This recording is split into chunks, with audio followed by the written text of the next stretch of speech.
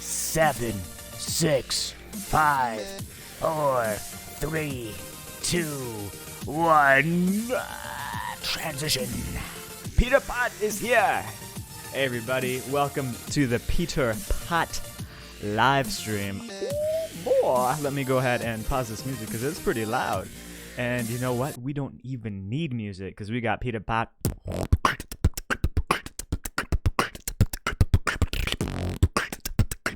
You know what today is? Today is НAGlory. НAGloryy. NAGloryy. NAGloryy.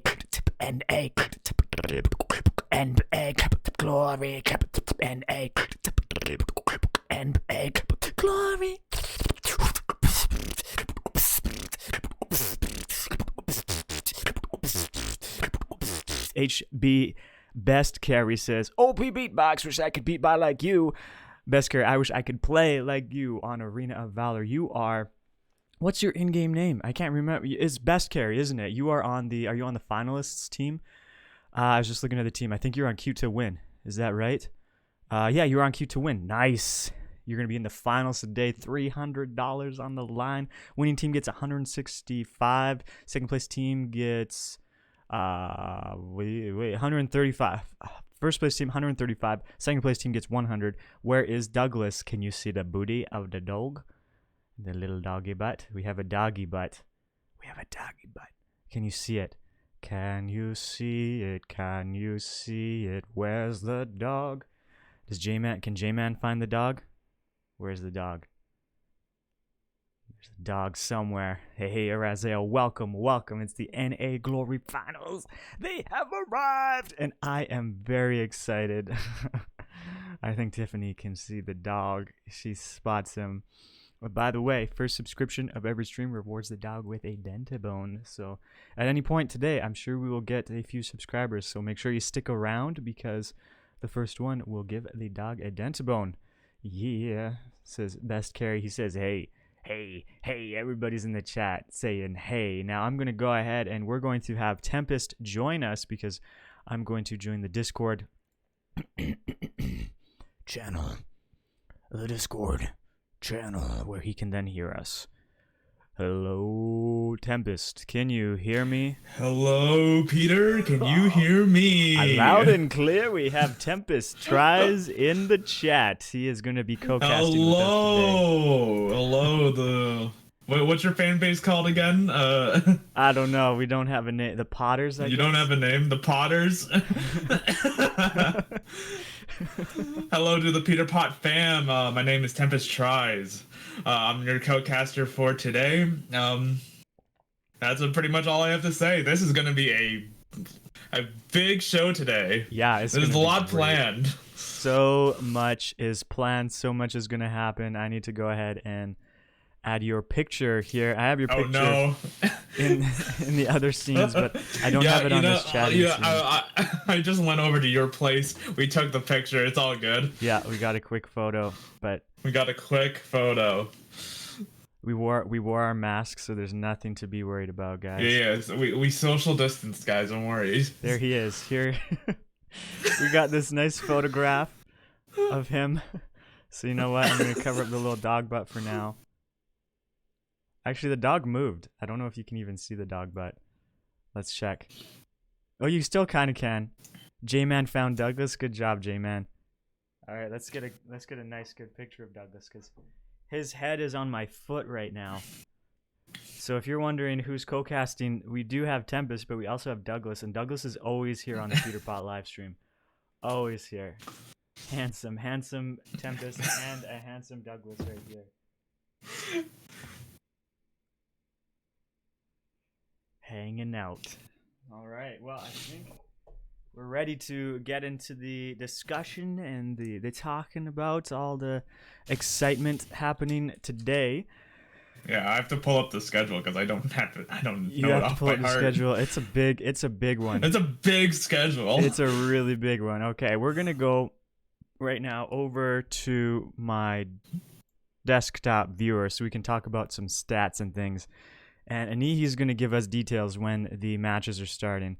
Douglas is your manager. He has to be here. Absolutely. He helps entice people to follow and to subscribe. He's one of the motivating factors. So we have our bronze medal match members getting ready to play. But while they're doing that, we're going to talk about the teams facing off. In the bronze medal match, we have Do It for Sea Bunny and Destroyers will be facing off here in very shortly, probably in the next 10 minutes. We'll get this game started. So who are on these teams? We can go ahead and we can click. We can see we got Nikami, Golf, Inari, Fabuki, Isusi Boy, Jaden. So Fabuki, I think, was the support that I've seen a lot of. Golf. These names are very familiar. These names, they won a lot of games. They got very far. They got to the semifinals. They lost to the teams in the finals. And these guys are all conquerors, other than one of their subs is a master.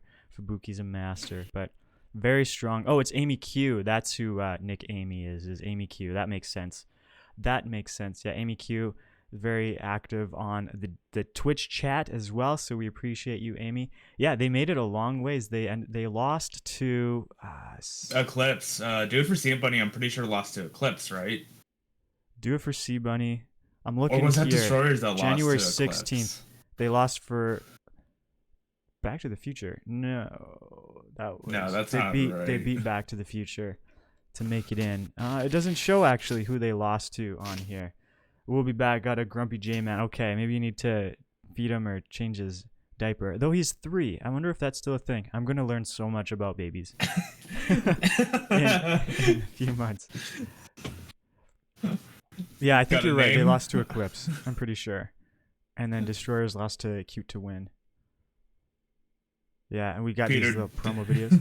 What's up? Do you and your significant other have a name in mind already, or are you guys That just is gonna go the with most it? common question. That's so funny you'd ask that. That's what everybody asks me so far that I've told. I need to know, dude. I'm invested now.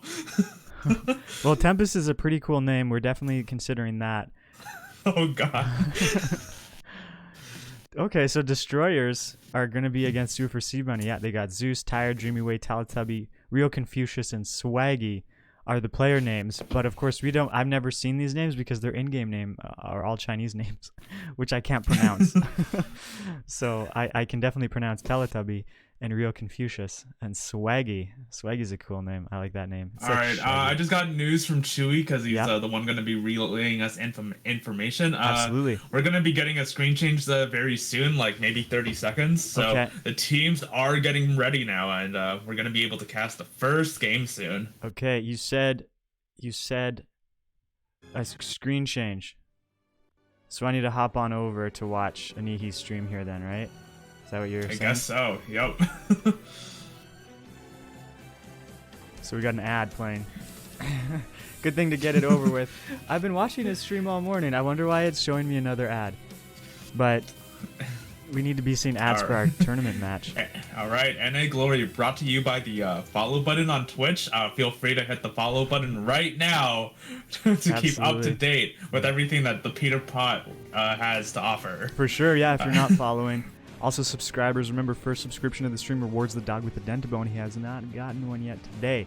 So keep that in mind. You can consider doing that. We got a lot of promotional stuff coming that the teams behind the scene, Anihi, Chewy, Josiah, Quinn, have been putting together. Look, you can imagine local channels running your local ads. You could advertise on the stream. If you guys want, if anyone out there is willing to sponsor the tournament, you can have your logo right there. Yeah, and we're going to be talking later today about the future of, like, what's the next tournament going to look like. And it's going to be very exciting, let me tell you. You definitely want to be a part of it. If you want to support, there's a lot of ways that you can support. Watching is one of them if you're here, but if you want to take it to the next level of support, if you really believe in the tournament and want to show that you do, you can sponsor and you get benefit out of it. We're not just asking you for money. No, we're saying if you provide us some money, we're going to provide you advertisements. We're going to talk about your company. You're going to get Peter Pot and his dog hyping up your brand If you're Cheerios General Mills, we want to talk about you. I'll be eating those on the stream. General Mills, if you want to sponsor us. Whoever's out there, I don't know who it is. Dentabone as well. Dentasticks. Oh man, imagine НAGlorry brought to you by Dentabone. Yeah. Then you'd have to get a dog, Tempest. Just to give it Dentasticks. I have a cat. I have a cat. You'd have to give your cat Dentasticks then. I guess. It would probably take a cat a very long time to eat it. I imagine they'd kind of just nibble it down. Douglas eats them in like 30 seconds max. Like, I don't think he's ever taken longer than that. I don't know how he eats them so well. He's very good at it. Looking at Raz right there. Yeah, so when this is done, I have the tier list, actually. New tier list just came out from Doizer. Oh, nice. Yesterday. Doizer, yeah, the Doizer tier list. Yeah, and there's been some changes to characters. We know, we've been talking a lot, you and I have been talking about the big change to Hayate, because he's been the tail of this tournament. Talk of the town. He's either banned or chosen every single game. Well, every game other than 1 out of 28 matches. So he had like a 98% pick/ban rate. And anytime he's chosen, the team compositions are totally built around him and like either countering him or playing around him. Very interesting to see now, and he's been nerfed. So apparently on the tier list, Doizer says Caffany now holds that #1 spot, and we've seen a lot of Caffany. We've actually seen she's been picked or banned 82% of games in our tournament. 82% of games she has been picked or banned, and I think that's just about to get higher. I think she's going to take that spot from Hayate in the popularity. So the nerf to Hayate, I have it down right here. They nerfed his true damage, essentially, his passive. His passive, Blood of the Dragon, it used to give 72 plus 2 per level plus 25% attack damage of crit.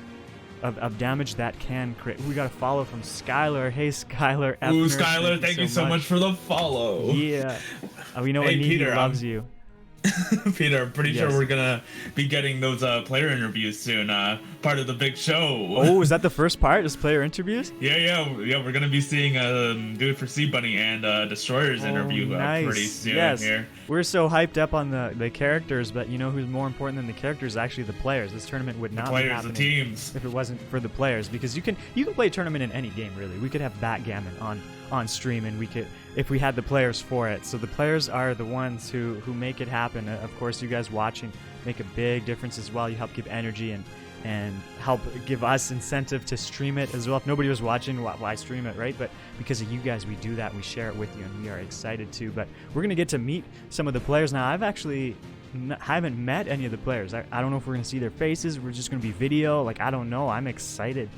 I know, I haven't seen this either, so all I know is that Chewy and Anihi. Oh, wait, here it is. Hi. Oh my God, it's Abby. Whoa. My name is Floyd, and then I'm from Thailand. I'm from Thailand, and my in-game name is Gone. Hi, my name is Lolly. I'm from China, and hope that we can have more chance to play and meet in the game. Why did you join НAGlory, actually? Wow. I was wondering. One of our teammates, he really wants to try out how good we are. We want to play with good players. That could be fun and also improve us and to tell us how much we can learn from them. Personally, I want to get my team better. I just want to get my experience. That's it. I just want to play because it's fun. I played this game for like 4 years now. Money is not really important since like when we have a tournament like Anihi first tournament, when I have money, I just give it to like the kid in the team.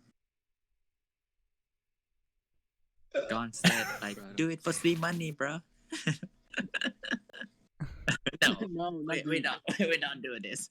It's a girl in my team that's someone in my team that's it. She watch sometimes. She have like a lot of things to do like school stuff. Corn, is it you? No, it's not Con. It's not Con. I'm not telling you. Oh, of course. Who in my team, Okay. But yeah, it's Someone. Oh, okay. Wow. This is video. That was so cool. We actually got to see the players. We got to hear from them. Wow. We got to hear about who Sea Bunny was. Yeah, so apparently just some girl that one of the members on Do It for Sea Bunny likes. How sweet is that? That's pretty cool, and they're doing it for her. Hopefully she's watching, cheering them on today. I hope you're out there. Yeah, Sea Bunny, if you're out there, if you're watching, can we get a quick shout out for Sea Bunny right there? Yeah, Sea Bunny. That's a cool name. Like you have sea cucumbers. They're like those little, and then they look like sponges. But I wonder what a sea bunny would look like. Yeah, the sea glizzy. Is it just a fish that kind of hops along the bottom of the ocean? I don't know. It sounds cute, whatever it is. And I thought it was also awesome to hear where they're from. They're from Taiwan and China? Thailand and China, yeah. Thailand, you said. Yes, Thailand and China. So they're actually playing in the NA server from those countries. Now, Arena Valor is huge over there, and I wonder, do they not have as many tournaments? Or maybe there are tournaments over there, and this team is also competing in the North American version just for more opportunities. Why not, right? Yeah, why not? They're also pretty young. Very good. Yeah, for sure. Yeah. That or it could just be they're much older, but they just look really young. You know how Anihi is. Yeah, it's true. Yeah, Anihi's in his 40s and he looks like he could be in his teens, but yeah, you never know when exactly. you see these players. Nobody had beards. Nobody was in a senior's home. Like it looked like they were just kind of laying in bed. One guy was, I think, doing his interview from his bedroom. Maybe, I don't know. It was hard to tell. So they're just young players, and they are competing. I think it's very good for the scene that we've got like nice young players playing. Yeah. Skylar's asking if they're playing from China, they must have extra lag, and I think that must be the case. Unless they're playing through VPNs, and maybe it's not as bad, but there would still be some. You would think. Yeah, that was really cool. So that was due for Sea Bunny. They're in the bronze medal match that we'll be seeing very shortly here. And while we're waiting, can I pull up the tier list now? You think? Oh, sure. Okay. I'll let you know if they tell me if there's another interview coming. Yeah. Excellent. So that was due for Sea Bunny. Oh, pardon me, got a hiccup. And we just heard from they have Golf, Inari. So that was Inari we saw doing the talking. Amy. Oh, Q. wait. Oh, okay. No, it's just just a thing that happened. Best Carry says they all live in Texas. Oh, Best Carry saying they live in the States, but they're from China and they're from Thailand. So maybe they just moved to the States. Did they move to play? Are these like pro gamers, or were they all like friends in school and they all live in Texas? That's crazy. To all live in Texas. That, or they're just like exchange students. Oh yeah, or exchange students. That could be why. That's why I feel like SBN style is very Southeast Asian play style. Oh, Ratisha is here in the chat. Hey Ratisha, good to see you. So we're gonna look at this new tier list. If you guys want to check it out, !Discord will take you to our Discord where we have all this good stuff. And in the patch notes category, that's where we got this patch. Ooh, look at that patch right there. Yeah, I don't know. It says Best Carry.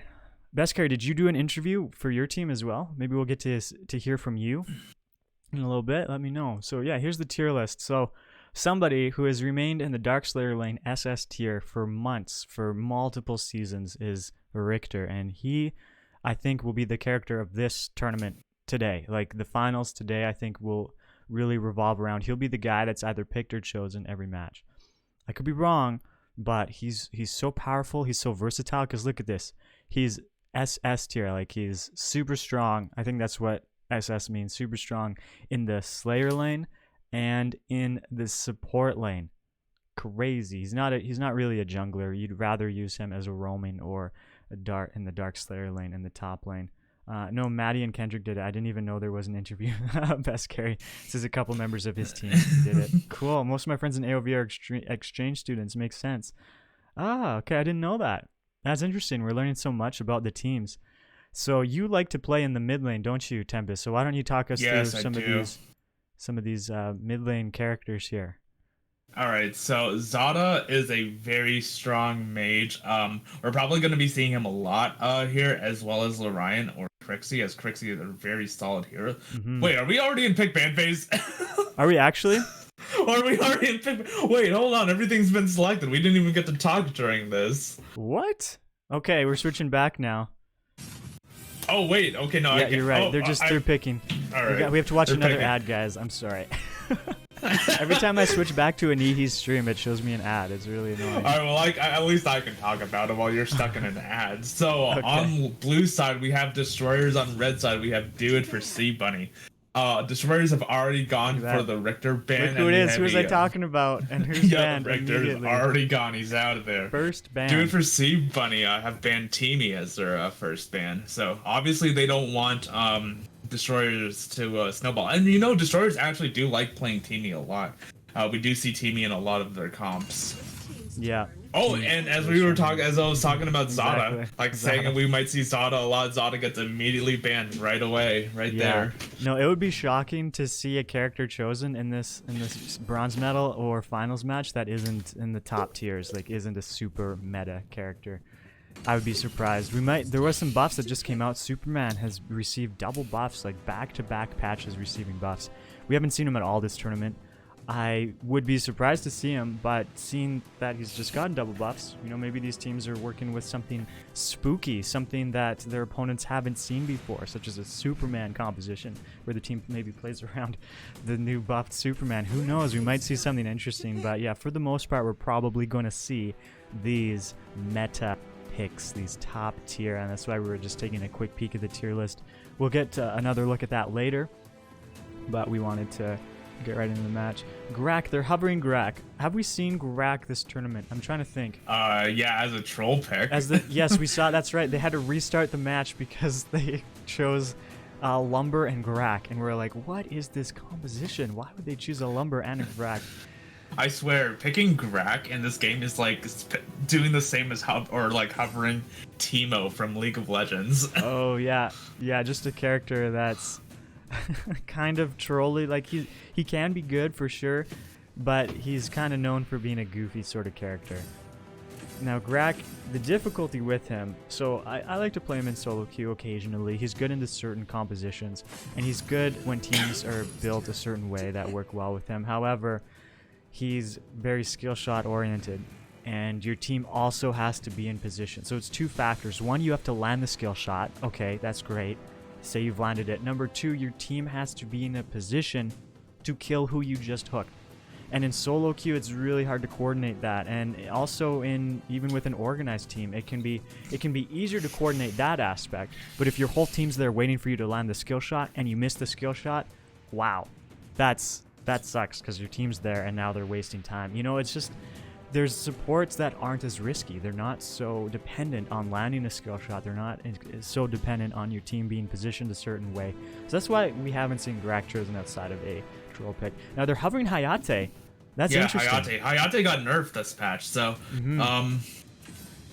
oh, and Omega. Yeah, Omega nerfed Okay, as so well. Omega is really smart here because if you look at Dude for Sea Bunny's comp already, it's two heavy dive heroes, but Omega has the ability to just like kind of bounce the dive heroes off of him. Yes, it's true. Using his ultimate.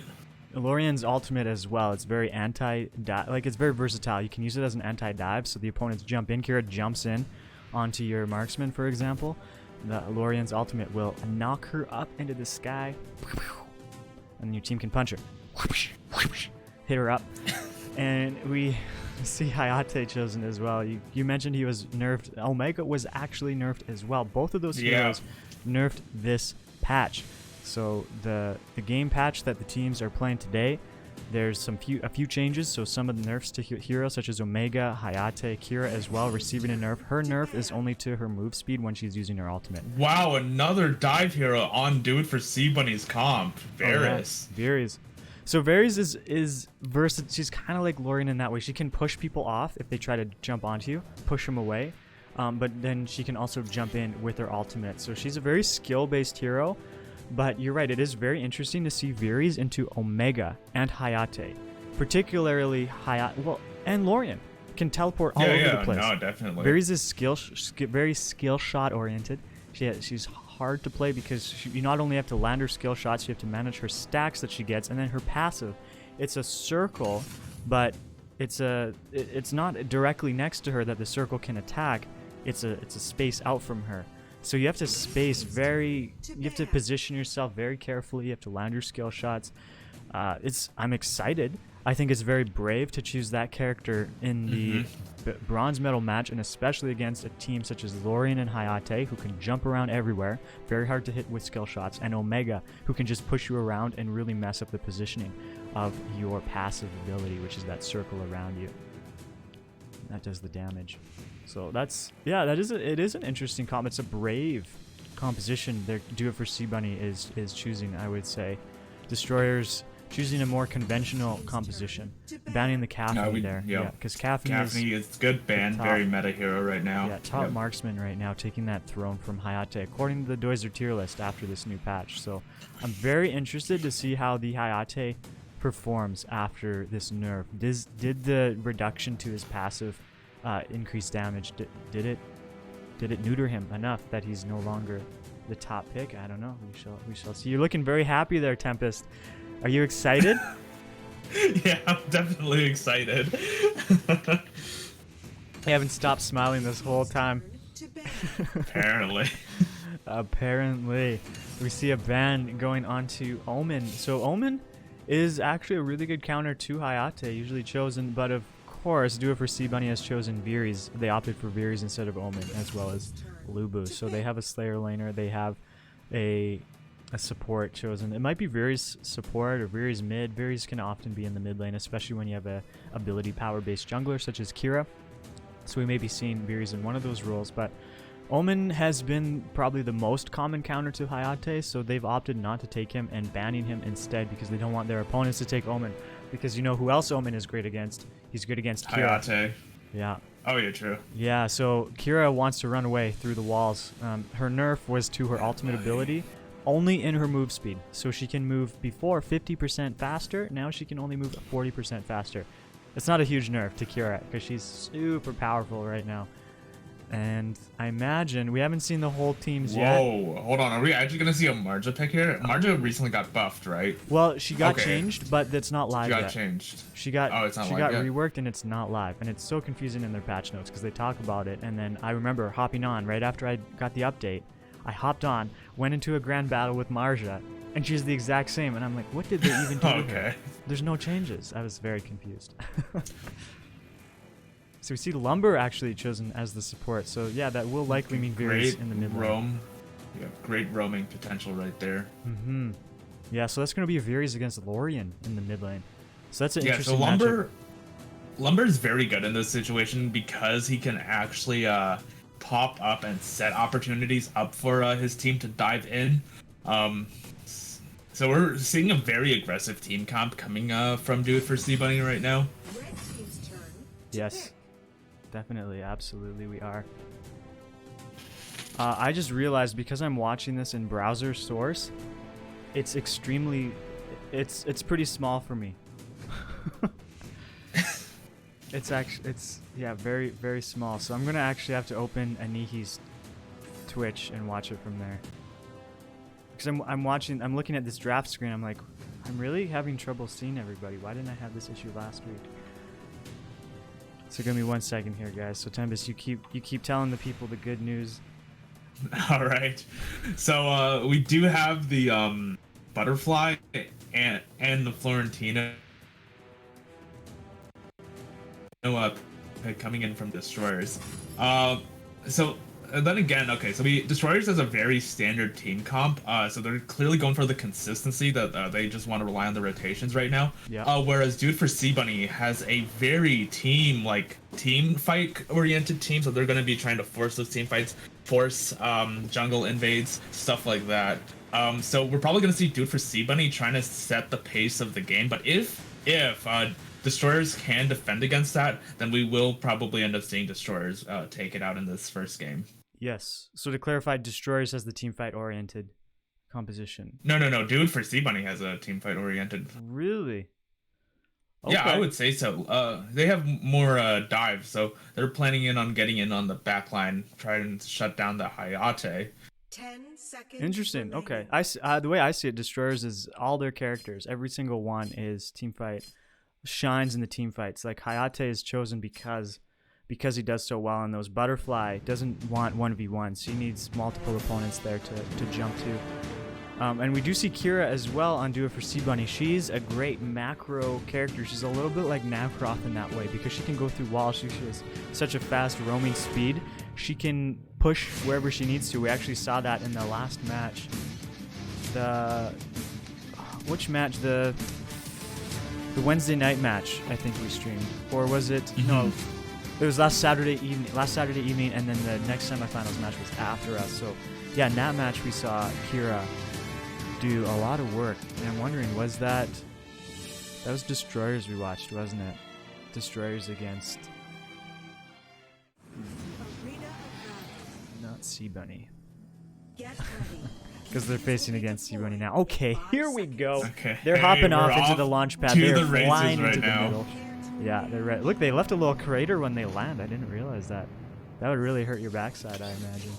Yeah, so as I thought, dude, for C1, already going on with the aggressive start. The Vera's kind of just poking out Lorion, Yeah. trying to get him separated from the group. So yeah, when you're running Viris in the mid lane against a Lorian, you're gonna want to help her out because she's gonna get poked out way more unless she can get in and get some support. She gets outranged a lot by Lorian until she gets her. Oh, ultimate. Omega kind of caught there.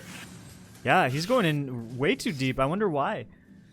Yeah, it's just jungle Just get vision, some vision. honestly. I mean, it's a little risky level 1, but I guess since he has level 2 now, he can do it a little bit safer. That's true. On the top side, you can see Florentino is kind of fighting under his tower. Wasn't able to get any jungle vision, so that's why they wanted to see. Where did Kira start? Did she start her blue? She usually will start her blue unless she's planning to gank the bottom first, but she Okay, she we does might like have a having team that extra fight mana. about to break out. Oh yeah, look at Lubu in the bush. He's ready.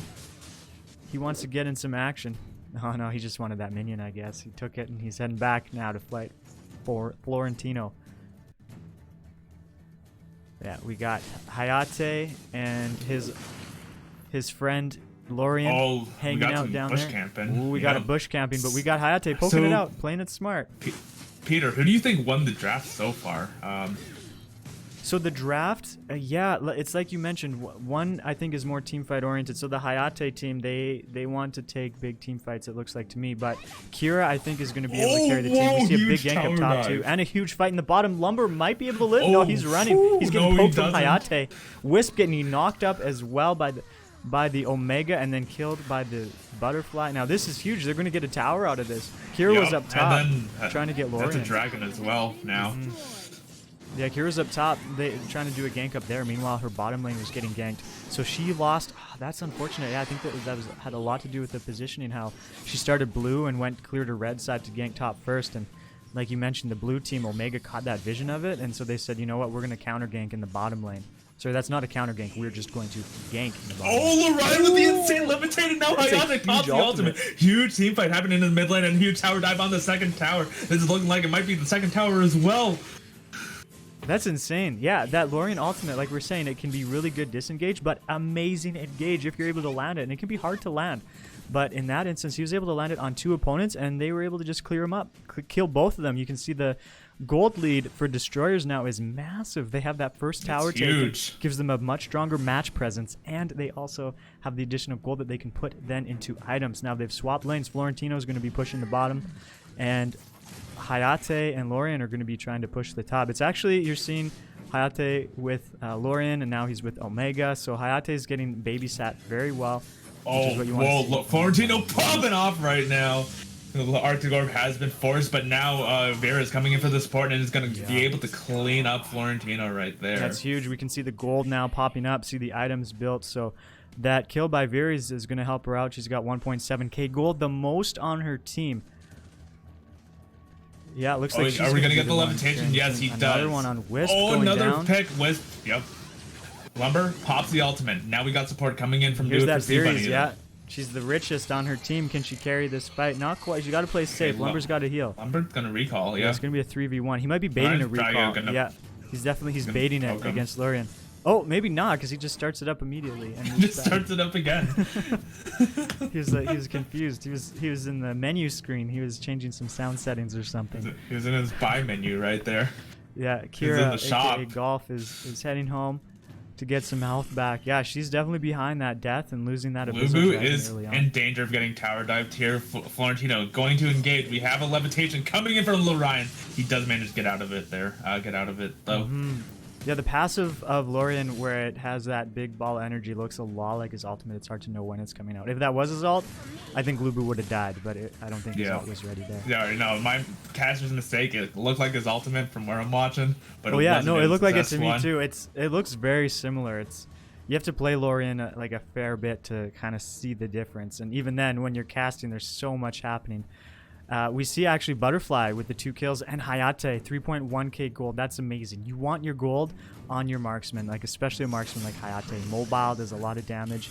Oh, big dive right here. Lumber is in danger there. Yep, ends up falling. Wow, see, there's a big ultimate right there, landing on the Viris and the Lubu, but there's no follow-up because his team was up top, now getting that tower. Will they be able to clear it? Absolutely, the minions are there, so they're able to clear that tower, get that gold, collect that 14.9k gold versus 11.4. Destroyers looking like they are in great, fantastic shape here. Yep, they're playing like a well-oiled machine right now. Meanwhile, Florentino against Kira, the 1v1. Kira popping her Arctic Orb, able to make it out alive. Ooh, that was close. Oh, big team fight about to break out. Huge levitation coming in from Lorien. And now we have Omega tower diving. And Lorien now chasing. Yeah, Florentino comes in for a little bit of attack damage there, but he's unable to follow up as his flowers just barely missed. So he couldn't do a re-engage. But looks like they are going to take this opportunity to try and take the bottom tower. Bottom tower does end up falling, and mid tower. Now they're going after mid as well. Mid tower down. Yeah, getting the kill on that Lubu there was really huge. It forces a. Now it's going to be a only. It's like a power play essentially for opponents. Now we see the red team do it for C-Bunny. He's pushing out in the mid lane. Are they going to go check their jungle to save their blue buff? Not quite. They got to play tentatively here. They have to be careful. They're playing from behind.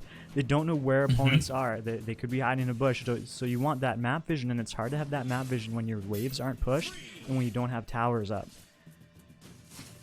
Yeah, so they're pushing this mid lane here. They want their minions to push out so they can actually get vision. They don't know where the blue team is at all. They don't know where Team Destroyers is. They might have caught a glimpse there of Florentino, but other than that, they could be hiding in bushes. And because of that fear, because you don't know where the opponents are, well, they're just going to take those objectives, get a free Abyssal Dragon. They're going up top now, clearing waves, taking the whole jungle.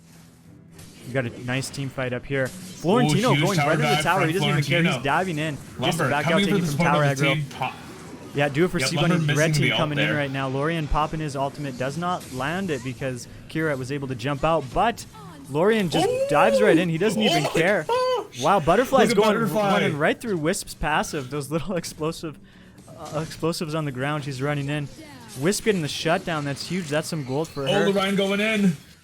Yeah, Lorien throwing in his skills. Now we got, who's that running on the top? That's Lubu. He's wanting to get some action. Now he's just going to have to clear the wave. So that was pretty good. I think they got their really second good kill. Team fight for Destroyers there. They got a shutdown. It sets them up perfectly for the Slayer take right now. So what they did there, they simultaneously took the middle and top lane pressure and put it in their favor for a Slayer push while getting a few picks on dude for C-Bunny. Which was really good for them. They have set the pace for this game so far. Yeah, now Florentino, he's taking the blue buff again. But this is going to be a 4v1 on this one Florentino until his team comes and joins. Lumber using the flicker ult, missing. Viris has to use her ultimate out of the fight. Hayate picking up a kill. Yeah, Hayate picking up that kill right there. Now, they're going to push. Destroyers is still pushing. That was Florentino started that fight. It was a 1v4 for him until his team came, but he's just so far ahead. He's able to do this. Wow, we have a great tower take coming in, and this is looking like it might be the end for Do It for C-Bunny right now. Yeah, they have to defend. Lumber is popping the ult, hits nothing but minions, and now a huge team fight. Omega pops the ult, pushing Do It for C-Bunny off of his team right now, and it is looking very bleak for Do It for C-Bunny Destroyers. Looking like they might be able to take game one here. Wisp gets levitated for Lorien, gets cleaned up, and that is going to be a GG. Wisp game was in one her going core. to Destroyers. She was trying to be safe. She was trying to do what she could, and she got picked up in the core. Oh, that's so sad. You hate to see it. You hate to see it. That game, to me, was a case of a snowballing lead. Like, early on, Destroyers was able to get the Drake. They got that bottom tower. And good players, this is the difference between good players and bad players. Like, in any team early on can get an advantage, but a good team and good players will then take that advantage somewhere. They'll expand, they'll use that gold. They put that gold investment onto Hayate, which was really good. And look at Lorien too. He was in almost every team fight. You see his fight participation, 4 + 9 is 13. So he's at 13 out of 17 of those team fights, and his ultimate in those fights was massive. as well. He initiated a lot of those massive fights that helped his team get some leads, get some towers. Yeah, we see Hayate getting the MVP. Meanwhile, on the red team, we see Viris as well. I was thinking we'd see the Kira kind of carry the game. It was in her hands to roam as much as she could, but it was hard to roam against that Florentino. Florentino is the duelist. He's one of the best duelists. Him, Omen, if you face them 1v1, you were probably going to lose. Now, Kira had to face that situation. We saw her in that bottom lane having to pop her Arctic Orb. It was her versus Florentino. He got her to about 20% health. She had to use her Arctic Orb under tower. He was full health. That just goes to show how powerful of a duelist he is and how skilled that Florentino player was. Florentino's not the easiest character to play. Yeah, Wisp got shut down at the end. Good job, Wisp. But the red team, Duo for Sea Bunny, wasn't really able to come back at any point in that game from losing that Drake and losing that tower. So Duo for Sea Bunny's whole comp relied on them being able to get picks. And like potentially diving in or like invading enemy jungle. The only issue is that because of Destroyer's solid rotations, they were always doing 4 to 3 man rotations throughout the lanes that they were never able to split off into the enemy jungle. Yes. Yeah, they didn't have really the ranged options that Destroyers had in Lorien and Hayate. Hayate and Lorien both so mobile. They can engage from at such a distance, especially Lorien. His passive that gives his little energy my name is Chewy. You might know me from behind the scenes here at NAGlory. Hi, Chewy. I'm the main data miner for NAGlory. With the finals coming up today, I just wanted to go through some of the really cool stats I noticed. Specifically along the lines of what is most likely for the team to win? What metrics are they probably going to have that's going to guarantee them a victory? The first thing I want to look at is what's the best time in order to take the tower? At what moment in time can you really have a huge difference between your team winning and your team losing? If you were to get the first tower between 2.5 and 5 minutes, your chance of winning the game is about 87.5%. Whereas if you just get it in between 5 and 7.5, you're only looking at about a 63% chance of winning. Of course, if you don't take any towers, you're looking at a 100% chance of losing. So at the very least, attempt to at least get one tower. Yo, we have benching with Babish on stream. Of AoV. I mean, obviously, if you have more gold, the better. But how much should you have, specifically in this sweet 5-minute mark? And the answer appears to be 12k gold. If you have 12k gold, you're more likely than not going to win. But 12k means nothing if your opponent has 15k, right? So what's that sweet line for victory? How much of the difference in goal between you and your opponent should you have to maximize your chances of winning? If you and your opponent are within 1.5k gold, the chances are about 50-50 between you and your opponent winning. But if you have 1.5k gold or even higher, 2, 3, 4k, your chances of winning are all but assured. For all the games in NAGlory season and playoffs, there's only been 1 or 2 games recorded where a team that was down by 1.5k gold came back to win the game. That's it for me, guys. I hope these stats were interesting for you. If they were, and you want to be a part of this community, go to follow.naglory.fans and leave your contact information. We'll get in touch with you soon. Good luck to all the teams participating in the tournament, and back to you, Peter and Tempest. Oh, dang. All right. Nice. So, I mean, I was about to go over that myself, but yeah, so as you were saying, Peter, that game that we just watched was a huge example of taking that first tower within the first 5 minutes leads to a huge snowball that leads to victory. Yeah, the tower, that first tower gold, taking that tower, that's gold that your whole team gets that your opponents don't get. And they also got the dragon. So that combination of first tower and dragon. Now, if you're able to trade the abyssal dragon for the tower, then the gold difference isn't as high. You're still missing a tower, which is not good. Tower is much better. But yeah, if you're able to get both, then you have a massive lead. Best carry is Tempest sitting next to you. Both background look the same. Tempest is not sitting next to me. We actually... What do you mean? I'm sitting right here. He's right here. Well, no, I don't want to get sued because we're not wearing masks. People could say that. How could you sit next to him? Next thing you know, I get demonetized and I canceled. Everyone's canceling Peter because he had somebody in his room. No, guys, don't worry. It's just me and Douglas here. Just me and Douglas. Where's Douglas, actually? Let's take a peek. See if we can find him. There he is. He's covering your face now a little bit, Tempest, but he's pretty cute, so I think it's worth a little shot. By the way, guys, Douglas is here. He wants to encourage you guys to follow the stream if you are not following. Or you can subscribe and give him a Dentabone. The first subscription of every stream gives him a Dentabone. But for now, we're going to go back to Tempest's face. Have you played Earth yet, says Kyron. I don't know. I might have tried it once. Is that the new hero? Is that the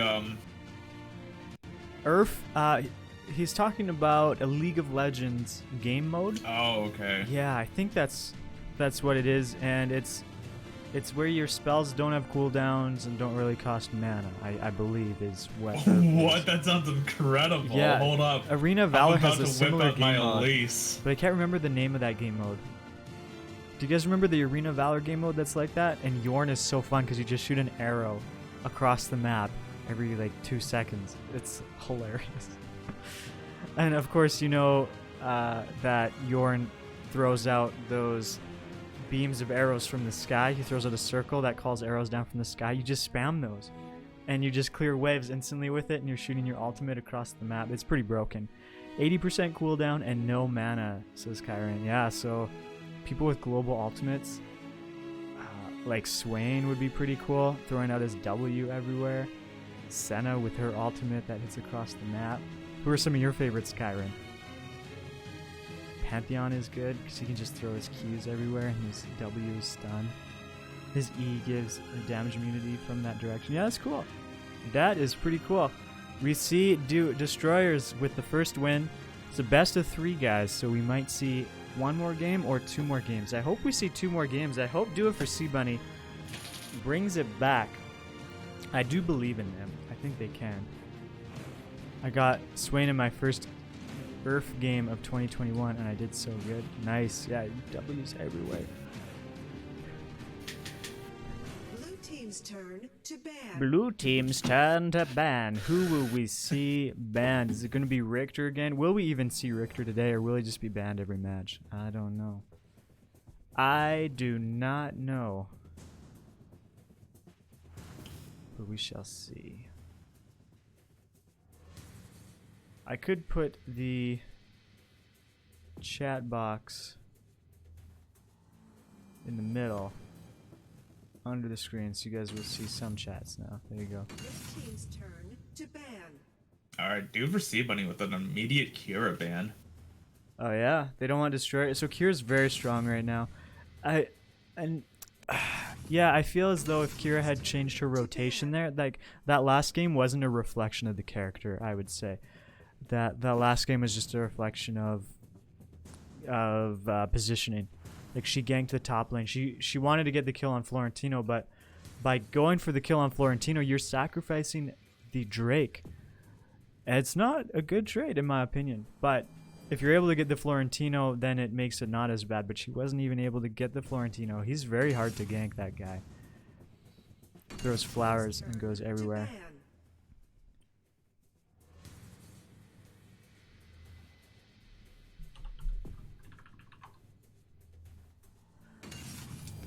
Alright, so Teamy Zip ban. and yeah, Teamy. Will we see I mean, Zip makes sense. Both of those banned are very strong. every game? I wonder. So Zip he has an interesting story. Interesting story in this tournament. Every game that Zip has been chosen, which has been very few because he's always banned. He's almost always banned. Daniel. He gets chosen and then his team loses. Zip has a 100% pick or ban rate. He's either banned or he's picked, and when he's picked, he loses 100% of the games. It's very, very interesting story for Lil Zip. So I wonder if we'll see him at all today. I don't know. Time will tell, because these are global bans. You cannot play the same character that you have played earlier in the tournament. So, or in this game today, like in the tournament today. It's not like if you played Durak 2 weeks ago, you can't play him today. No, it's not that strong of a ban. It's just that if you played Durak in a match earlier, then you cannot play him again. Now, the Destroyer is choosing every character so far that's been nerfed. They've chosen Durak. He was also just nerfed. They nerfed his range on his skill 2 and his first skill as well. So it'll be interesting. I haven't seen the nerfed Durak. Now, his ultimate wasn't touched. And really, he's a character that you play for the ultimate. And his crowd control abilities, which was untouched other than the range of them. So I'm sure he'll still be quite strong. Durak emballed him. Interesting. So Yeah, very interesting. you don't see those two together.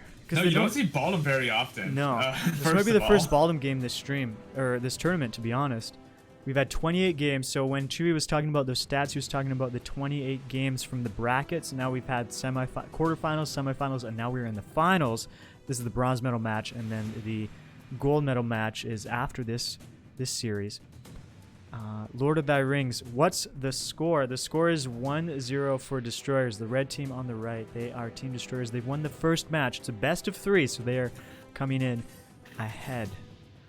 Yeah, so of those 28 games, we have not seen a Baldom chosen. Oh. So Baldom is a really interesting case. He is a support that does a lot of damage. He has great crowd control in the form of his flip, and I'm pretty sure his S2 slows as well. Now, what's very interesting about him is actually his ultimate. His ultimate is something that actually comes out and it puts enemies in the ground, and those enemies can't be targeted. So essentially, the enemies he puts underground are invincible. Now, you might say that's a really bad thing, and it can be if the bottom messes up. Yeah, but it's for also sure. really good at isolating key targets if it lands. Yeah, it can be a game-changing ult. Now, it's Lorian's ult. It disables opponents. It knocks them up for 2.5 seconds. Like, it's pretty strong. It knocks them up, and you can attack them while they're knocked up. You can interact with them, and they can interact with you. However, Baldom's ult, nobody can interact with those characters that are put under the ground, not even the characters themselves. So it's more about displacing the opponents. So they get out of position, essentially. You put them under the ground, you push in, so then when they pop out, you can cast all your skills on them. So how do you counter a Baldom? Well, if you're a mobile character, actually, Caphany is a really good choice into Baldom, although I think Baldom was chosen into her. And after. Yeah, so that's interesting, because Caphany is very mobile, she can run around, so usually you see Baldom with Flicker. Flicker's we'll see if they switch from heal. Heal on Baldom is not as commonly chosen, and the reason for that is because Baldom's first skill, it's like Urgot from League of Legends, where he does a little dash and throws somebody over his shoulder. That's what Baldom does. Now, that skill can be very scary when paired with Flicker. Suddenly, the range of that skill is more than doubled of who Baldom can grab, because the Flicker distance is a little more than the distance of the charge, I would say, from Baldom's S1. So, Flicker on Baldom is usually what's commonly taken. So we might see heal, which would be surprising to me, because these are the top level players. But if we do see heal, I'll be interested to see how it plays out. Now, yeah, usually to counter Baldom, you have mobile characters. Florentino jumps around and can get away from Baldom's ultimate, potentially. So Baldom, his ultimate, he'll want to combo it with somebody like Durak or some crowd control from Yana. If the opponents are able to slow someone down, then Baldom's a lot more likely to land his ultimate. And that would be actually a good ultimate against Omega, because Omega creates a sphere around him and pushes people around. He becomes just a big bully, just pushes everybody around the high school hallways. But Baldom can then put him under the ground and be like, you know what, I don't care about your bullying, I don't like your attitude, get out of here. So we might be seeing that from Baldom. We see Lubu chosen again. Lubu chosen both games. A bunch of characters actually chosen both games. Florentino and Omega both being chosen by Destroyers last game, being picked up now by Do It For C-Bunny. Meanwhile, Destroyers choosing the Lubu that Do It For C-Bunny had on the prior game.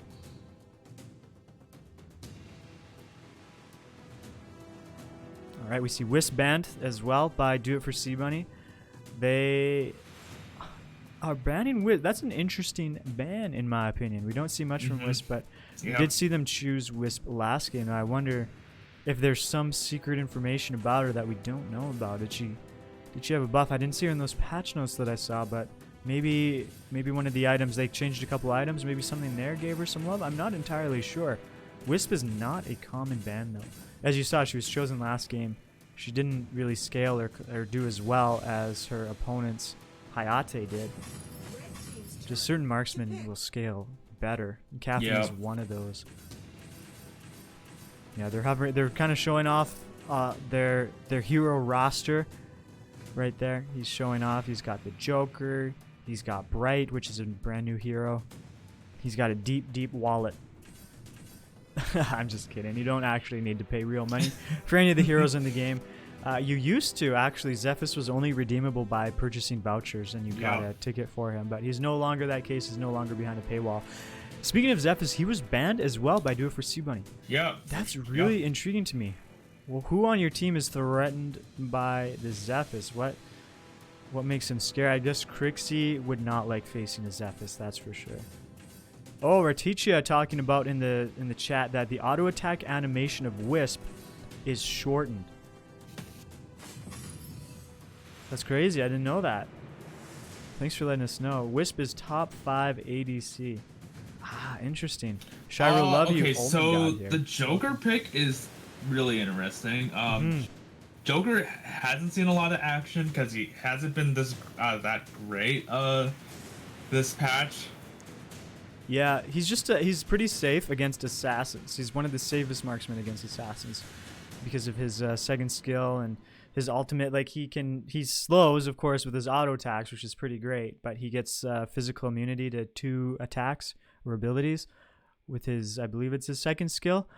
So against Kriknak, he can do that. I know he's really good against Quillen, for example, because Quillen wants to get those resets on his attacks, but he can't against the Joker's second skill. So I think the Joker's chosen as a safe pick against the Kriknak. And that's kind of nice when you have the last pick. You can take those liberties and choose something that counters your opponent's team. This could be the final match here for Do It For C Bunny. It's been a long tournament, 13 weeks. I'm excited to see if they can pull out this win here, bring it to a Game 3 in the bronze medal match. Yeah, we're going to be seeing... we got some angry-looking people on the Destroyers team. We got Baldum, Lubu. Man, Lubu is not happy, and Joker's a little creepy. Meanwhile, we got, Florentino, Caffany, Crixie. These are like the popular people in the high school. All right, here we go. Were you a here popular kid in high school, Peter? I went to a very large high school, and I wasn't like one of the drug-using jocks sort of guys, but I was in a lot of different groups. Like I got along very well with a lot of different types of people. People thought I was a rich kid, I guess. I don't know why. I guess because I was nice, and I don't know. I had Dazzle shorts, those basketball shorts that were like red, or they were new at the time. They were pretty cool. I remember wearing those so proudly. Oh wow! We see a steal on the red buff. Jungle invade. They do take it successfully. Yeah, you see Lubu ran there immediately and just kind of hid in that bush. Take note of that for your jungle pathing in the future if you're wanting to set up some invades there. Very well. Oh wow! Another creep take. So all of red side jungle did end up getting stolen from Do It For C. Yeah, so usually you'll see the Kriknak would then invade the red team's jungle. You saw Zane, he was a popular streamer, and this was what his opponents would always do against him. They'd always invade his jungle, and so almost every game he would start off in the opponent's jungle just to counter jungle them. That's kind of how you cope, but Kriknak's not able to. He's going to compensate by stealing the mid wave because his mid laners weren't there anyways. Now, Durek's getting poked by the Caffany laser. That's pretty strong. A strong attack, being able to poke. Joker as well has a little pocket rocket that pokes people and will also deal a lot of damage, similar to Caffany's poke. Now his is a skill shot. Caffany's is not a skill shot. She just has to press the attack button and it'll hit somebody. Joker has to aim it, can definitely miss. It's a skill shot. Durek's nerfed range. Doesn't seem to be a this could be a bush camp surprise. Lubu gets a triple knock up there. That's huge. Omega's running. The support running for his life. They're able to live. That's huge there.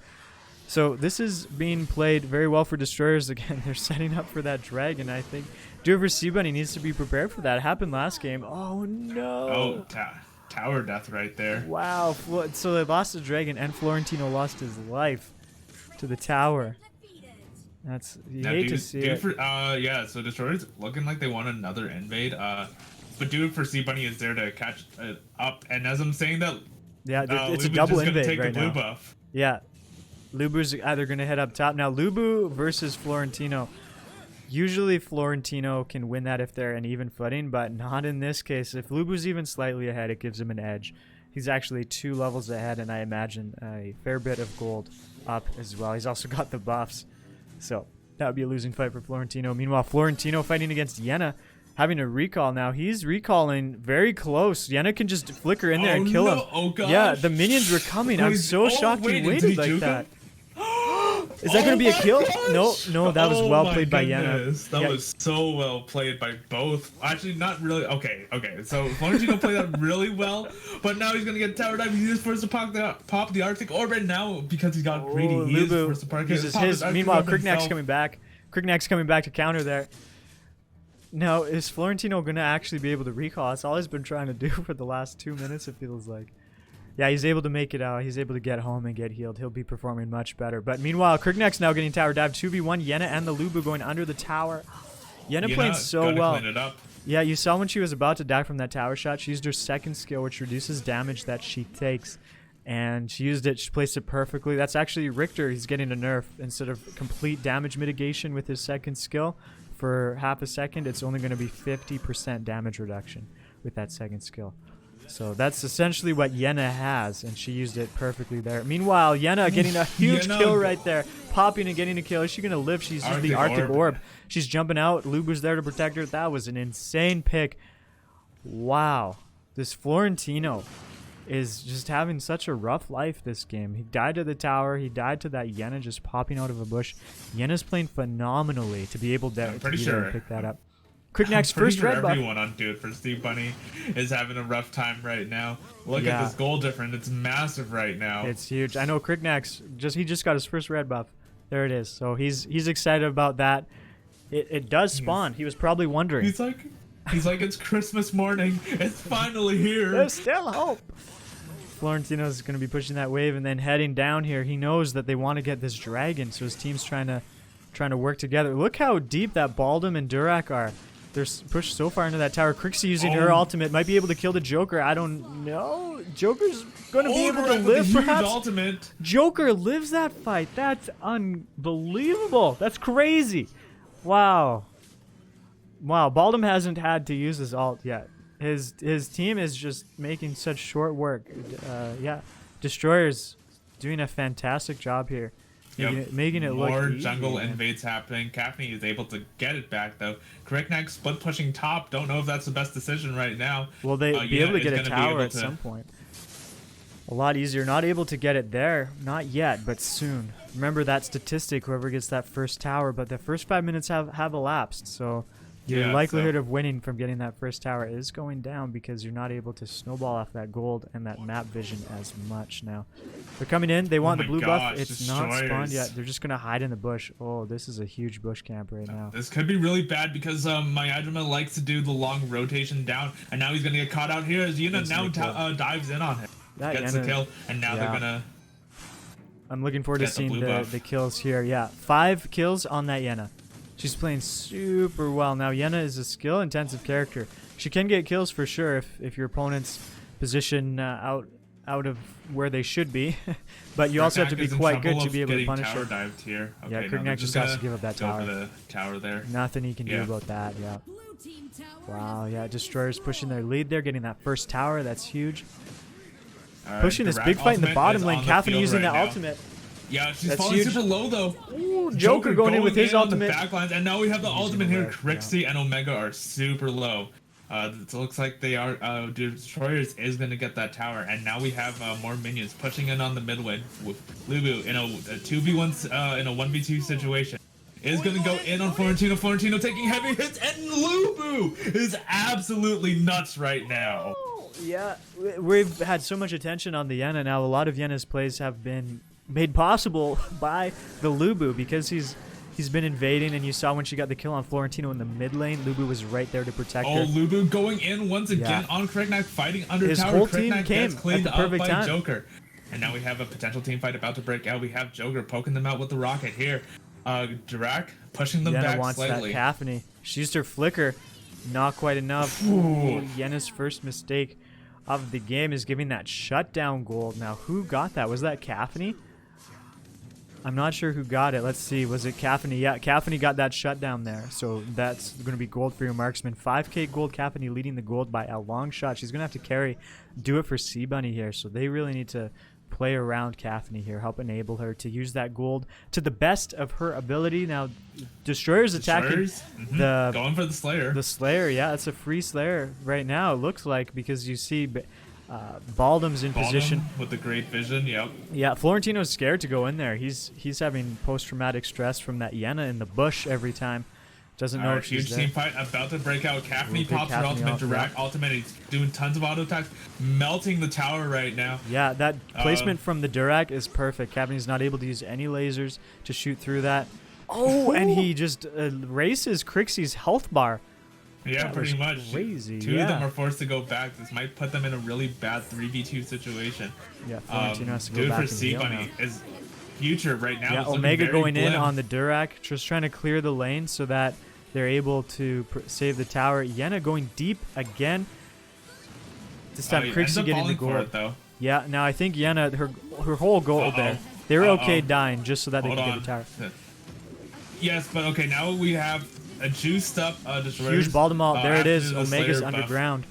Yep, gets Omega's picked off. underground. As we said, he gets isolated, ends up falling. But Destroyers doesn't really care right now. They are just gonna keep pushing in on the core right now. Crixie forced to pop the ultimate. Lubu going in, barely living, able to clean it up, but ends up dying himself to the core. Yeah, Caphne and Cricknack right now. Are they able to make anything happen? Cricknack, not quite able to die. Unable to. Joker able to kill her. Now Caphne is going around the backside. She wants to kill the Slayer. Yep, she's able to kill the Slayer Drake. Then it will stop attacking the tower, but they have the minions Omega's coming back in up. now. Will he be able to defend it? Does he have his ultimate? He does. And when's he gonna pop it? He pops it now, but it's a little bit too late. He ends up falling, gets absolutely collapsed on. Now Florentino's back up. They're walking into the single file, just desperately trying to defend this core. Core is now at 2/3 of its original health. Can they defend it? They have another wave pushing it on the mid tower here. Yeah, mid tower. Okay, we have Cricknack and Crixie both back up alive. Two squishy heroes though. Can they defend it? Florentino's back up. Caphne's back. Is she able to kill him in time? She's doing a lot of damage, getting the snipes on the ball. Gets a little bit greedy. Yeah, getting the snipes on the Baldum. We see Cricknack he's able to do a lot of damage. Baldum putting him under the ground. He's out of the fight for now. Caphne using the ultimate ability, really choking out a lot of health bars. Now Omega's chasing, pushing people around. He's doing what he can. She's got to heal, and once she's healed, she'll be able to go in with Florentino, Omega, and Caphne. Will be able to kill these opponents with their low health bars if they go and push top. Big minion wave. For C Bunny defending while they're under siege. Their castle is under siege, but they don't matter. They're Omega's going right in. Lives right now. Yeah, he wants to get this fight right now. He needs Caphne to be there. Caphne's there, but Florentino's not. Florentino's going to save the base. That was just a miscommunication there. They needed all three go in at once, and they kind of didn't. Oh, the direct ultimate. Wow, erasing that. Omega right there. Omega. That's so sad, yeah. Caphne as well dying a little bit earlier up top, meaning she won't be in this fight right now. Line. She can't really do much. Both of them have to go back to the fountain to heal. They have managed to take the final tower. That means super minions are now going to be crashing in on the middle core, but that doesn't really matter. It looks like they are trying to end it right now. Bottom isolates somebody with the ultimate. And now Crixie pops her ultimate, unable to. She is too squishy. She ends up falling, and now we have Caphne back up. She is fighting under fountain, but it doesn't matter as Destroyers now taking over. Do it for C Bunny right there. Wasn't enough. Look at that gold graph there. You can see it was just a steady decline as their opponents were able to get that early lead again. That early first tower, and it just snowballs. And that's what you see there. Now Korn did what he could. Korn did what he could. That Caphne dealt a lot of damage and got the MVP score. Meanwhile, on the opponent's team, that Joker pick was really, really safe. Got some good picks, was able to slow the opponents. But Durac as well, getting a lot of crowd control. Those ultimates were really good. That tower in the middle, when he used that ultimate, got a ton of damage. That was massive. We see Vink, the Lubu, and Yenna. Those two work together super well. Yenna died a lot in the end, but she was carrying in the early game, getting a lot of good picks. Her and Lubu being so oppressive in the opponent's jungle made it really difficult for them. Golf was so far behind. Poor Cricknack. The Beetle got squished before he could even grow and become the menace that he wants to be. Cricknack's a very strong hero, but he's not when he falls behind. You can see the damage dealt there by Caphne. Holy moly, 40%. Damage dealt. That's a huge number. Massive. Absolutely number. huge. Yeah, that was quite the game. Now, it was only 2 games, so that means that we have a little bit Yeah, of time so now. Destroyers are going to be taking it over. Dude for C Bunny. Nice 2-0 coming from them. I think we have 2 more minutes until the post, so if you want to talk about that match or talk about something else, I think we got that time. Yeah. Ooh, DK Ligma is here. Hey, Ligma, good to see you. Daniel Frazing saying the winner's almost through that. That's true. At the end, they were playing. I think it was pretty calculated, though. I will say if Florentino and Omega and Caffney had all gone in on those low health opponents, I think Caffney had the damage to get the kills. Yeah. Now the downside was that they had minions hitting their core in the bottom lane, so that is why Florentino went back. But there was a miscommunication, I think, there with the team. He said, I'm going back. Maybe he didn't say that, and Caffney thought, okay, the team's here, I'm going in. I don't know what exactly happened, but that's what it looked like to me. We see, yes, the bronze medal being awarded to Team Destroyers. Ooh. Congratulations, Destroyers. Yeah, well that fought. means what's their prize? The $60 goes to them for 3rd place. I think $60. Yep, the congratulations from us and from Anihi as well. Congratulations, Team Destroyers. You fought hard, you fought long, made it all the way to the bronze medal match, and here you are. We get a little promotional video coming through from the НAGllory developers, Anihi. Yep. Yeah, behind the scenes, making all this exciting stuff. Are you guys interested in the next tournament? Do you guys want to hear about that? Do you guys want to know what's going on with that? I don't know. Maybe we'll talk about it after this. See you there. See you there. НAGllory Premier League. Yeah, this is the finals for the first season. 12 teams you see there. Next is 6178. Welcome. Season 2, community, new friends, new skills, grow with us. That's what we're all about. Yeah, we're all about helping you guys connect, learn more about the game, but more importantly, learn more about yourselves. Make some new friends. Have a good time. Season 2, March 2021. Tell your friends. Nexus, thank you for the follow, my friend. Thank you, I appreciate that. 2 follows today. They're coming along. We appreciate every follow that you guys drop. Thank you so much.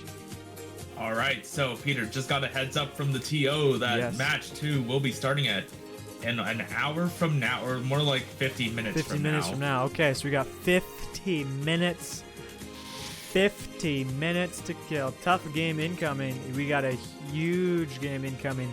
I think Ligma is going to be playing in it, right? Is that correct? Ligma? Yeah, it'll be in the final. I'm trying to see which team Ligma's on because I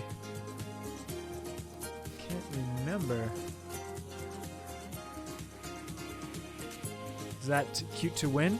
I know Best Carry's on Cute to Win. I don't see Ligma, so it must be Team Eclipse. Yeah, it would be Eclipse because they won the yes, the game before the one we just yep. casted. Ligma is on Team Eclipse. It'll be Eclipse. So we got both. We have Best Carry in here, and we have Ligma. Oh, Ligma's the captain of Team Eclipse. And is Best Carry the captain of Cute to Win? No, Maddie's the captain of Cute to Win. Okay, so yeah, we have both teams' captains. Well, one team's captain and one team's member. In the finals, they're already here in the chat. They're talking about the match coming up. Tough game incoming. Yes, it'll be tough. You guys are facing some top level teams. Do it for C Bunny. Had an excellent interview. I was sad they didn't win. They seemed very excited to do it for C Bunny, but Team Destroyers just, man, brought such a powerful, aggressive game so early on. Their early game was just, it really shone. Getting those first drakes and those first towers afterwards. Just so much gold for the team. They were able to snowball a lead. All right, so Peter, okay, so he just told us we have some downtime, so we can do whatever we want. We could either hype up the gold match, or if you want, we could interact with the viewers. It's up to you. Yeah, I think we want to talk about this tier list here. Yeah, talking about this tier list. Then I will take a quick wash and break. Just give me a hot minute here. Okay, cool. Excellent. Well, while he's doing that, I need to send a quick message. Ooh, TC10Z is here. Hey, Terrence, good to see you. Good to see you. Where is that's Tempest up there. We're going to hide him. The dog is missing. All right, give me 1 second, guys. I need to send a message here on Discord quickly. All right, give me 1 second here.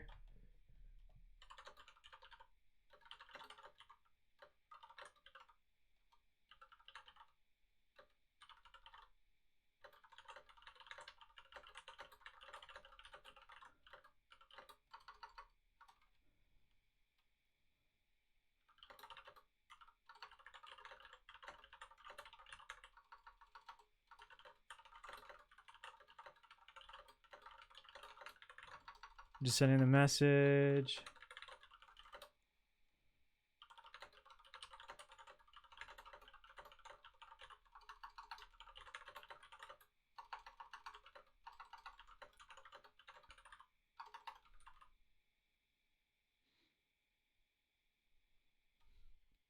Okay, cool. Now I can't really read messages, but I can send them.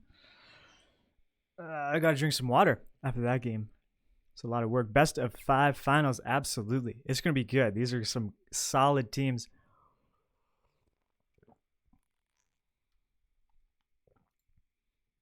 Okay, we're gonna talk about this tier list. You guys want to see a tier list? A tier list? Now tier TIER, not a TEAR. Not sad. No sad dogs. Not that sad dog. By the way, guys, every first subscription rewards the dog with a Dentabone, and we have not had a subscriber yet today. So if you want to gift the dog a Dentabone, feel free to subscribe. If you have Prime Gaming memberships, you can subscribe for free. He's here. No, none yet. None yet, but maybe today we'll get one. Okay. All right, so let's go ahead and look at the tier list.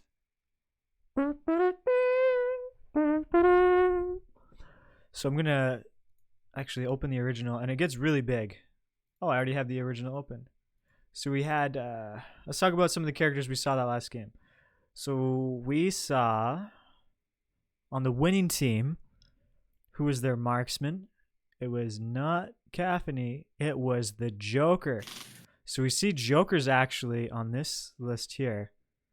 He's going to be a B tier character, but he's very strong early.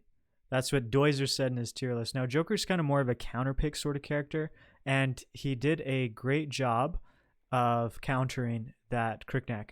You see, Cricknack couldn't really ever go in on the Joker. And Florentino also had some struggles against the Joker, though I think Florentino's biggest issue was against the Yenna. Now, where's Yenna on this tier list? She's in the A tier. Okay, so we see actually Yenna beating out Florentino.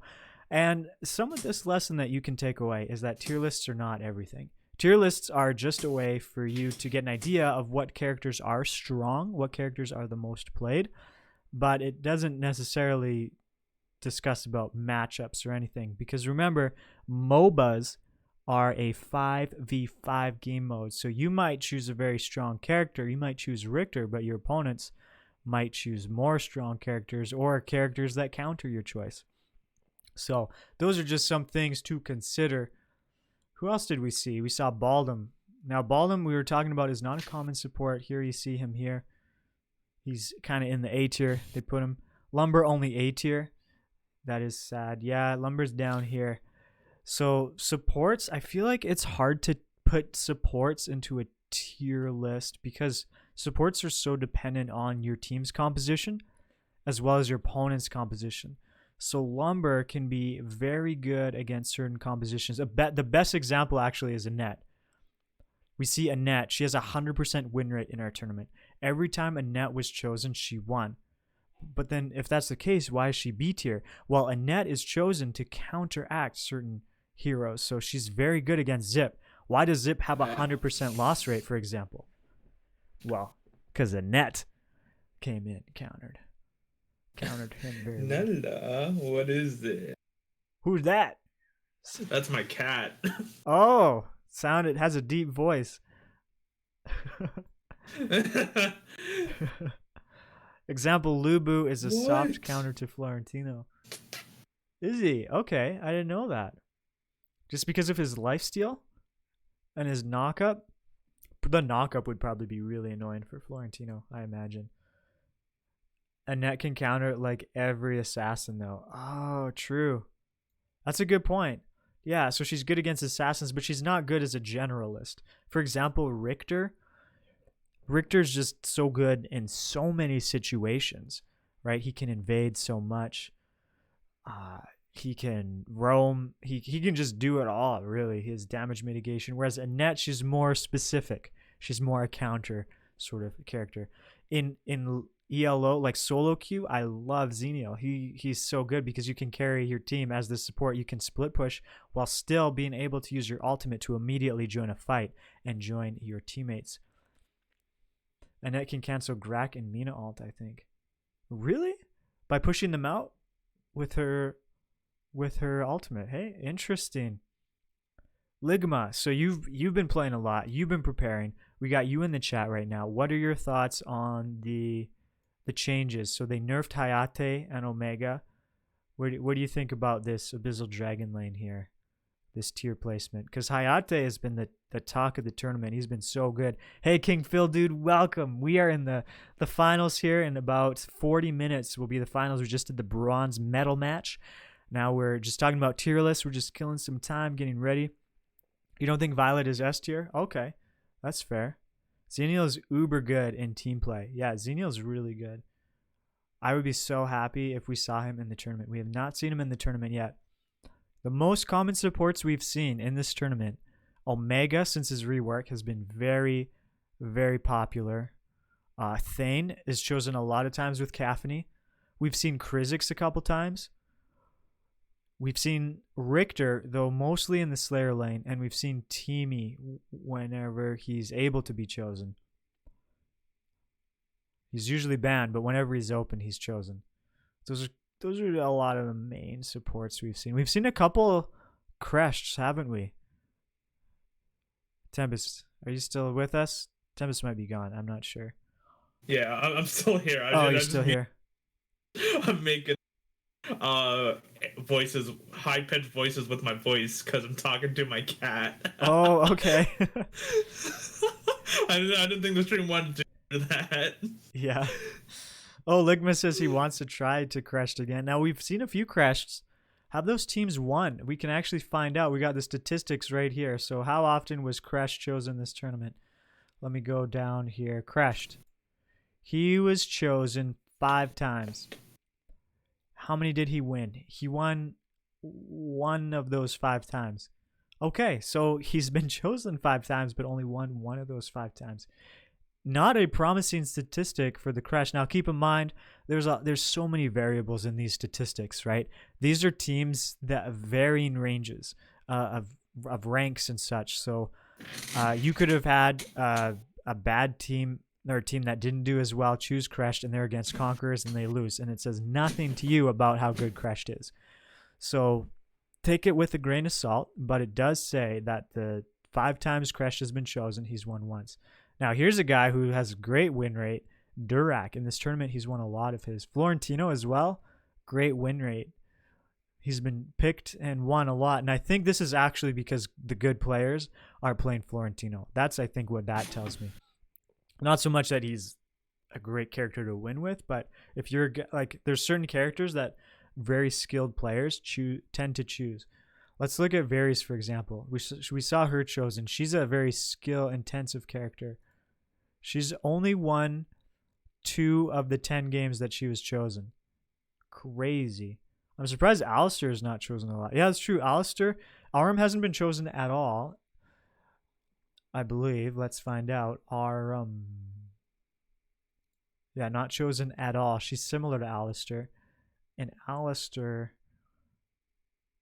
yeah, he's been chosen 3 times and he's won 0. So I think the reason Alistair isn't chosen is because there's other mid laners people are choosing. Let's look at this list again. What mid laners are people choosing? They're choosing Ignis. They're choosing Zada. They're choosing Lorien. We've seen Raz. We just saw Crixie last game. We've seen some Crixie. We saw Viri's chosen. We've seen Durak chosen. There's just so many other characters that people are choosing before Alistair. Crash is a good tank, but it's a useless hero and people just go backlines and ignore Crash. Yes, that's true. Crash does give movement speed to his teammates with his little tidal wave. But that's really a small component of his ultimate, or they just dip when Crash ults. Exactly. Dextra's like that too, hey? Same thing with Dextra. People can just jump away. Where do they have Dextra on this tier list? I'm wondering. Okay, he has her in A tier. That's pretty good. That's pretty good. What about in the jungle? Dextra in the jungle. That's the only time we've seen her this tournament, I believe, is in the jungle, but I could be wrong. I don't see her at all in his jungle tier list. I do not see her at all.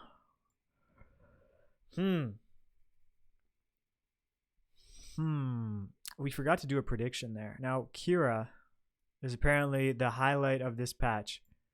She's got her sunglasses on. Whenever Doiser puts this, he means that she means business. Lubu Jungle should be S tier. It's really OP. Yeah, it's really good. You're right. We just saw it dominate that last game. It could invade so easily. I agree. Yeah, I agree, Ligma. Anything that Ligma says is pretty credible because Ligma is a conqueror, plays this game a lot, and made it to the finals of the НАGlorry tournament. That's the biggest qualification right there. Beating out all these teams, 12 teams we had competing, made it all the way to the finals. Just jump in, crowd control, ADC or mage. Kira is very strong right now. You are correct. Now, I'm going to eat my little Cliff Bar here because I need to have sustenance for these final games that are going to be coming. Yeah, for sure. We need to be super hyped, Tempest. Oh, Nella, come here. It's going to be Come good. here. Oh.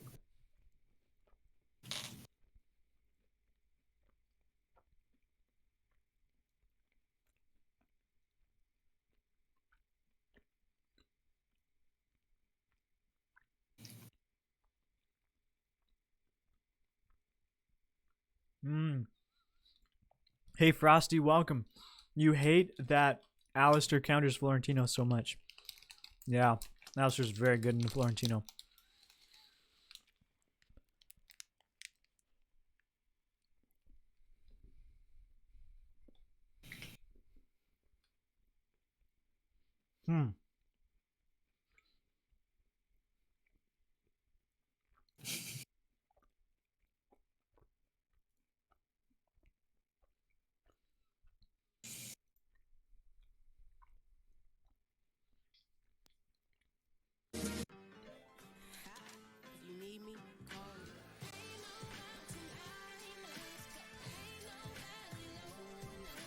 Anihi, you're getting good ad revenue because every time I use the browser source to look at your stream, it plays an ad for me. Every time.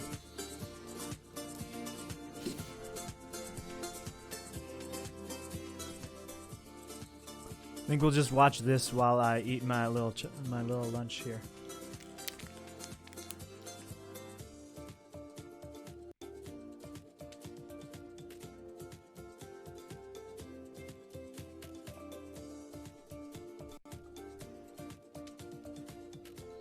And he asking, did we talk about next season? No. We're going to talk about that in 4 minutes.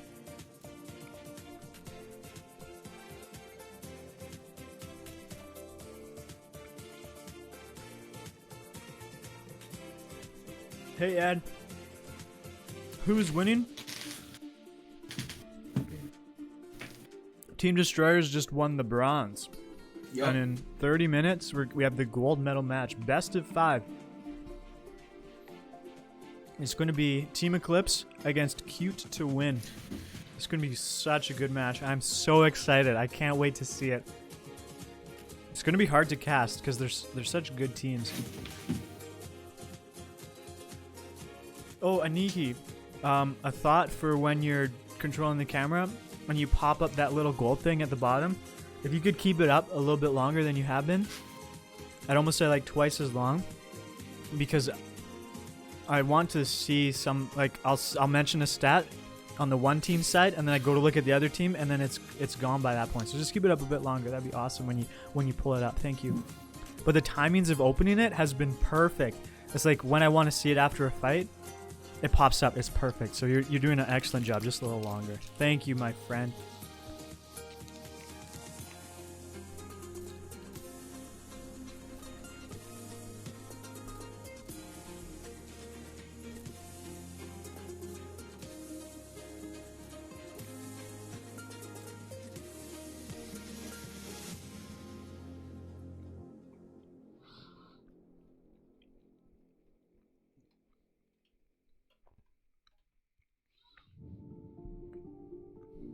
We're looking at Douglas right now.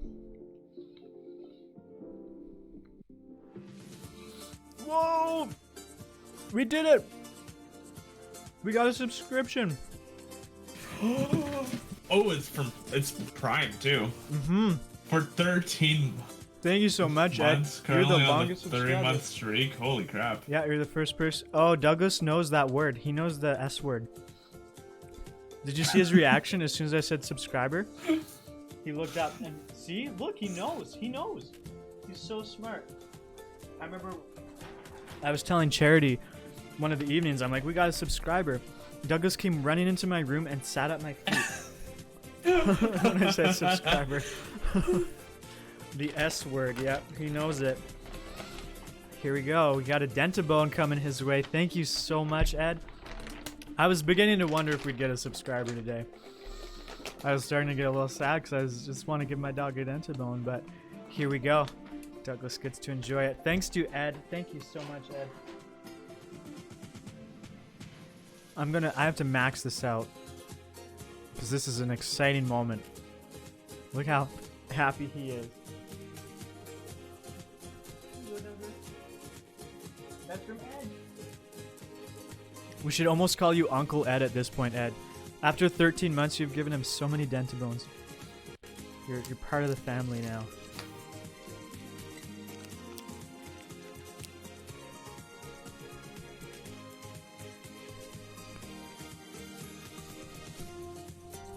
We're both eating our snacks right now.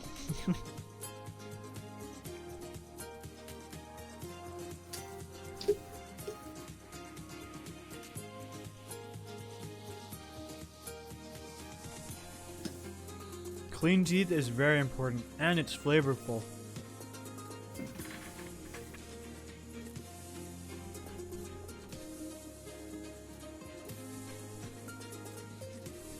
Imagine if it was that easy to get kids to clean their teeth. Just need to have a Dentabone. Yeah, you'd be like, teeth cleaning time, and they like come just running over. They're so excited. Start brushing their teeth. Apparently that's a difficult thing for parents to get kids to brush their teeth, so we'll find out. I'll get to learn all these parenting struggles, and then I'll get to tell you guys all about them too. Have you tried eating one of those too? Eating a Dentabone? Oh man. After I ate that dog treat on stream, and I got that horrible stomachache. Peter just like 10 gifted streams for 10 That's gifted subs for eating a Dentabone right now. So I did that for a treat. I'm like, okay, if we get 3 subs, I will eat a dog treat. And we got 3 subs right away. So I ate this dog treat, and then I couldn't sleep because I had such a bad stomachache that night. Oh, no. I had to look it up. Yeah, dog treats have raw meat in it that like humans actually shouldn't eat. And like dogs' stomachs are fine for it, but for me, it was such a bad stomachache. And I was yeah, it was horrendous. I love your incentive sub goals. Thanks, Ed.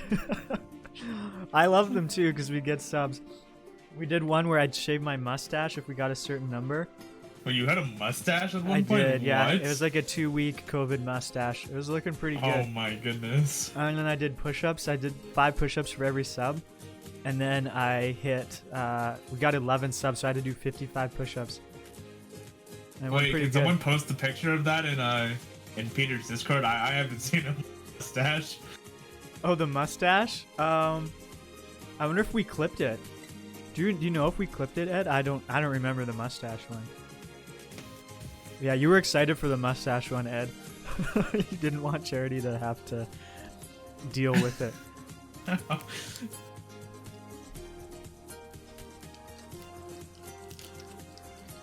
I might have sent Ed a pic. Oh, a before and after. That's right, I did. I sent a before and after.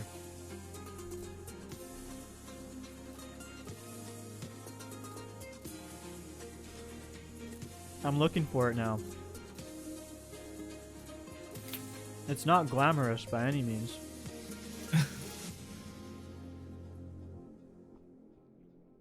Okay, I found it. Wait, hold on, I have to pull up your stream to see this. I only have your chat popped out. Oh, alright guys, 1 second. I'm gonna show you my little mustache picture.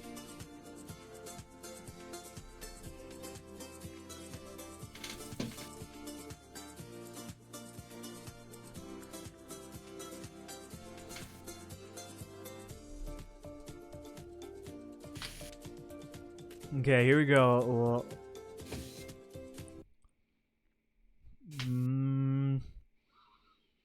1 second, I have to change a setting here.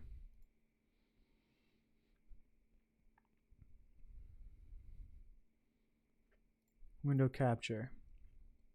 Let me open this. Properties. A power mirror. Okay, here we go. There's Peter's mustache. Oh my goodness.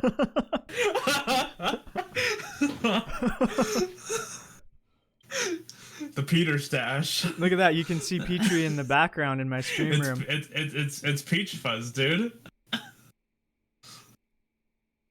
It's a pretty good No, it's like, it's thick hair. It's just not a lot of it. That's only 2 weeks, I guess. I guess it needs more time. And then we shaved it off, and you can see I'm sad. Facial hair is so exciting. That's actually a dirty mirror. There's nothing on my lip, by the way, if you're wondering. Man, dude, my facial hair situation stopped growing. I just wanted to stop growing. There's too much of it. As a guy, I feel like I'm proud of it in a way. I have to shave it off like at once every 3 days, or else it just gets out of hand. Oh wow, really? I shave once a week during COVID right now. Yeah, but ever since COVID happened, I it's not a big. It's actually the perfect time to grow a mustache because when you go in public, nobody has to see your mouth. But when I stream, people see me, so I don't want to be too unsightly. What we're gonna talk about the next season. The next season of НАGlorry. Oh my goodness, Daniel Frazen's here. I get too much neck beard, he says. Oh no. That's not good. I get mostly mustache and then like a goatee like under like the chin and then a line under the chin. It's like a carpet leading up to my chin. The neck beard. That's funny. Okay, next season. So I was talking with Anihi. When are we going to do it? What's it going to look like, etc.? We're talking about what we've learned from the current season. So we've had a lot of teams. We had 12 teams, and there's a lot of good things that came out of this tournament.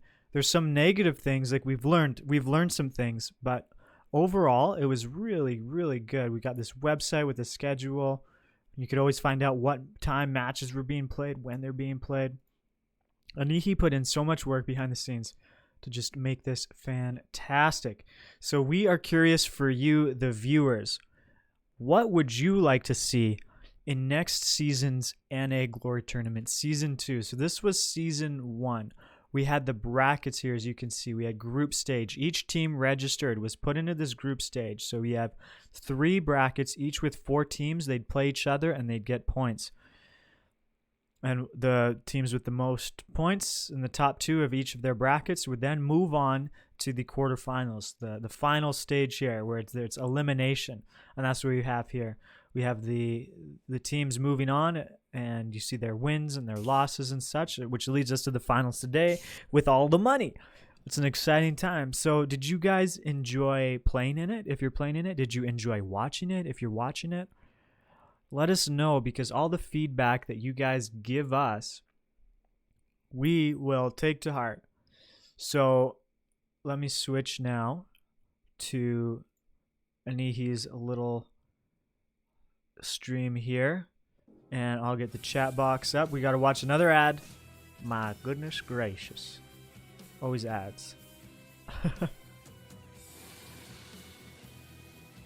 So we're going to open the floor for dialogue. I'm going to share some thoughts of ideas that I have. So let me say test right here.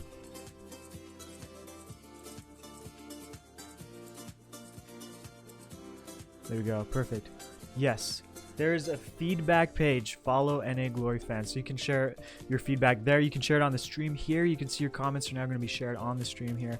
So I'll share some ideas that I had with Anihi the other day. So I had this concept of what are most players looking for that are playing Arena Valor. If you're playing Arena Valor, if you're playing a MOBA game in general, so League of Legends, Arena of Valor, Dota, etc. They're 5v5 player games, right? They're 5 players playing against 5 other players, but you're just one person, and you go in, and there's a lot of toxicity because your opponents might be mean, your teammates are rude to each other, you're not playing in unison. These are social games. At their core, MOBA games are social games, and it's hard to find friends to play with, to create a social dynamic, to create a community. And that's what we want to do at НАGlory. I'm going to move closer to the camera here. That's what we want to do. That's our vision. And so I was thinking about how can we best achieve that vision? Did we achieve it this past season? Are there ways that we could improve? Like, what are your guys' thoughts? Let us know. I think the thought that I had is, if I'm a support player, I want to be able to join this tournament and find a team and find some friends that I can play with, that I can be their support player.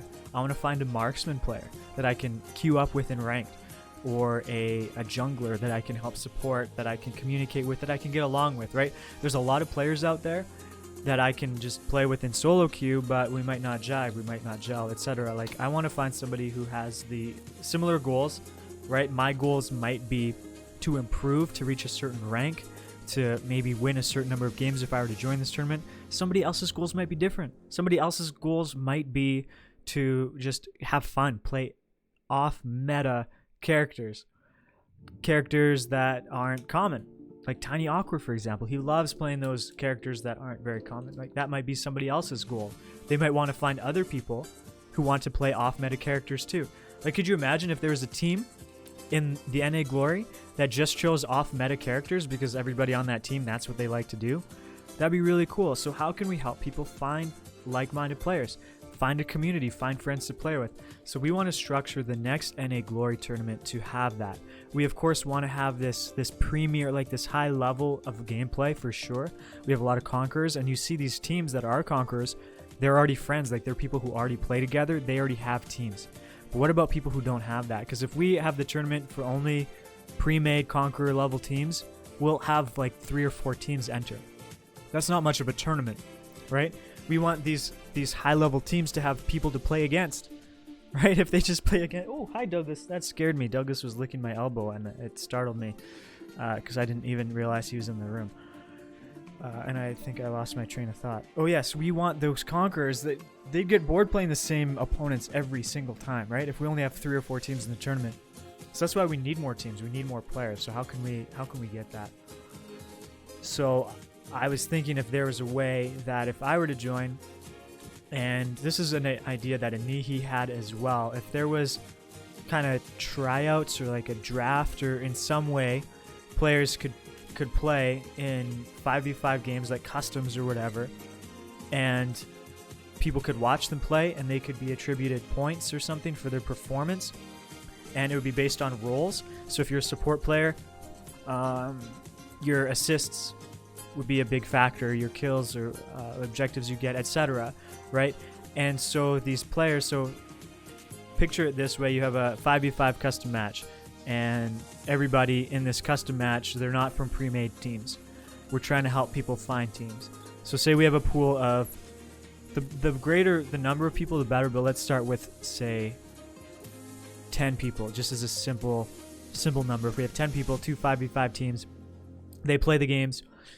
Say they play a best of 3 match. They switch around the players each game, and they're awarded points. And then at the end of the best of 3 series, the teams each individual is given a point score on their performance.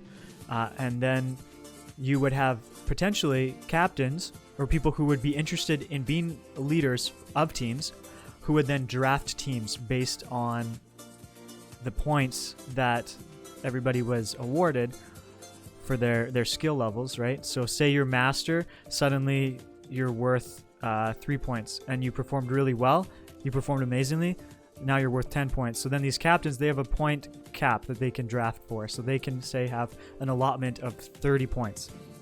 So they can only draft players from this pool of players that competed in this little tryout phase up to 30 points. So say I'm a support player who's masters, I did really well, I'm worth 10 points. Okay, a captain wants to draft me. That means he only has 20 points left to now choose a jungler, a marksman, and a mid laner, because say he's a top laner. Right, so he now will have to, with his remaining points, choose people amongst that skill. I think that could be a cool way to have people of varying interests participate in the tournament who don't already have pre-made teams. So say I'm a person who wants to lead a team. Well, now I can kind of draft the team based from players. Say I'm the type of player that I just want to play support, right? So Daniel Frazin has an idea. Make a Discord channel where team captains can post looking for players posts. Okay, that's not a bad idea. I feel like most tournaments have that. So anytime the official AoV Discord tries to host a tournament, that's what they do. They post saying we have a tournament coming up, try to find some teams. And people will do that. I feel like you don't really make great relationships from that, and it's so short. Like, you join the team and then you're done in the weekend.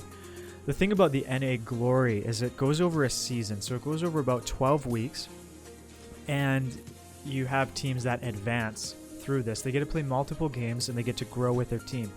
So if you're able to feel part of your team right away, like-minded players or whatever, like say for example Tiny Awkward likes off-meta heroes. Say Tiny Awkward wants to be a captain, and he watches the tryouts phase and he gets to see players play, and he sees somebody who's always choosing off-meta characters, and he'll be like, you know what, I want to draft that person for my team.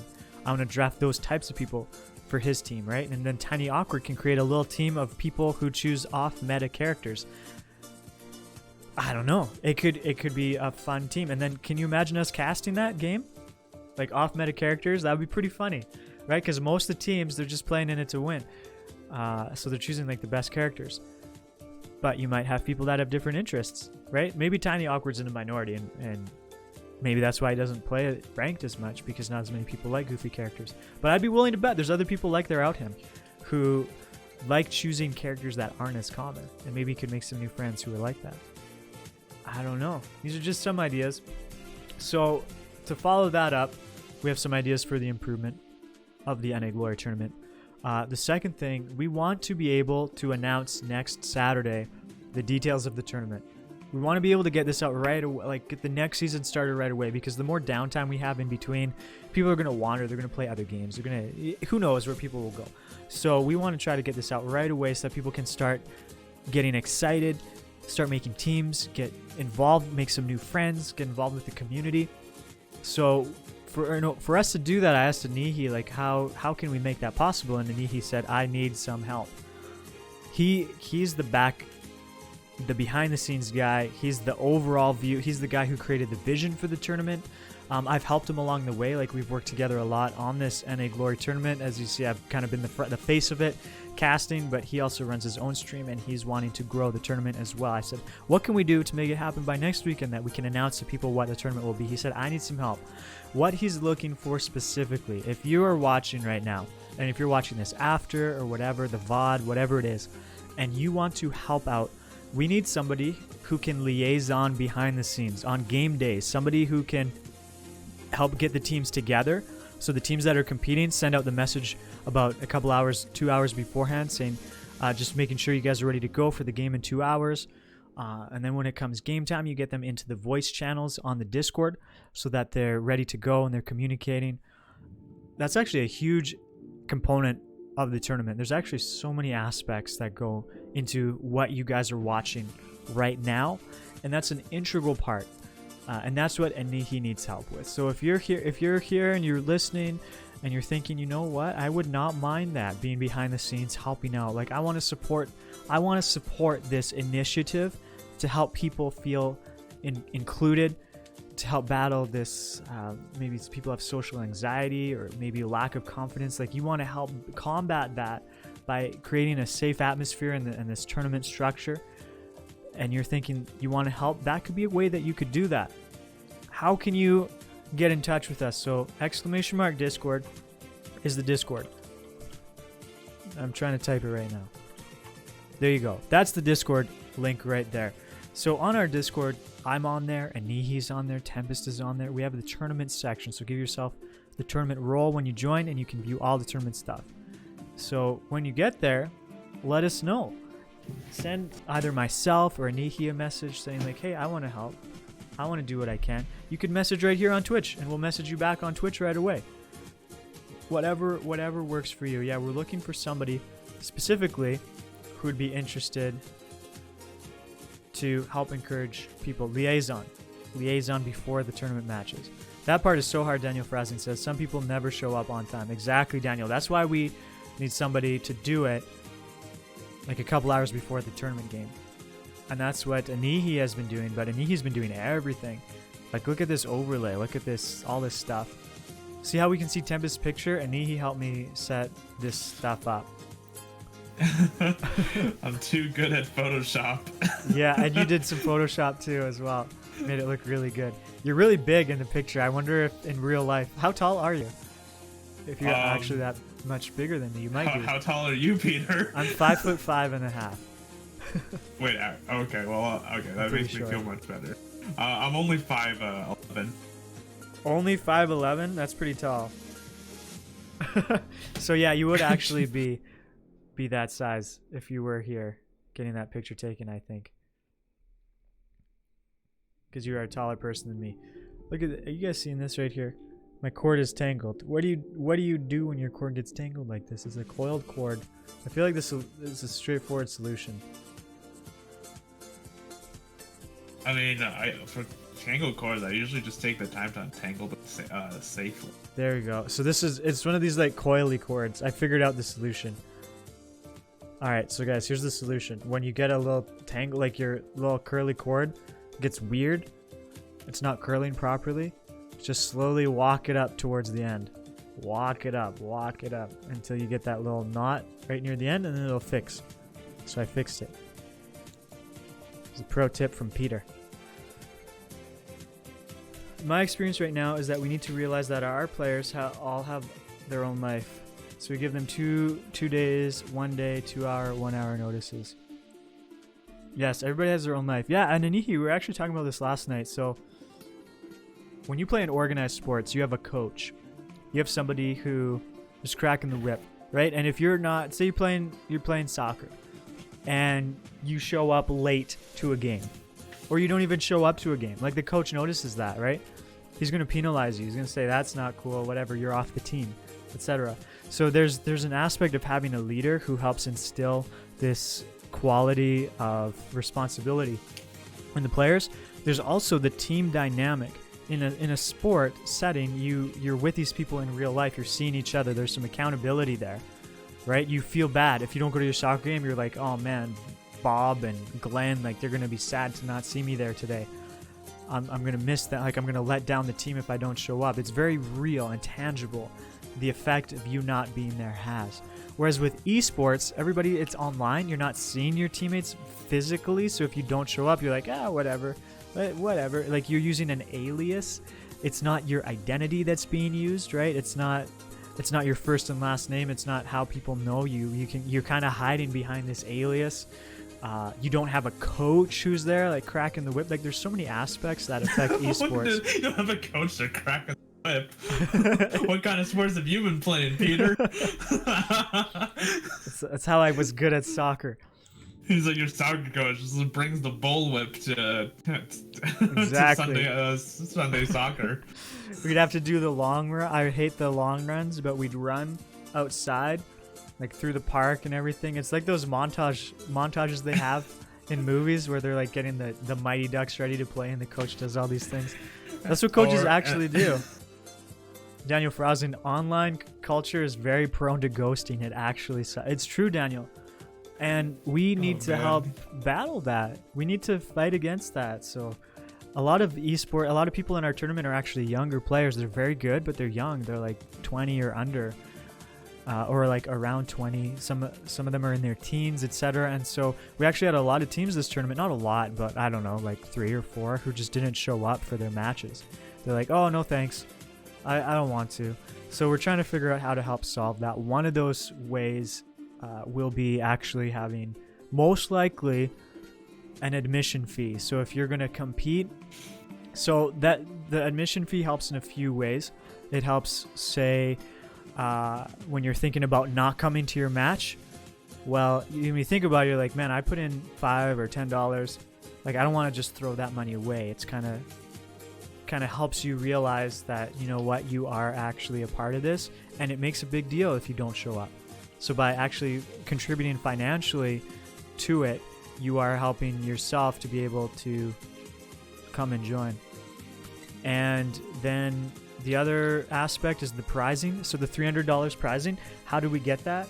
We got that. I put in $100. Anihi put in $100. And then we had people donate. So I think I have the donation list here. We had Takario put in $5. We had Tiny Awkward put in 5 cents. We had Not Takario put in $10.05. We had Discipler put in $20.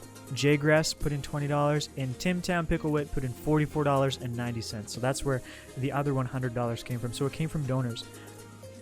So that's not a sustainable model, though. Structuring it entirely on donations when the organizers are the ones putting in the substantial amount of the donation. Because not only did Anihi and I contribute financially, we put in a lot of time as well. Like, and so have you, Tempest. Like, we've casted something like 34 matches now. Like, we put in a lot of time. A lot of and hours. Anihi, like, behind the scenes, the amount of time Anihi puts in now, It's like at least more than quadruple time we put in. Exactly. Easily. Yeah. So the admission for sure will help out. It'll help support the prize pool, but it will help with people specifically with their commitment to the tournament. It makes a big difference. And then, as Anihi's mentioning now, we need to talk about sponsorship, because yes, we can't fund the entire tournament based on the admission fee of people coming in, and that's not really the intention of the admission fee. The main reason for the admission fee is to stop people from ghosting, like for people to recognize that this is a commitment, and you're acknowledging it beyond just saying I'll register, I'll click yes on the website. No, it's a little bit more than that. So the sponsorship aspect, and he's saying when things get real with sponsors, we move out of grassroots stage. Yeah, exactly. We're a small tournament. We're just a little grassroots run tournament. I'm not making any money doing this. Like, Anihi's not making any money. Tempest isn't doing it. We love the scene, and this is why we're trying to promote this culture of community and cooperativeness and helping people connect and make friends and grow positively. We need to go to the next level with that through sponsorship. So what does that look like? That looks like if you are say King Phil, for example. I'm just looking in the chat. He's a streamer, right? A sponsorship could look like he could offer some money and we would promote his stream. So after every NAGlorY tournament, we would raid his stream. We'd have, say, usually we've hit up to 60 viewers. We usually have around 30 viewers for the streams. It could look like that, right? It could look like that. It could look like people with products. We want, if you have a product, if you are Sunripe, for example, and you want me eating your little fruit bars, for sure, we get your little logo on the stream. We talk about Sunripe. Dentabones, for example. Dentabone, true. Of course, absolutely. Maybe there's a cat treat, because I know Tempest has cats. Anihi, I have an idea that we can look at small maybe businesses. We'll get sponsored by Raid Shadow Legends. Yeah, Raid Shadow Legends, exactly. Yeah, Raid Shadow Legends could be on there. You know what? Actually, that raiding concept that I was just mentioning with King Phil Dude as an example, like that could be, as a streamer myself, man, that could be a huge incentive for me. Like, to get raided more, like pay people to raid me. I don't know where that falls in line with the Twitch user whatnot, but I'm sure it's totally fine. Small business can come on local streams, exactly. So I stream we're in Canada, Tempest and myself, so we could have a Little Caesars Pizza. I don't know if that's a Canadian franchise, but a Canadian franchise could advertise, could have a logo on the stream. Little Timmy Hortons. Yeah, Timmy Hortons, exactly. Timmy Hortons. Down by the lake there, bud. Oh yeah, we could have Tim Hortons on their stream there, Ray, and then after there you take your canoe down and go get yourself a donut and a coffee. That's what I'm about. Double right there. Yep, exactly. So yeah, whatever. Local businesses. Doing our stereotypical Canadian accent. Yeah, it's funny when I try to talk in a deep voice. I don't usually have an accent, I would say, but when I talk in a deep voice, I get an accent, like an actual kind of First Nations accent, which is intriguing to me. I don't know why, but because I actually am. So I found my biological father in January, and I am Métis. I have Métis in me. Sounds more Indian. Well, in First Nations First Nations just the politically correct way, like the more respectful way. Yeah.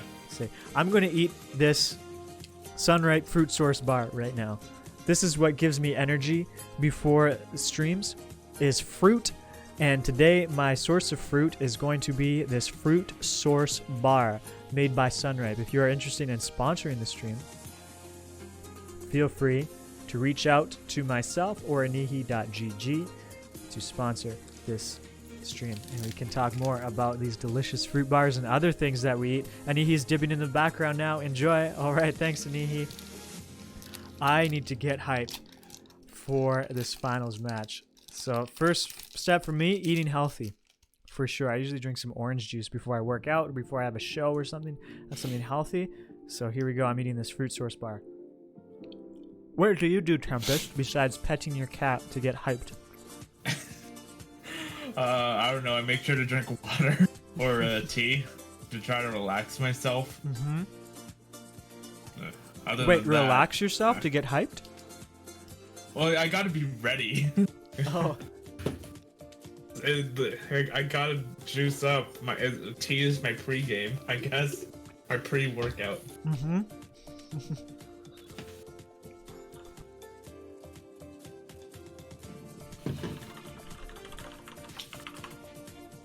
All right, I'm eating this fruit bar, and then the next phase of me getting hyped is actually doing some exercise. So I'm gonna do some push-ups and jumping jacks in a second here. That gets my blood flowing. 13 weeks leading up to this event. This next best of 5 series. Culminating. Yeah, yep. So the final is gonna be best 3 out of 5. Yeah, it's gotta get ready. It's what are the teams? Brain farting right now. Team Eclipse against Eclipse Team versus Cute to win. To win. Exactly. All right. I have my fruit. I'm gonna drink my water now.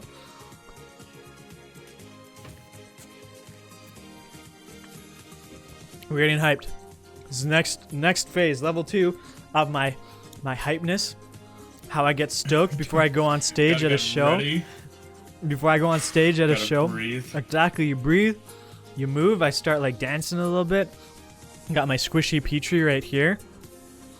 I'm squishing it, getting some exercise, getting hyped. I gotta change my voice into a more exciting and accentuated voice made for casting. I'm excited. Right on. That's how I do it, Tempest. That's my routine. All right, I'm gonna do some little push-ups now. You talk to the people. All right, hey stream, what's up? My name's Tempest. I'm gonna be talking to you. All right, so I gotta get myself hyped up right now. We have 48 seconds and counting to this final match of Team Eclipse, led by Ligma DK against Team Cute to win. I'm pretty sure best carry is for Cute to win, and it is gonna be a very exciting game that we have for you guys coming here soon. So we are going to be seeing an interview. We are going to be seeing an interview of the captains, I believe, within the next 2 minutes. So I'm looking forward to that. Hope you guys are looking forward to it as well. Also, if you guys are watching, feel free to hit that follow as the stream. We do not have sponsors now, but if I might do something as this, today's stream is brought to you by the Thepeterpot. Feel free to hit that follow. And if you guys wanted to subscribe to Pot, we'll give a dental bone, I believe his thing is for the dog, Douglas. Subscribe! Hey, and if you guys are interested in me, you guys can also go to my YouTube channel or my Twitch channel. My Twitch channel is TempestTries, and my YouTube channel is just TempestTries. So just TempestTries? No, it's TempestTries. That's my YouTube. Okay. Yeah. Started typing JUSTEMPESTTRIES. Okay, so I'm a little out of breath. Okay, that's part of it. That's part of the hype process. Is you get a little out of breath to get more into breath. Okay. Woo! Woo! I do a lot of squeaking as well, but I don't need to squeak too much for you guys because I don't think that's as entertaining. Squats for life, says Ed. Squats for life. Squats for eternity. Squats for life. Squats for life.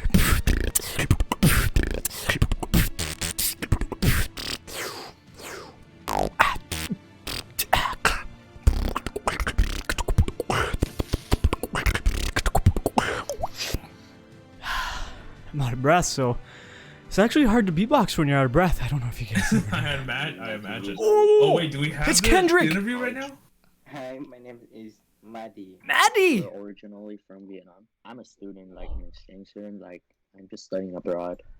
And for Maddie, he's immigrated here. I'm Tatsuma DK.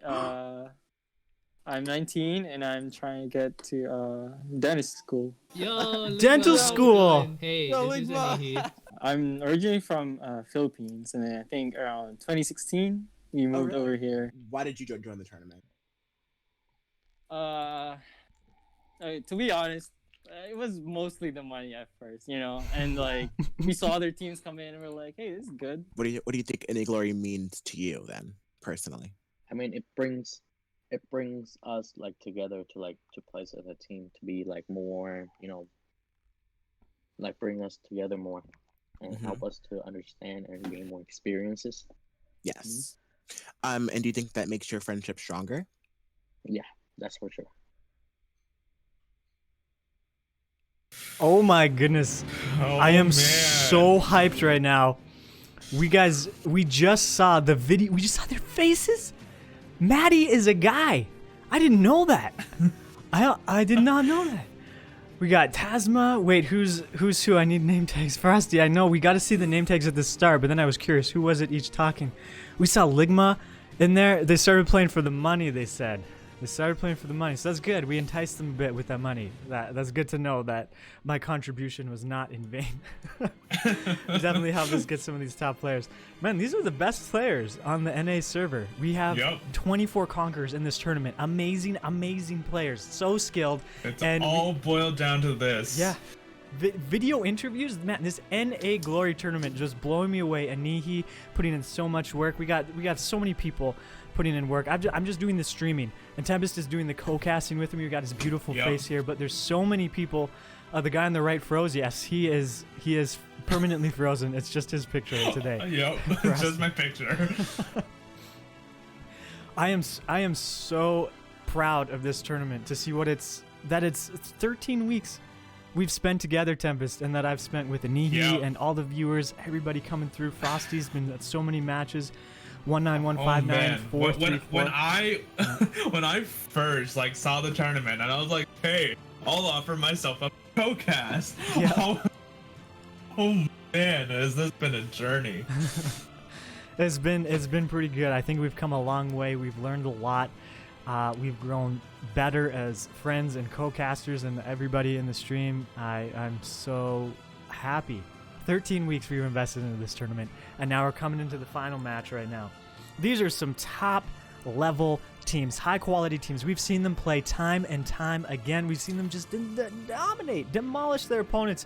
The Destroyers versus was it Cute to win? No, Team Eclipse, right? Was Destroyers against? That was a very close match. It went back and forth. It went to a game 3. We didn't know who would win, and I didn't see the following semifinal last Saturday night, so I don't know whether that was close or what. You casted it, didn't you, Tempest? How did that one go? Wait, which one? Oh, it was the one that I casted. That was Dude for Sea Bunny versus Eclipse, I believe. Yeah. Okay. Yeah, that was a pretty intense match. Eclipse ending up coming out on top, as we'll see them in the finals here. But did it go to game 3? That one? No, I believe it was a 2-0 for Eclipse. Okay. But Dude for Sea Bunny did extremely well. Nice. We got all these characters popping up here. That looks like Violet, and these are their unique skins. It looks like too. She's taking little pictures on her cellular device. That's the beauty of Peter. Your age is showing. Calling it a cellular device. What do you call it? A mobile? It's a phone. It's a phone. Phones can come in a variety of shapes and sizes. That one was definitely a cellular device.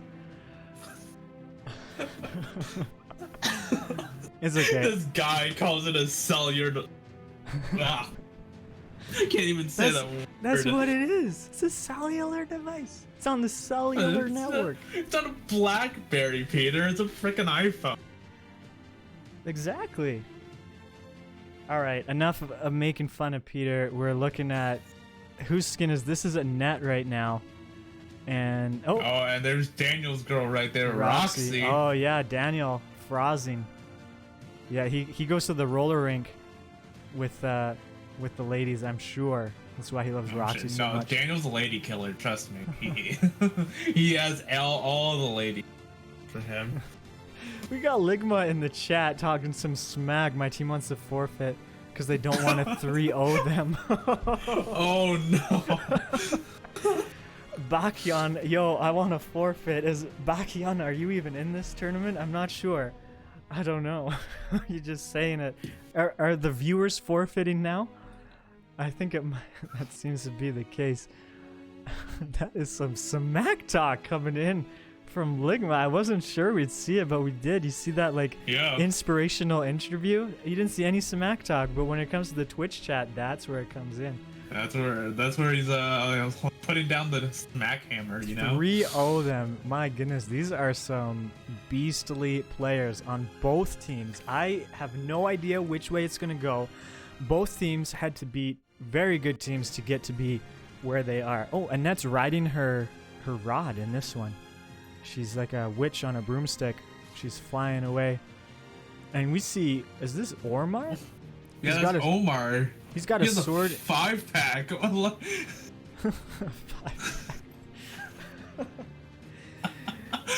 And which hero is this? Talanis in like a fancy skin? Solanas. Didn't even and then recognize we got Idol. I think. Oh, I love the hat. Annette's little hat. That's pretty cute. I like Rui's little hat too. That's one of the reasons I like Rui. Kazumiki's here. Shadow Killer 065. Man, everybody's showing up at the finals. Guys, tell your friends. Please get people to come and watch this right now. The more people we have watching, the more sponsorship we can get. The more attention we get for this tournament, the bigger we can go. We want to take this tournament places. We want to take you guys places. And we need more viewers to do that. We're seeing at 15 right now. It's showing me. This is low. This is like we were having 60 plus viewers for just regular matches, but for the finals it's down low, guys. We need to get that higher. Please tell your friends, invite your friends. I've invited everybody that I know. I've posted on my Discord, I posted it on Facebook. I try to get some people to come along for the finals. Posted on Twitter. I need your guys' help too. Please get your friends to come and watch. They don't need to give us money. They don't need to subscribe to the dog. They don't need to do anything crazy. Just come and watch. That's it. Just get the viewer numbers up there, guys. That's the best way you can help. If you're watching right now and you're like, what can I do to help? Number one, watch. You're here. Amazing. Thank you. Number two, invite some other people to watch. Go get your mom. Definitely. Get her on the cellular device. She can watch from wherever she is. She can be doing the open house if she's a realtor. Get some people watching it. Get those. If you're at the movie theater, go and screen share to the screen. Get this tournament popping. Let's tell the world what НАGlorry is all about. Because Mookie Cool, boring teams in the finals. What? No. Whatever. Get out of here. These are not boring teams in the. These are the best teams the tournament has to offer. These guys are conquerors, amazing players. They've worked so hard to get here. And with a name like Cute to Win? What? That's an awesome name. You bet these guys are going to bring something spicy. And Team Eclipse, that's a cool thing when you think about it. Eclipse, they don't happen that often, but when they do, exciting times. And we're going to see an Eclipse tonight. And which character is this?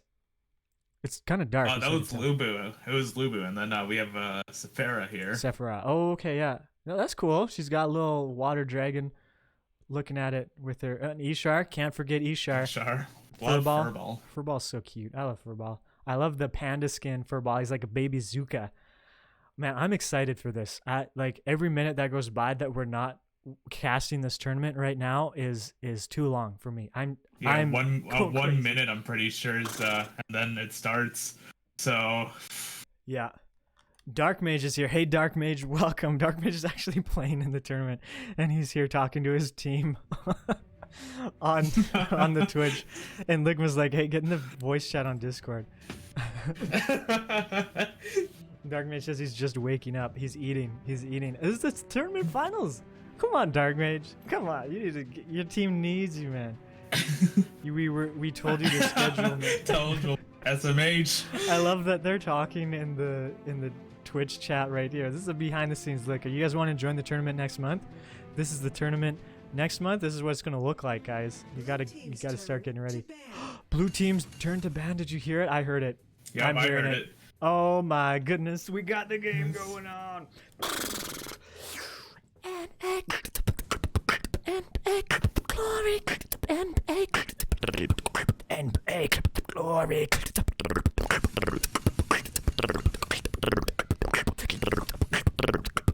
НАGlory. Here we go. НAGlory. That's the little beatbox that I did for you guys because I am so excited. We got Best Carry on the left-hand side. He is the... wait, no, he's not. It's Maddie is the leader for his team, Cute to Win. Cute to Win, team captain. Yep. Meanwhile, on the right-hand side, we have Ligma, who is the captain. So these are both people you want to watch out for. They are the captains, so they know what's going on. Which one is Maddie, though? I don't see Maddie in there. They have subs, and so it looks like they might have a sub some people. Yep. We see some bans coming out. We saw Florentino had an 80% win rate in the tournament of the, I think, 8 matches he was chosen. We were talking about mostly that's because he is played by good players, and so seeing these good players ban him right away, they don't want to face any of that crazy action from the Florentino, so they're getting rid of him. Teamy is banned as well as Zip. Yeah, we haven't seen Zip much at all, but don't think we'll see either of those heroes today in the finals. But let me tell you, it's best of five, and there's global bans. What does global bans mean? It Yes. means that if you have played that character in this match, in this best of 5 match, in one of your games, you cannot play them again. You're not allowed to.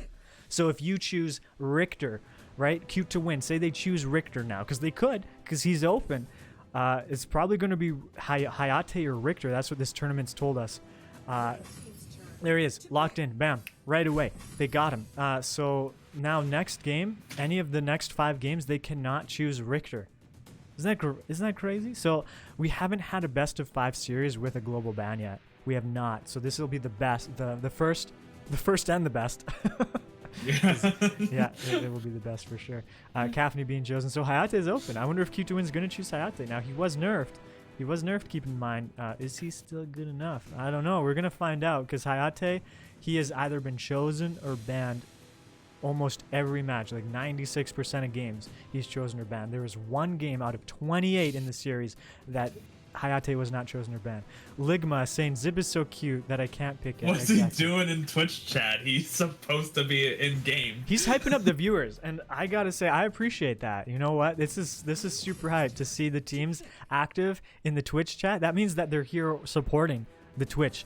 Hopefully they told their friends to come and watch. Hopefully they told their families that, you know what, I'm in this massive tournament, 13 weeks playing, $300. Like, come and watch me play. If they didn't, well, it's too late now, but not too late after this game. Maybe you have a second to share it. But they're in the chat, so that's amazing. It's really cool to see. We see Hayate chosen, just as I thought. I wasn't sure, because he was nerfed, but maybe that nerf wasn't enough. Look at him spinning. Look at those moves. He's ready to go. And that's a cool skin, I have to say. I'm a fan of things that are white. My electronics, I got the white Xbox, I had a white television, the 3DS, I got the white version. So to see Hayate in that all white armor, that's pretty cool. That's pretty cool for me to see. That's what I would wear, actually. So interesting that we see a Max. Do you want to talk about Max? Yeah, so Max was apparently nerfed somewhat recently. Did they actually lock Max? No, I think they're just... Yeah, they locked him. No, they locked him. Oh, they did. Q2Win locked him. Okay, interesting. So Max, actually, he does reduce your opponent's life steal, so their healing effects. So Malak is actually a character who has a lot of healing effects. So being able to choose Max into Malak, you're going to be countering that healing that he's doing. So that's going to help him out. I don't know what we just saw. It was a screen, but so that's going to help Max out. Now, Max's ultimate, he can fly anywhere around the map. So 2 things. The first thing that's very important, especially in a high-level match like this, it gives vision of all of the opponents. That is huge. Like, you cannot underestimate the effect and the ability of being able to view all of your opponents in an instant. The bronze medal game that we matched, or just watched actually, Do It for Sea Bunny could not enter their jungle for a large portion of the game because Yenna was always in a bush, or Lubu was in a bush or invading. Like, it made it so scary for them to go anywhere because they didn't have vision. However, Max, on the cooldown of his ultimate, even if he doesn't fly to an opponent, it gives instant vision of all the opponents. It's so strong. And like, I almost wonder if that's one of the main reasons you choose him in this high-level match. Like, these are very, very high-level players. So the other effect of his ultimate... Very interesting pick coming from Eclipse. We have... Hello? Yeah, what? Oh, you cut out. You said interesting pick, okay. and then you Interesting pick. Eclipse has an Alistair. Yeah, Ligma was talking about Alistair in the chat. He said, why hasn't Alistair been chosen much? And I don't think Alistair's been chosen at all in the tournament. I don't know. I can tell you right away if he's been chosen at all. Now, he's a very good counter pick for certain characters. So the funny thing is Max, yes, he can fly with his ultimate. He can get vision of the entire enemy team, but then he can fly to the enemy team anywhere. He chooses somebody and he flies to them. Well, Alistair, if he tries to fly onto Alistair, so usually Max wants to go on squishy targets, Alistair will just ult him. Just turn on his ultimate. Alistair's ultimate completely shuts down anybody, any opponent. One opponent, it locks them in this stasis, this prison. It locks them in for about 2.5 seconds, I believe. Like, it's a pretty good amount of time, and it's a reasonably low cooldown, especially once you're in the end game. He can do it. Yeah, Alistair's also pretty good against Hayate, so. Yeah, Hayate. If Hayate tries to jump into a team fight, Alistair can use his ultimate on him. Now, Ligma's hovering the Rui, which is nice because he knows I love Rui. We see the Annette chosen. Now, Annette, we've been talking about Annette, how she has a 100% win rate. Whenever she's chosen in this tournament so far, she wins. And why is that? Because she's a counter pick. They choose her to counter assassin-style players. So Max hates Annette. Because if Max tries to go in on anybody, Annette just uses her ultimate.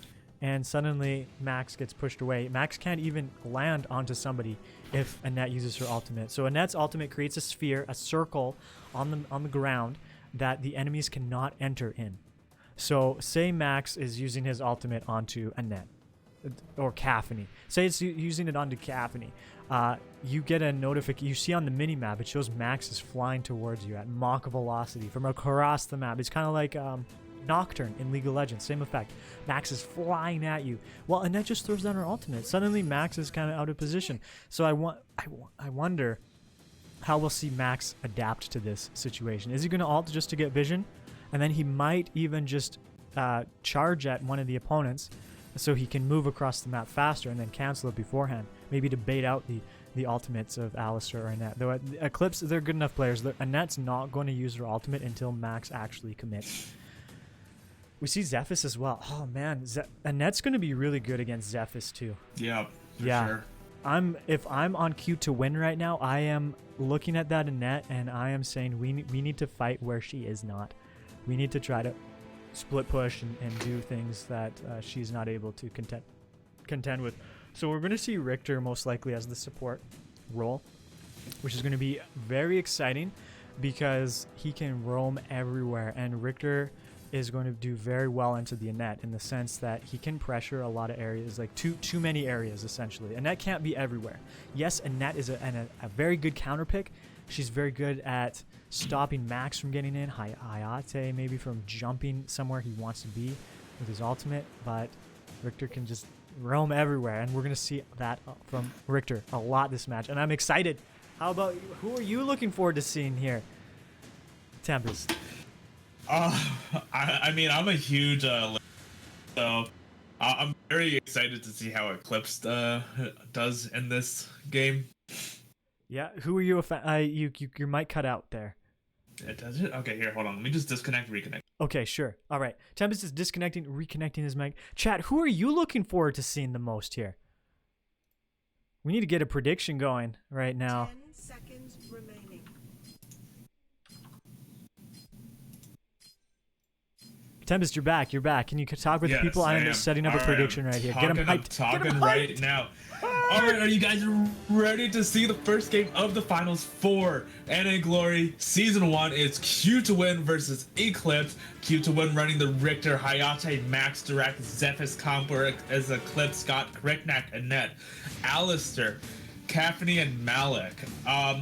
Both very interesting comps. We see some off-meta picks happening right now, especially in the form of Max from Q to win versus Eclipse's Alistar. It'll be very interesting to see how this game plays out.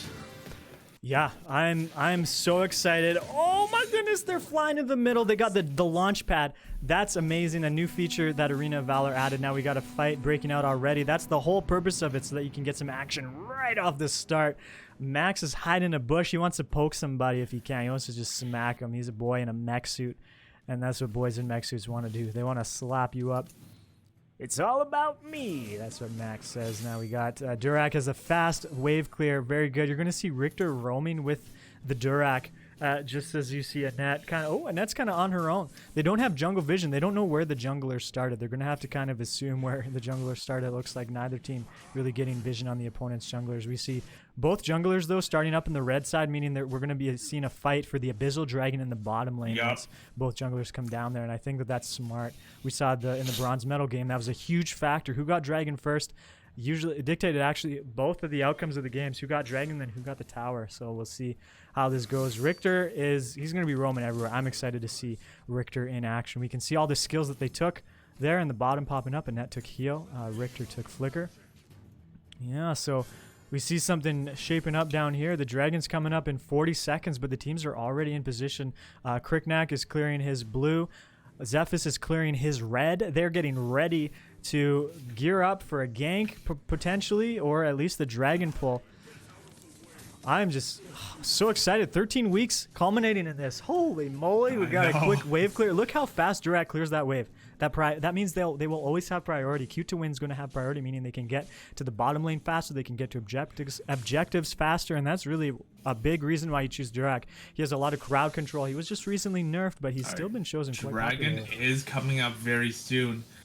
Red team is a little bit in a priority here for the Abyssal. Okay, wow. Okay, we're gonna start attacking the Abyssal right away.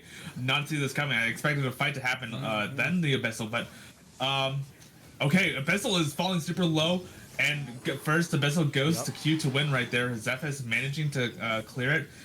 Max, the Max the ultimate, getting vision on everyone right there. And now, huge team fight breaking out. We have Max diving in on the back line. Malik pops his ult, and he does a cleave, does great damage, and now correct Nat caught out, getting hit up by Dirac. Malik now forced a tank for his team and ends up falling to Hayate right there. That double kill from Hayate is huge. You want to get that gold on Hayate fast. He is a marksman. He scales so well off of gold. Getting 2 kills and an assist. That was such a huge fight for Q2Win. That was all predicated, I would say, on the positioning of the Richter. He positioned, if you saw the bush, he was on the red team tower side of the bush. That allowed his team to be able to get the dragon while they were contending with a Richter in their face. And that's where you do not want Richter to be. He was just right up there. That positioning was massive. They focused their attacks on him, so they were on, some of their skills would have been on cooldown. He gets total damage immunity from his second skill if he times it correctly, which he did really well. Helped get some good positioning. The max vision coming in very clutch. You saw Malik actually chose to clear the mid wave first before joining the team, trying to get a little more gold there and also wave priority, but that may have actually been a factor that cost them that fight. We see another fight potentially breaking out in the bottom lane now. Q2Win, I don't know if they want to play as aggressively. They're going to see. I think they kind of want to play around the ultimates that they have, so they have Max's ultimates ready. I wonder if they're going to start a fight with his ult. Here. Okay, Zeph is backing off from the Alistar. Alistar did use a few of his skills there, so they are going to be down for a hot 15 seconds. Yeah, Dirac's in the mid lane. He's getting some poke in there. They're clearing waves very fast in the mid lane. You see it's kind of both mid laners are being really babysat. So Dirac, being looked after really well. You see Alistar always has an entourage. Oh, no, big Alistar fight right now about to down on break out. Hayate. We got a huge tower dive. Hayate does not die, though. He's able to back out and continue poking away at a distance. Dirac uses his ultimate. Wasn't enough. Max comes flying in out of nowhere, all the way from across the map. Helps Zephys actually get these kills. There's the Malik ult. Doesn't hit anybody, but it's zoning out, so if anybody wants to chase, they won't be able to. Yeah, that's huge kill there. Look at Malak go, getting a lot of damage. Zephys comes right back in, gets the knock up onto the Malak. Malak using his Arctic Orb. He's so low. Yeah, oh man, we see Richter going down finally. Richter has been a huge component to this team. It's unbelievable. So he does go down. That's his first death. I know they're very excited to see him die. Oh yeah, no. Is Hayate actually going to live here? That's crazy. Oh, the flicker. S1 from the Malak. Almost able to get the kill, and Hayate goes in, just clears it up. Man, Zephys gets so much damage reduction when he is at low health. That's his passive ability. You saw it come in so clutch there. Now, they lost the Abyssal Dragon in that fight, but they were able to pick up the kill on the Malak, and Malak also uses Flicker. That's a 120-second cooldown. That Malak will not be able to have that. So we'll see, will Q2Win be able to capitalize on Malak not having that Summoner spell up for the next 120 seconds? Okay, so we have a little bit of a lull in between the battles here. Both teams now kind of just reset their macro. But as I'm saying, we have a lull in battle. Both teams kind of poking out at each other in mid. Zephys coming in for the support from the top lane. Okay, so Eclipse does back off slightly, and now they're heading towards bottom. Yeah, we see a juicy bot lane could break out. Yeah. Yeah, so getting that priority right there on that wave is huge, because they'll be able to poke the tower. Now, 4 of the opponent's team has come down here to join this fight. We look at the gold, slightly ahead for Q2Win based on the kills, but look at the jungle clear speed. The jungle's completely cleared for Team Eclipse. They're roaming with the jungler. Watch the rotations on the minimap. You can really see they're able to clear those jungle camps very efficiently. So you can learn a lot watching this map. Look at the Alistair, also has fast wave clear, but Kriknak's there too. Kriknak's flying in. He's using an ultimate ability. He's going into the bush. Oh no, he's gonna go He gets surprised. He was not expecting to see a Richter in that bush. He's gonna live though. He was able to live. Yeah, we see Annette's there. Oh, no, Max comes flying in. Huge ultimate on the Max. Collapsed on. Yeah, Max came flying in there. Oh, and Annette goes down too. They're diving right in on this tower. Alistair's under there. Used his ultimate ability just to buy a little bit of time, it seemed, but he still ended up dying. Kriknak's back alive. He's got a vengeance. He's coming in. Well, he never died, but he almost died. He's healed up and he's coming back in with a vengeance. You don't want to fight that beetle when he's fresh and full of life. And he is now heading back, clearing his jungle camps. Meanwhile, Durak and Malak kind of duking it out. We have a little bit of a blue steel coming in. Kriknak able to get it with that punish. That was a clutch punish, able to clean that blue buff up. Q2 wanted to steal it, not able to. Zephys getting some pokes here. Zephys and Durak bullying this Malak. Zephys going after the red buff, does steal it. Yeah, that was excellent. So Malak wanted to be up there, but he couldn't be because of the Zephys and Durak combination. Just the positioning of these teams is so phenomenal. The level of this play is unlike anything we've seen in this tournament from both sides. Usually, I mean, we've seen both teams play, but we haven't seen both teams play each other like this. And this is the finals. This is amazing. Oh, we see a big fight in the bottom. Max trying to fly away. Oh, not able to make it out. Oh, he tried. So his ultimate ability can fly anywhere on the map. He wanted to fly up there either. Oh my gosh, the early Slayer take. As soon as Slayer's up, it's being taken right now. Both teams are just the macro and the map control that's happening right now on both sides. All right, so Q to win, taking the Slayer. Where are they going to drop the Drake? Are they going to drop the Drake? Okay, whoa, Kriknak going in. Richter forced to back out. He is super low right now, and now we have Q to win pushing the top lane. They are gonna take the take some wave there, and we're gonna see probably a rotation down to mid pretty soon, as we see a huge gathering of Eclipse now headed up to mid as well. Like they have the dragon, they could drop it, and that's what they're trying to determine. Yeah, and Richter making it out alive there is just crazy. Any other character would have been dead in that instance. Yeah, it was unreal. Like Pain couldn't even ult out in time. Like Pain probably would have died. And there's a huge dive right here. Richter using his ultimate ability on the Kriknak, securing that kill very quickly, just protecting the Durak. Wow, and we see Max potentially flying in on Captain. Is he going to go all in? No, he wasn't. It's too risky to fly all the way in there with Alistair and an Annette on that team. Are they going to be able to steal the blue here? Oh, they might be huge able Durak to. ultimate doesn't do a ton of damage. Zephys was able to get it. Zephys got in there, flickered out. That was an excellent use of the flicker. Great poke, huge team fight about to break out. Durak doing tons of great damage. Malik forced to ult out. We have a wave now pushing, and Max split pushing bottom. Is he going to be able to take the tower? Caffney's right on him, but now we have a huge tower dive coming in from Q to win. They're now poking out. And that is taking huge damage. Alistair popping his ultimate, unable to lock someone down as he gets stunned as well. That was crazy. The Hayate ulted in, and Alistair immediately locked down that Hayate. Right when he jumped in. That was fantastic. The bam, instantly. You know, the reaction time. Yeah, the awareness. Just the awareness. The awareness. They predict. They know, okay, this might happen here. We got to be ready for it. They really want to bait out each other's ults if they're able to. And so you want to get Alistair's ult ult advantage here. was huge. Yeah, exactly. This game's going to be totally based around that in these fights. Now, Caffney is not an ult-dependent character, though, so she's not going to care about this, who has ults and who doesn't. Her ult in team fights prefer not to use it, actually. She'd rather It's definitely much more the Malik and Annette and the Max and Durak you want to worry about. It's going to be Alistair is who they're... Alistair, Hayate Q2's well. watching out for that Alistair, and Eclipse is watching out for that Hayate ult, as well as the Zephys ult. But Zephys ult's pretty low cooldown. Yeah, they're actually able to get the Spirit Sentinel here too, as well as push those bottom lanes. Q2 win very dominant right now. They have 4 of the opponent's team turrets down. Those towers being down really limits their map awareness. Look at them going in for this blue buff already, but Eclipse is so good they knew that was coming, and they tried to stop it, but they were not able to. Zephys having both buffs right now. Oh, look, did you see him check the bush there? He jumped onto the bush. He wasn't sure. And that's how you face check bushes, I guess, is when your team's close enough and you just jump on in there just in case an opponent's in there. You want to use your crowd control. They have to use a full team rotation just to get their red buff. This is crazy. All right, we got Slayer up. This might be a fight for the Slayer. Looking at how the teams are now gathering in the jungle. It's a 4v4 up there. Look at that bush camping. Great bush camping coming from Q to win. Oh no, Annette. Okay, barely forced to pop the ultimate, forced to wall them off. Caffney pops her ultimate to that's huge. Not having the Annette off. Yep. Yeah, Q2Win knows. Alright. Q2Win knows. Look at that. Max ult right away. They have vision on all of Eclipse's team. They know immediately, okay, we're going to go get this. So this really shows to me that's why they chose Max. You get map vision instantly, entire map vision. So smart right there to be able to do that. Yeah, and because they have Richter, he's often in Slayer lane, but he's so strong in support, that opens up your Slayer lane pick to be something a little bit more off meta or maybe more specialized, and I think that's why they went with Max in that situation. It also means that in future games, because it's a global ban pick, they'll be able to choose strong characters, Florentino, Omen, Yenna, other powerful Slayer lane characters, they'll be able to choose up in that Slayer lane. They can even take Malok if they so desire.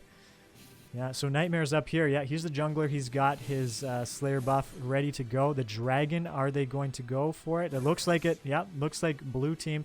Cute to win. Going to get an Abyssal Drake right here. Potentially a blue buff as well. Malok's trying to stop that. He's trying to say, no, I don't want you to. But I don't know if him alone is going to be enough. No, it definitely won't be enough. They're going to be able to get it. Look at how close the gold is. Isn't that crazy? How close the gold is? It's crazy. How is Eclipse keeping up in gold? This is crazy to me. They're actually ahead in gold right now, and I think it's because earlier we talked about the jungle camp rotation, how well they're clearing the jungle camps. We saw Q2Win not clearing them all, opting for more objectives and faster rotations. So Eclipse is trying to capitalize. Huge team fight about to break out here. Okay, we have great pokes coming in from Q2Win from the jungle. Malik is going to test the waters out just a little bit. Yeah, Q2Win does not want to fight down there. They have Max split pushing. They have Zephyrus in the middle. They have the Slayer Dragon just poking away at the tower. They do not want to fight. All right, second tier tower does end up falling in the mid lane. Yeah, Eclipse needs and now to we have force a fight somewhere. Great push happening in bottom. So right now, Q2Win has full control on all three lanes. Can Eclipse defend on this? Cafney gonna pop the ult just to clear the wave. A net coming up for the support. Kriknak is also there. Kriknak is going in on Zephyrus. Zephyrus, can he make it out alive? He does. And now Max getting vision on everyone. He is gonna get collapsed on a net, blocking him off from his team. And we got a crazy nice kill coming in from Kriknak. Q2Win forced to back off. They're gonna go after the Spirit Sentinel right there. Yeah, that net ult was huge right there. Totally blocking Max off. Nobody could come in. Initiating on the Zephyrus there. Zephyrus usually will be able to live, but that was fine. Kriknak knew that. They just wanted to catch one of the opponents out of position, and it looks like they did. They got a 5-man push. They're going all the way down the mid lane right now. They want to be able to take this tower if they can. They don't have a minion wave yet, though, so they won't be able to. So that's good news for Q2Win. Q2Win doing a great job of controlling the waves here. Now, Eclipse is very excited. They're able to get their blue buff. Yep. It's been a long time. Oh, huge fight going in right now. Yep, we see them going in. Max has just respawned too. He's going to be able to pop his ultimate, and he'll be joining this fight momentarily. We got this huge fight going on. Those Zephyrus doing huge things. The Durak ultimate poking away. Look at Max. Respawned, immediately used his ult. Now he's coming in on that Kriknak. Will he be able to catch Kriknak? That's a very fast buck. I don't even think it matters, to be honest. Zephyrus and Hayate and Durak all going there. They got the chokehold on. Kriknak's the last person left alive. There. They're going to be pushing in on the wave here. Yeah. They might be seeing the core going down. Q2Win is going to take it. Wow. Wow. Game 1, going for Q2Win right there. Yeah, you can see. Look at these gold graphs here. Look at the amount of abyssals. The dragon. As soon as you got the abyssal dragon, life changed. Life-changing moment right there for them. Wow, that was what a hype game. That was crazy. Well played by both teams. Q2Win, though, getting that first Drake. And honestly, it was that positioning of the Richter, I think, that helped them to secure that. It really helped them be able to not only win the dragon, but the immediate team fight that happened right after the dragon.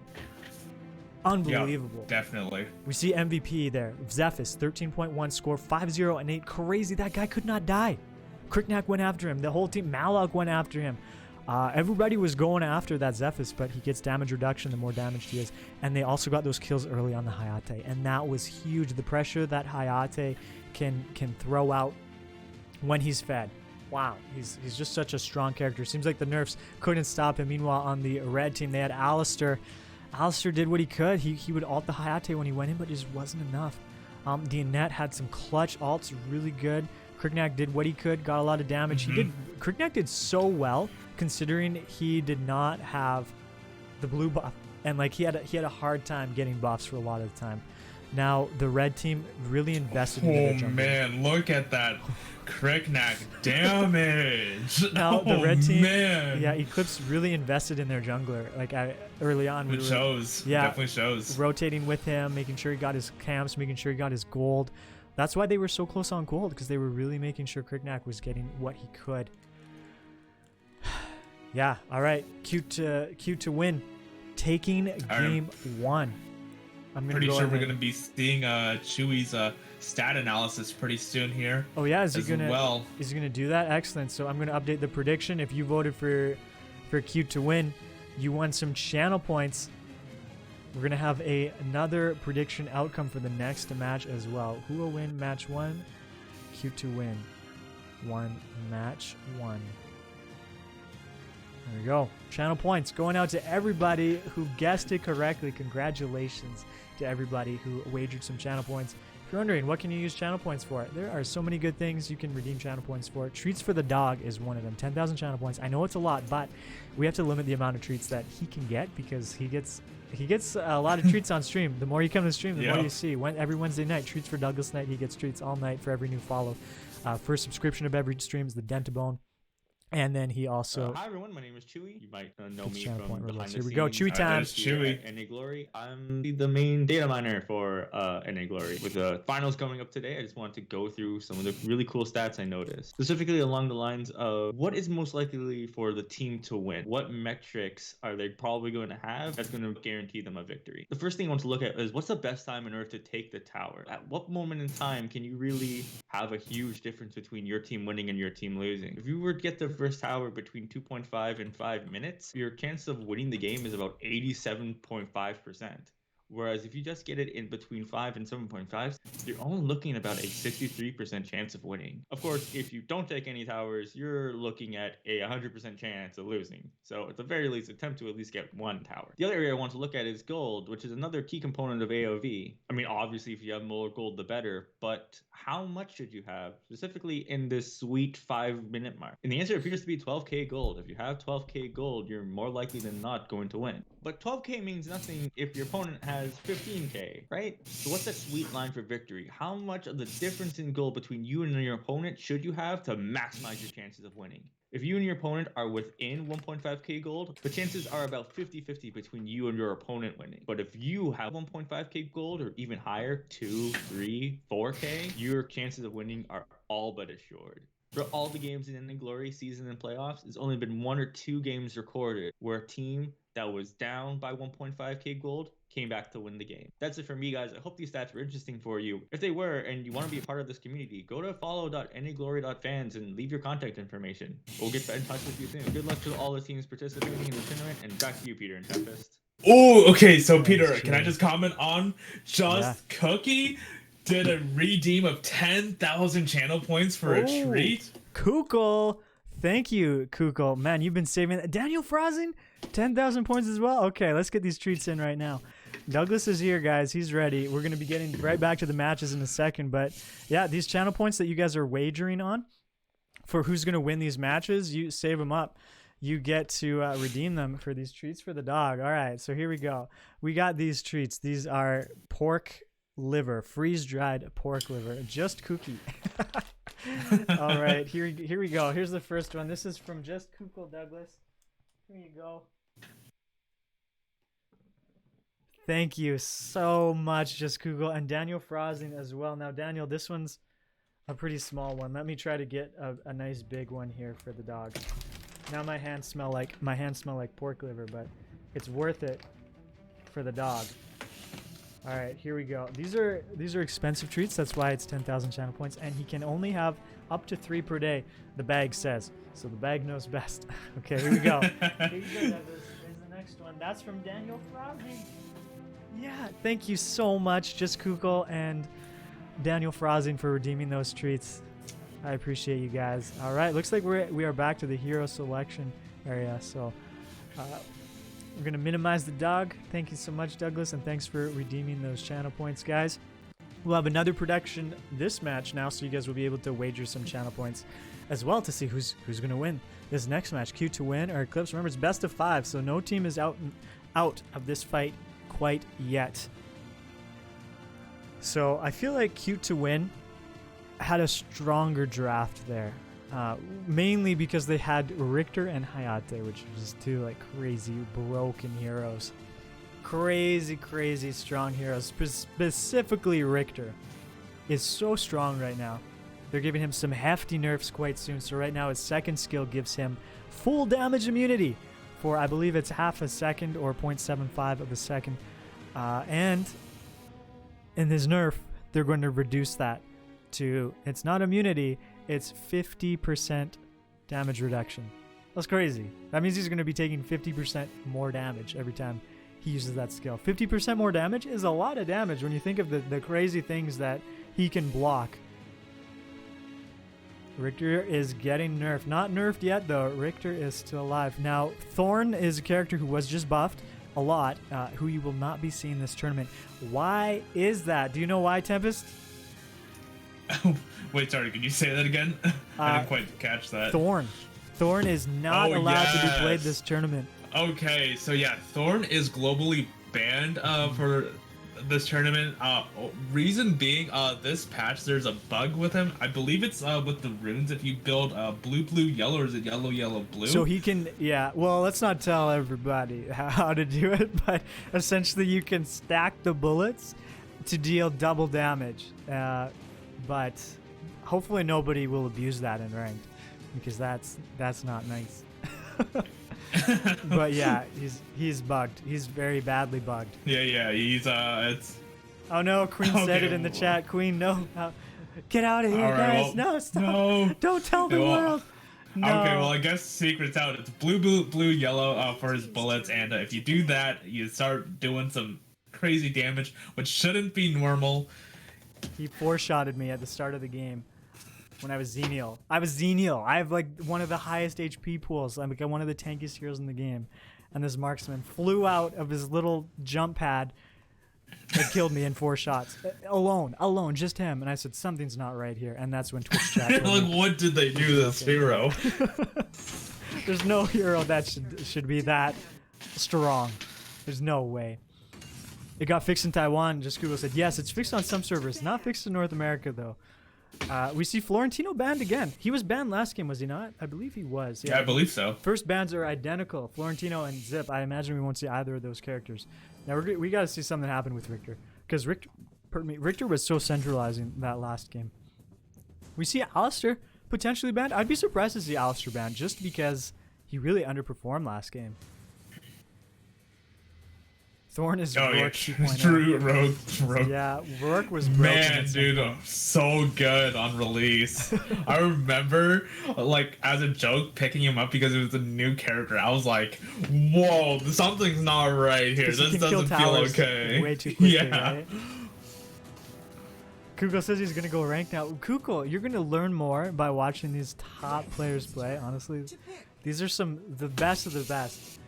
You're going to, I think, learn more by watching these guys play than you will playing ranked. But it's entirely up to you. Maybe you'd prefer to play ranked. That's totally fine. I'm not judging you. But I would highly encourage you to stick around. I encourage anybody to stick around early. And invite your friends, too. Them going 1-9 with me trolling, says Queen. Why not watch and play, says Frosty. Well, if you watch and play, you're not getting as much detail. You're not learning as much. We might see Omen picked here. So that means Eclipse can choose Richter, because Richter's not banned. Richter and Kira. I wonder how those two go together. So Kira likes to roam a lot. Richter does as well. But I don't know if we'll see both. Okay, so Omen's chosen specifically to counter Kira.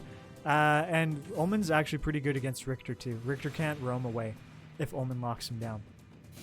So that actually might be a way to prevent your opponents from picking Richter by choosing somebody who counters him, such as Omen. That's sneaky. I like it. Just Google just started playing Murad. Yeah, Murad was buffed as well. Who else was buffed? Somebody received. Oh, NAGloryy received some crazy buffs. But right now, Kira's kind of a better version of NAGloryy overall. Although with his buffs, I don't know if that's still the case. Doesn't seem to be the case, because we've seen Kira chosen in both the bronze medal match and the finals match as well. The gold medal. This is the gold medal match. And the silver medal match. Don't want to discredit the silver medal. It's still a nice medal. Well, whoever ends up losing this, well, both teams are in money right now, so absolutely, yep. Whoever loses gets the silver medal, and whoever wins will be the winners of NAGloryy Season 1. That's not true, because it's best of 5. Well, yeah, that's what I meant, the set. They're not. Oh, the sad. Oh, okay, yeah. Not. I see. We might see Lorian or Ignis. Actually, Ignis has been not played yet today, and he's a very strong character. But we've seen Durak actually chosen every match today. That's crazy. They really like Durak, even though he was just nerfed. It's very interesting. But Durak, he's kind of a supportive mid laner, and his ultimate is like none other. It's potentially the best ultimate in the game, honestly. It's so good. It does so much. Creates a wall that blocks projectiles. Ooh, very strong. Kyo Gamer NH, saludos. Hola, señor. Welcome. Oh no, wait. That's Anihi's stream. Sorry, I'm looking at the wrong Twitch chat right now. Whoops. Morin being banned. So Morin is a hyper-scaling marksman. He's not super strong, but he gets strong. The longer the game goes, the worse it is if you're playing against him. He gets very potent, very powerful. We see Malok banned. So Eclipse had to face against Malok, and Malok had to ult away. Almost every time he ulted, it was him running, which is not what you want to be doing with Malok's ultimate. But their team was just having a very difficult time. I think the Richter support was too powerful. We're seeing Pura chosen as a support. You don't usually see Pura. Has Pura been chosen at all in this tournament? I actually am looking at the stats. Not usually. I mean, okay, so Pura is really good. Is actually a really good support hero. Not exactly a carry support, but a really good support. Her S1 little bird bounces and ricochets off of enemy heroes and stuns and slow. No, it just stuns them, right? Right. And then her S2 is an AoE heal for her team. But what's more interesting about her is her ultimate, which is she puts a circle around herself, but if she gets hit within that hit, and all the enemies that hit her within that circle actually get slowed. So yeah, and doesn't she stun them too if they're in there too long? I believe so. I think that's what I believe so. So yeah. she's been chosen once and she won. So that's a little bit of information for you guys if you're wondering. How good is she? She's been chosen once in the tournament and she's won. So it'll be interesting. We see Omega chosen a lot more as we see the opponents hovering Omega. Now, Lorian, I feel, is a good counter to Pura. Because Pura wants to be with her teammates. She wants to be nice and close to them. Lorian wants opponents to be grouped up because then he knocks them up with his ultimate. We saw Lorian played earlier and he was a very centralizing force in the game that he played. We might see Hayate being chosen. Okay. Do they have a good team for Hayate? Well, they do have Pura with Hayate. Wait, did Pura's ult change? It now got changed to it heals and gives shield now? Yeah, it heals. Yeah, this is what Daniel Frazin says. Her ult heals now, no stun. Gives shields now. Interesting. Her ultimate gives shields. So I haven't seen the new ultimate. Yeah, no, I've not seen new Pura yet, so yeah. I didn't realize she got reworked or something, or got changed. Now, Pura and Hayate is interesting because Pura wants to be close to her teammate to give the healing aura. However, Hayate doesn't always want to be right next to her teammate. He likes to jump around. And especially with Lorian, he'll be wanting to jump away from Lorian. Now, we might see Dexter being chosen. We saw Dexter was a counter to Hayate. Hayate ults, then that's Dexter's cue to use her ultimate. And then she just goes crazy and heals up a lot of damage. So we see the drafts now. I'm going to go ahead and start a prediction. Who will win this next match? Who will win match 2? It looks for me to be in Q2's favor. They do have the stronger comp. But then again, Eclipse also has a Hayate and Kira. But Kira and Hayate both get countered pretty hard by Omen, so I'd still have to say that Q2 does win this one more. Yeah, in terms of the draft, I agree. I definitely agree. Lorian is a threat for sure. Lorian's good into Kira.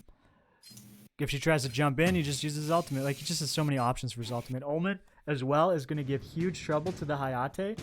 Like, usually you choose Omen to counter Hayate. They chose Omen to counter the Kira. However, ECL, Eclipse chose Hayate into the Omen.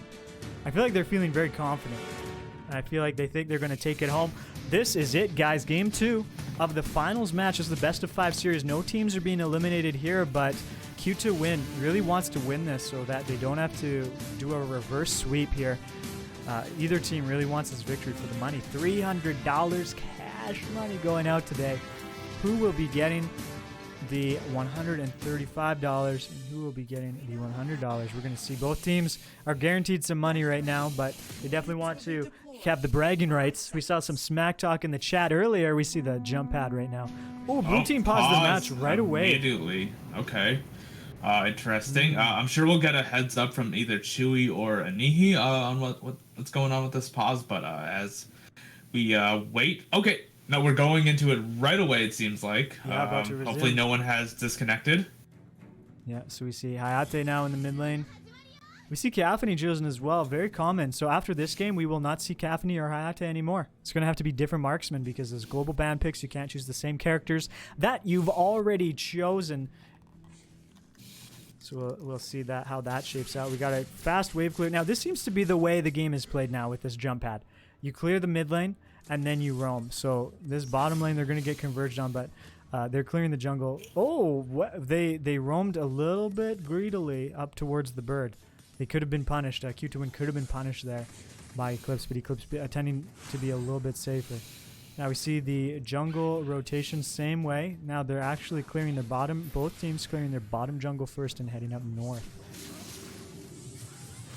НАГloryn's we have a damage, bit of a grouping up happening here. Team fight about to break out. This is early for a team fight. Is creating good space up. Now it's risky. Those early team fights. Neither team wants to lose anything. You don't want to lose a player this early, especially with dragging up in 43 seconds and so much gold on the map in terms of the minion waves and such. Losing somebody this early could just spell disaster. It could allow your opponents to get a snowball effect going. So Elaine there clearing and backing off. I wonder if he can sense that something's up. Nightmare's just waiting in the bush. Oh, Elaine does decide to go in. He's gonna end up falling. Jump in there from Dextra. Okay. Oh, okay. Kira is gonna take first blood right there, and now Nightmare forced it back out. Oh, can Dextra make it out? It's a really tough situation. Is gonna pop the ultimate. Is able to heal it all back up, but she is now getting caught out in the middle. Her team is coming in for the support. Oh, Omega Grunt pushing in, manages to get a kill on the Elaine, and now both of them are making it out alive. Yeah, Lorien getting a lot of poke there too. Dextra surprisingly able to live. So she saved her ult. She waited in that bush. She didn't clear her jungle camp. She went in for the fight. Saved her ultimate. That's good self-control to save it for that very end part there.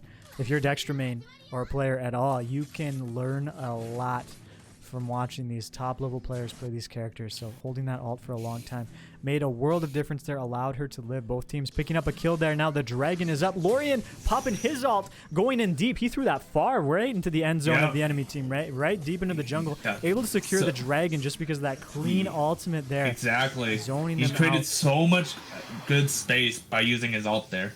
Yeah, Lorien's just such a powerful character, not only for the ult, but even his passive, how his little energy ball creates that aura around it. He can poke from so far, and it also heals him. It's crazy. He's a very strong character. S tier, Doiser has him on the tier list, very strong. If you're looking for a mid laner to pick up, you might want to consider Lorien, as you see, putting in some good work here. Oh, is Pyrrha going to go down? She's just going to get poked. All right, Q2Win doesn't know where all the enemy team is. Omen's hiding in that bush. I wonder if he has his ultimate ready. He does. Yes, he has his ultimate ready. Great ambush coming. Omen pops the ultimate. Arctic Orb is on the field, and now Kira in a little bit of trouble, gets levitated. Okay, both of them are just going to back out. Yeah. But she's able to make it out. Just a testament to how strong she is. If she didn't have Arctic Orb, she was dead for sure. Exactly. Yeah, so that was a great job by Omen. They have her Arctic Orb gone now. So Omen, I imagine, is going to be doing a little bit more bush camping, starting to get ready to catch Kira out once again. Or potentially catch out the Hayate. He really wants either of those heroes. Yeah, we see a big rotation down here. Now, Eclipse came as well. They're at their blue buff. If you see, they're ready. Durek able to live, potentially. That huge Omega ultimate. Wow. Ooh! Now, Durek staying there, using his ultimate now, getting a lot of poke. Oh, the laser, that was huge! Massive damage. Wow. That was Dextra getting the double kill. That was crazy. That's turnaround. It's hard to see everybody's names. Omen is in running. danger. Will he be able to live? Oh, he's living on a sliver of health.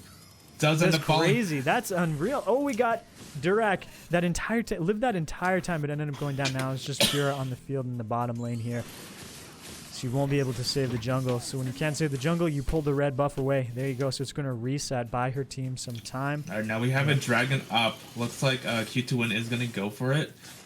Pura, unaware of the situation, she knows her bot wave is in trouble, but she is unsure of where exactly Q2Win is at the moment. Looks like we are going to get a successful dragon take as well. Yeah, we'll get that for dragon for sure. Q2Win. And that was, you saw Pura pull away that red buff there. It was so huge, actually. Pura was able to get it. Oh, now this is a 3v2 in the bottom lane. Pura using her ultimate ability, helping her Hayate run away. Hayate using his ultimate, but he's stuck in Omen's ultimate, not able to get out. Glory getting the knock up. Durak's here, but he's a little bit too late. That's unfortunate. Q2Win, really good position here after taking the dragon. Just went and three-manned that bottom lane with their Omega joining in afterwards. Omega in the middle lane, getting some poke damage onto the L lane. It's not quite enough.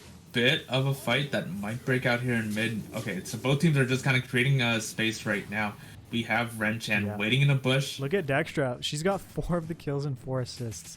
She's getting super big. 3.8k gold. Like, she's super far ahead of her opponents right now, especially her opposing jungler. Wow.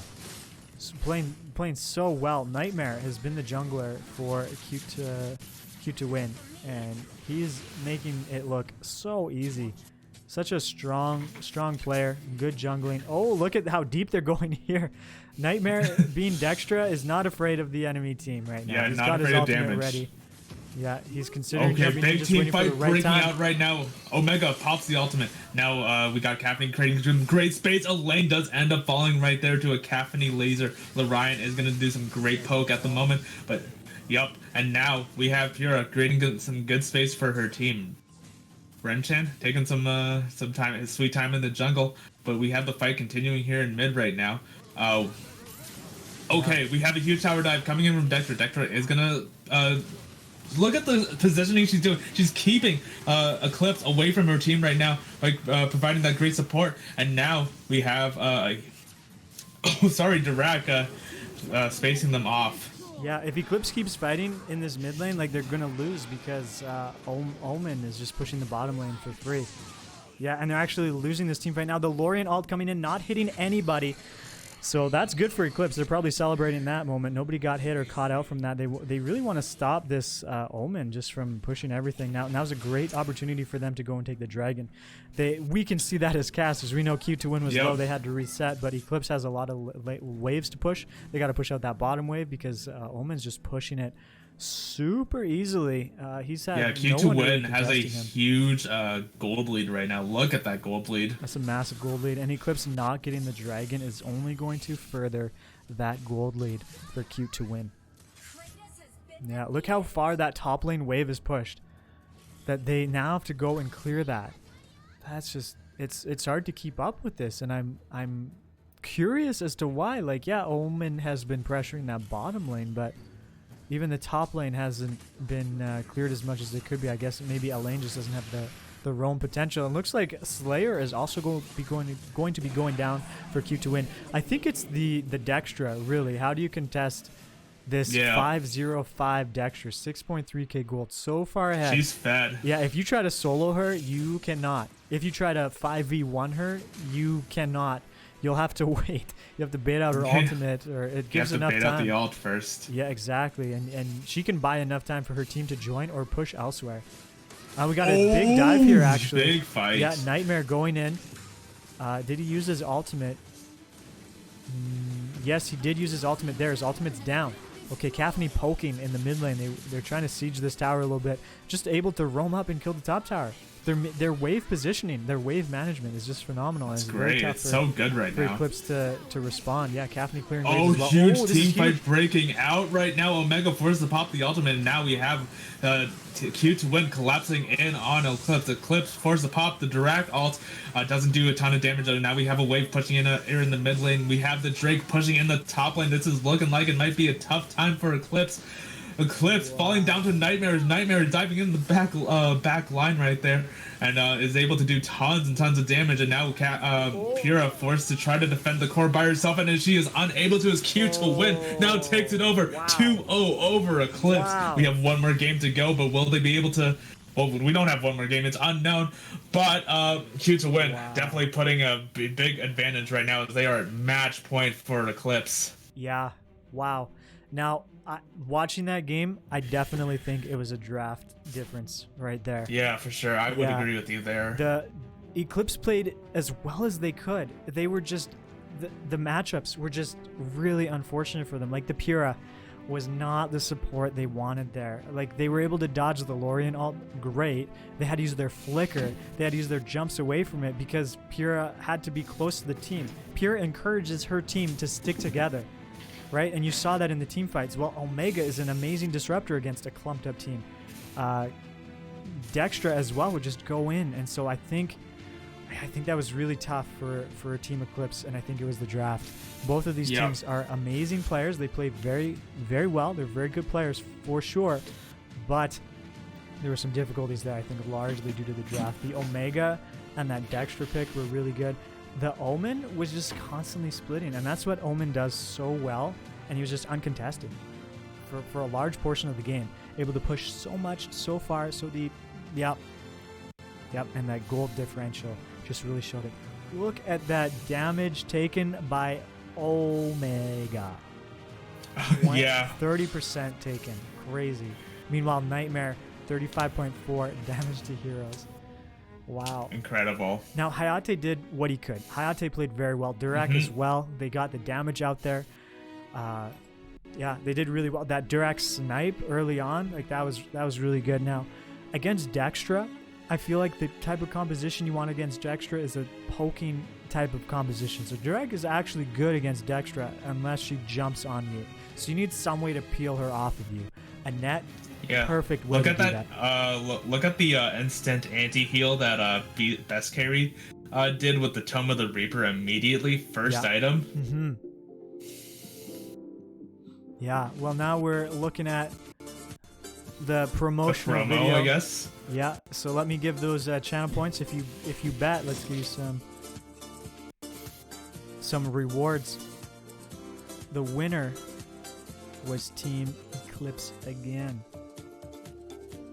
What? No, it was cute to win. Wait a minute, is that correct? Q2Wins won 2 matches now, is that correct? Yeah. Okay. I think I got thrown off because everybody voted for Eclipse.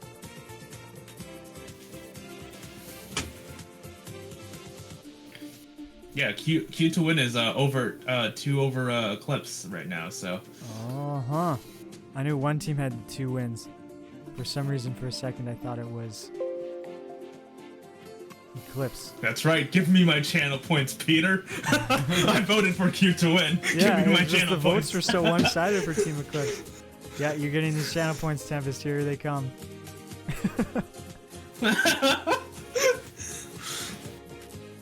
There you go. You won them. You earned them. Good job. Nice. So this next game, Richter is open. Which team? Team Eclipse can choose Richter. They opted not to, so he's still open for that team. Neither team can choose Caffney. Neither team can choose Hayate. So we're gonna have to see different marksmen on both teams. Yeah, we might be seeing like Wisp or something as the marksman, since both Caffney and Hayate are unable to be picked. So we see some smack talk against their own teams in the Twitch chat. Now, I hope you guys are just joking around because the best way to lose the tournament is to turn on one another. If you want to win, You have to keep a positive attitude. That's the key to success in MOBA games. 360 channel points, Tempest. You got a lot off that. Good job. Yeah, let's go. Good work. We're already in the hero selection screen. Oh my goodness, that was fast. I'm excited. This is game 3. Best out of 5 here. So we could see actually Eclipse being eliminated. Hope not to see that. But there you go. You can see the ban picks. Neither team can choose Durak. Neither team can choose Hayate. Neither team can choose Kafni. Eclipse can choose Kira. Q2Win can choose Richter. We will likely see either bans for those characters or those characters chosen. Only time will tell. But I look eager to see it. 41 viewers. Hello, everybody. Welcome. Be sure to drop a follow if you haven't already. We have the stream dog here, and he has been getting a lot of love already. Some treats today. Here you go. His name's Douglas, and he is a regular on here. He's actually the stream manager. He helps me keep things going. He's the reason I stream. One of the reasons I get to spend quality time with him, and he gets to spend quality time with you. This is quality time? I guess so. He's sleeping. I'm casting. That's quality to me. And Tempest's screen is frozen right now. I know you're looking at it, and you're wondering why isn't he moving? The camera is just frozen. We just didn't want things to lag. All right, don't spoil the outcome again. True. Very, very good point. Ligma, Dark Mage, anybody playing, please do not say the result of the match until we've seen it on the screen, okay? Yes, please. There's a 2-minute delay that you guys are playing on. So you guys are playing the game 2 minutes before we see it here. So whatever happens in this next match, okay? Please don't say anything about it in the chat. This is me as a caster, and on the behalf of all the viewers asking as well. Skylar said, please don't spoil it. I'm begging, please don't spoil it. We're very excited for these matches. You're going to do great, Ligma. Don't tilt. You can do it. I believe in you guys. You can bring it back. You got to do a reverse sweep here. I accept second place. No, Bakyan, guys, don't give up. No, guys, don't give up. Don't you give guys up. can still take this. You've made it to the finals. This is fantastic, guys. 13 weeks it took you to get here. Don't give up now. Don't become toxic to each other, okay? You guys, you need to set an example here. You guys are leaders. How many people played in this tournament and wish they could be in your spot, right? So give it your all. Give it your best. You can do it. Best of 7, Hane says. We considered doing a best of 19, but the teams didn't have that amount of time to give to the finals match. And they've played a lot of games already. Like, if you made it to the finals, you've played your three best of 2 matches. 3 best of 2 matches, so that's 6 games. Then you played your quarterfinals best of 3, so that's potentially 9 games. Then you played your semifinals best of 3, that's potentially 12 games. And now you're in the finals playing in a best of 5. They've already played 12 games against amazing players. All have been cast, all have been streamed. We've seen both of these teams in action. Actually, we've seen these teams like just totally annihilate other opponents. And now we have these juggernauts facing each other. And now Q2Win has been winning. The first game, I'd say, was close. I'd say that the Richter, the whole team, Q2Win all played very well, but the Richter choice was, and how he played was just phenomenal for them. That was no fault of Eclipse. Game 2, I think the draft, and this is, of course, there's different opinions going to be out there and such, but just as a caster watching it, and my opinions, I think the Pura pick made it pretty difficult for the team to function as well as it wanted to, and actually that early lead from Dexter just snowballed. And yeah, so there's just a lot of factors. Q2Win playing phenomenally right now. Eclipse is playing very well too, and I saw Eclipse playing well, and that's what made me think, man, I think it has to do with the draft this game, because they're both playing very well. Tiny Awkward's I would agree here. with you there. Hey Tiny, welcome. Good to see you, Tiny Awkward. We were talking about you earlier. Just good things. So you are getting a lot of publicity on the Thepeterpot live stream. Tiny Awkward, you've been around since the beginning too, so I think that's why you receive as much love as you do. Q to win LA. What does LA mean? La. La la la la la. La la la la la la la. Do do do do do. Do do do do do do do do do do.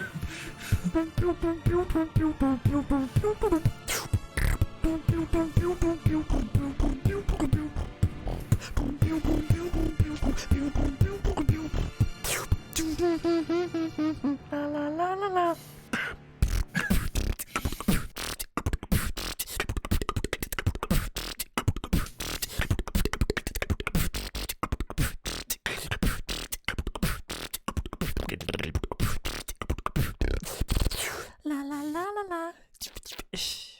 Not gonna call them out, but they were mean. No, What? we were not mean at No. all. Frost is saying we were mean. We are not mean at all. We are very nice. Tempest has his cat that taught him how to love others. I have my dog who has taught me how to just love unconditionally, and our hearts are full of joy, and that's what we share and spread. How are the finals? Finals are going well. Q to win has won 2 of the games, the best of 5. Best of 5. Q to win coming out. The first game was really well played. Like, watching it back, you can learn a lot from both sides for sure. That's been my highlight game so far. Richter's just so strong, and they're going to nerf him, and I think that will help out a lot. Whoa, Tempest has a pineapple too? No way. Yeah, I do. He does. He has a Lego pineapple. Did you guys know you can have pineapples too if you subscribe to the Peterpot live stream? Look at that. You get that fancy Petrie in his outfit. He's wearing his tuxedo. That's the pineapple that started it all. Is there a beatboxer named Eclipse? There is actually a beatboxer named Eclipse. That's true. He's from France. He's an old school beatboxer. He's one of the guys that inspired me. We see Omen being banned right away. They said, you know what? I've had enough of this guy. Get him out of here. Get out of here. I'm winning НAGlorYy right now, says Daniel Frazing. He's dropping spoilers in the chat. Daniel, you're not even playing, so that's not even a spoiler. So you can say that all you want. You go ahead. You tell the people. Richter's open. Can Team Eclipse choose Richter? Which team can choose Richter? Yeah, Q to win, I think, can. No. Q to win won, and they won with Richter. So that means Team Eclipse can choose Richter. Well, that's correct. There's a lot to follow here with these band picks when it's so many games. But we do see So Zip many games. and Teamy and Florentino banned. They have like 100% ban rate in these finals right now. Banned every game. We're gonna see Lubu being picked. What are some other really meta characters? Ignis, yeah, of course. Who can forget the Gandalf of the Antares battlefield with his little stunning spells, and he gets shields. We're seeing Lumber chosen. Lumber's a very, very solid support. Very good for an early pick as a support. You don't want to choose certain supports that can be countered too easily early on in the draft, such as Baldwin. You don't want to choose him really early because your opponents can counterpick him. But Lumber, yeah, how do you counterpick that guy? He's just so consistent. He does a lot of good things for the world. He's great to have around on your team.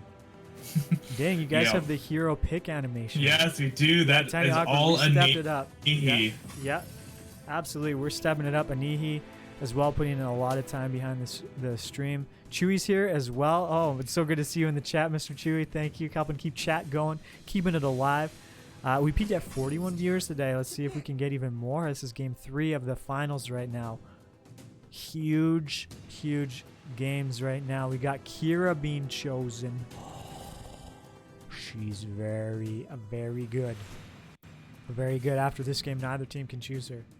Batman. Oh my goodness. Could you imagine if they chose Batman? Tiny would be so happy. I know he would. Whoa, a max Another pick max coming pick, in from yep. Eclipse. Wow. Well, Okay, so Q2 we saw how win one with effective the max was. Yeah, so Yeah. they're like, hey, we like that. We're going to take it for ourselves, too. Now, remember that Max was chosen with Richter. Having the roaming support ability of Richter, I think made that work as well as it did. Eclipse has Lumber though. Lumber's nowhere near as oppressive as Richter is. So it's going to be interesting to see the Max in this environment. It's a different environment than it was earlier. Because Max is actually going to have to be carrying a lot more than Max had to on the previous composition, Max and Richter. Yeah, so also, we see that Eclipse did end up picking Ignis first, but that's unfortunate because Q2Win counterpick with Chognar. Yeah, oh man, that's huge. Yeah, that's true. Chognar cleanses all crowd control effects, so he's the elephant in the room. When you're Ignis, that you do not want Chognar to be around because yeah, he'll make things very awkward very quickly with how he just cleanses all of your abilities, and you're just standing there throwing your fire, throwing your stuns out, everybody's running around and you're just confused. Why has this happened? And it's unfortunate. Tiny Awkward asking, has the Wyro pick animation been used yet? No. No, I don't think so. No, it hasn't been, unfortunately. Alright, I'm starting the next prediction. Who will win game 3? Is it going to be Q2Win? And if Q2Win wins, then they'll win the whole tournament. Yep. Or is it going to be Q2Win Team Eclipse? is at match point right now. Eclipse still need to win 3 games in order to take it.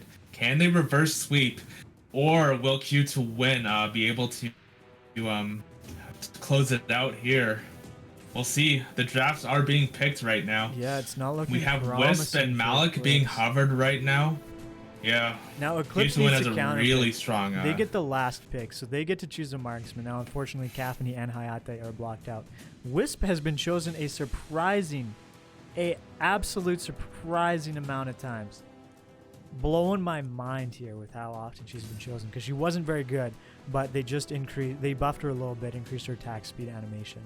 So I guess that's enough to make her suddenly quite viable. Laville, they're hovering, they're trying to decide, they're teasing us here.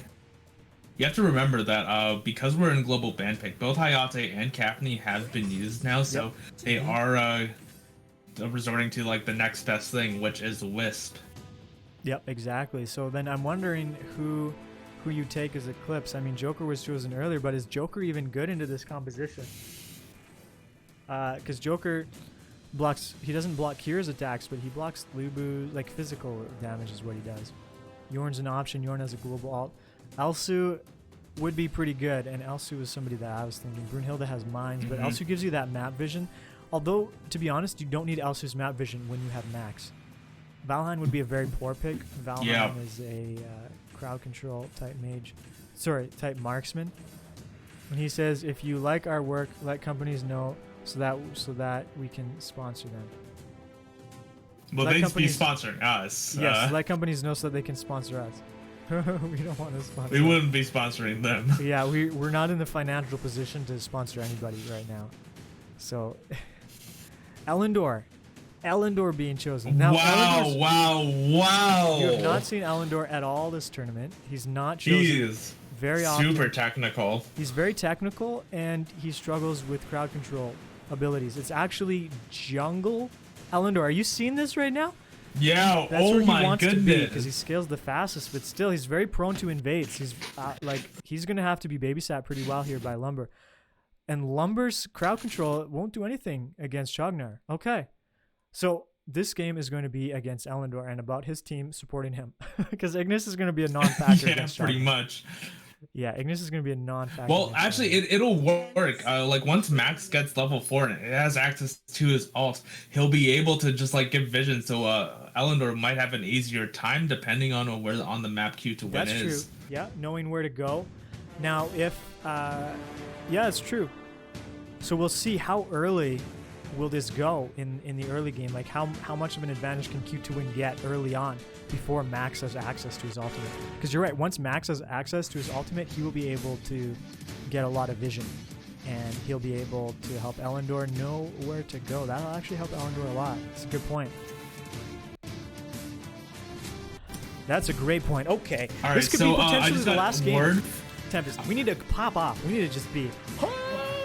Wait, hold on. I just got the notification from Anihi. This is going to be around a 2-minute pause due to a few of the players crashing. their games just crashed. Oh, okay. 2-minute pause. Can you ask Anihi to make sure the gamers do not spoil the results in the Twitch chat? Yes. Let's okay, yeah. I will let them know. Thank you. Because I mentioned it, but I don't know if they could hear me, right? Maybe they were in their chats or whatever and didn't know. So if we have this time opportunity to do that, we're getting some follows right now. Whoa, we got to give some thanks. Okay, wait, hold on. I'm gonna need to use a washroom real quick. Yeah, do that. Get that out of your system. Thank you for following Furry Lexus. Thank you for following. Hold on. Let me get a good look at this name right here. I have to move my chat screen. Hyvel 200-32014. Thank you. Thank you so much for that. While we got this pause going on, why don't we take a look at the dog? Because we need to kill some time anyways. So there he is. Frosty ADC, I just put 2K on Eclipse. Oh, wow. Hopefully you win it. Yeah, we're seeing a lot of bets going in. While we're waiting, we're just looking at this beautiful dog. Every follow and subscription that you give goes to support this beautiful pet, who is alive. If you're wondering, he is alive. He's just sitting here behind me. Alright, I'm back. I had to use the washroom there for a second. Oh, yeah. Drinking too much water. Had to use the washroom. That's good. You know what? That inspired me to drink some water too.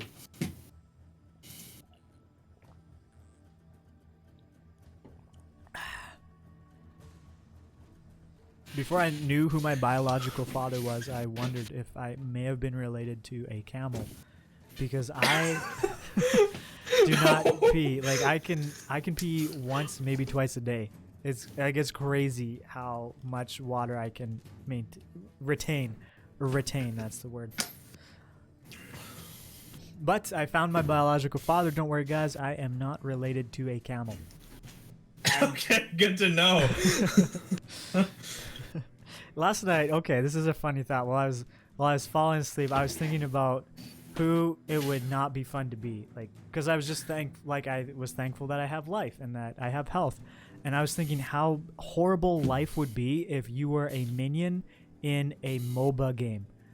Can you imagine being that little caster minion and knowing that you are just going out to die?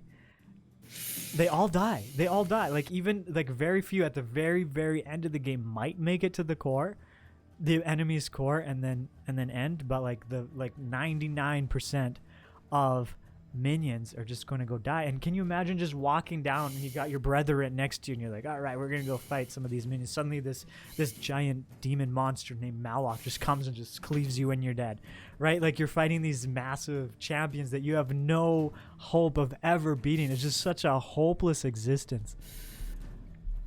Frosty says, unless you have Zip to suck you up. That's true, Frosty, but Zip can't even save all the minions. No. Remember that one? There was that one patch. There was that one patch where minions were like three-shotting mages. Oh man, was that the worst patch of my life? Wow, I would want to be that minion. That would have been a great time to be alive as a minion. It was like the little minions too, and the canyon minions would two-shot the squishy heroes. It was disgusting. I was wondering, like, if I had to be a minion, what minion would you be? Would you want to be a jungle camp minion, or would you want to be the cannon minion? Because I don't know, I feel like everybody prioritizes killing the cannon minions. I don't know, the super minions seem pretty good. Ooh, we just got a subscription from FSB Finesse. Thank you, Finesse. Thank you so much for tuning in. We got the finals of the tournament happening right now. The dog has already had his Dentabone today, but here he is, just for you to look at. Yeah, we could get a treat for the Peter Pot. Yeah, I already ate my treats. Second subscription of the day rewards Peter Pot with something that he wants to eat, a mandarin orange or something. Kids, remember to do chores before playing games, Kendrick says. Oh no.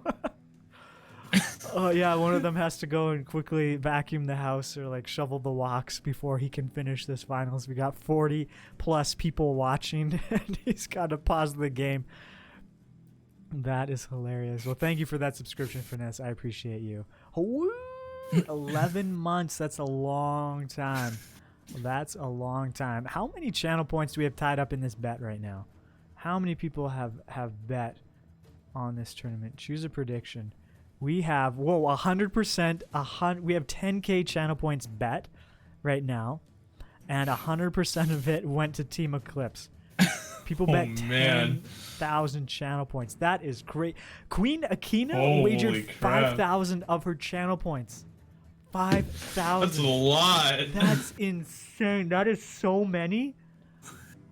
Wow. So many hours. If you're wrong, that's really sad. Hours of watching. Oh man. If you're right, that's a treat for the dog. But if you're wrong, then, wow, that's back to the start. But you have full confidence in Team Eclipse. Jungle minions. Kuko would want to be a jungle minion. You can revive every few minutes. Lane minions are already dead, so it's eternal cycle and death. Basically a slave. Yeah, that would suck. But you carry a lot of gold on you. Those minions carry a lot of gold. The core is just a gold factory. Oh, what's happening? Oh yeah, we're just looking at the hero selection screen, I guess. Again. It looks like the Elendor thing is missing, but because he's never chosen. Maybe Elendor is the one who crashed. He's never chosen, so maybe that's why. This is interesting to see, like, the win, and you have to win or else you're out. Team Eclipse has to win or else they're out, and they chose Elendor. Interesting choice. I think they needed a choice like that, though. They needed a marksman who can carry the game against the Chognar, the elephant that cleanses crowd control effects.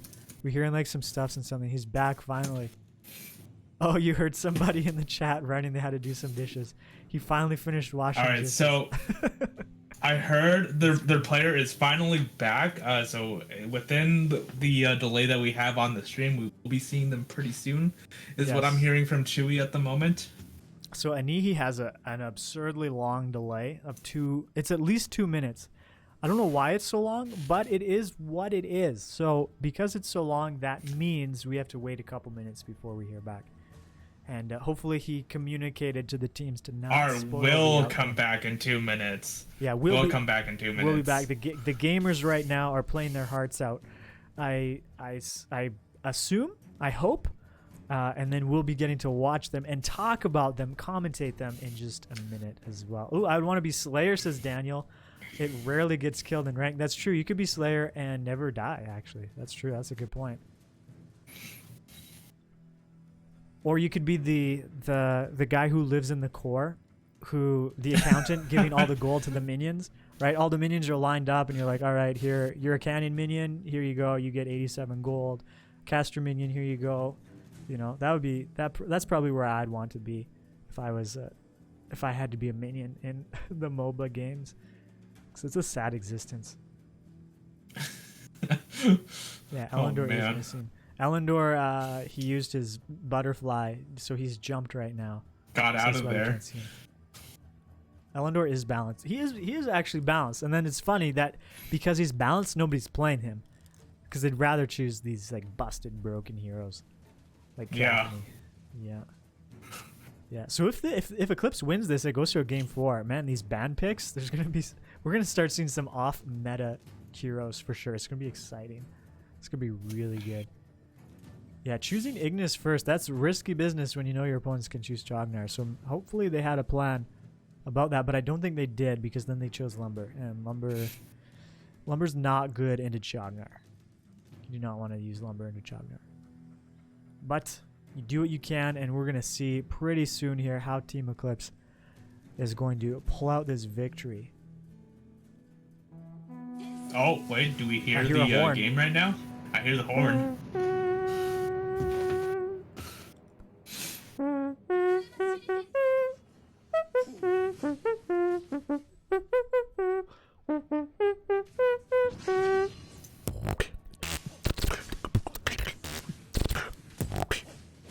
Oh yeah, I can hear the fighting. But we're just looking at the hero selection screen. Anihi, you need to fix this. We can't see the fights. I can't see anything. What's happening on. I can't see what's happening. All right, this is how blind people play Arena of Valor, I imagine. You just close your eyes and listen. This is how Daniel sees the game. We've seen Daniel's a blind.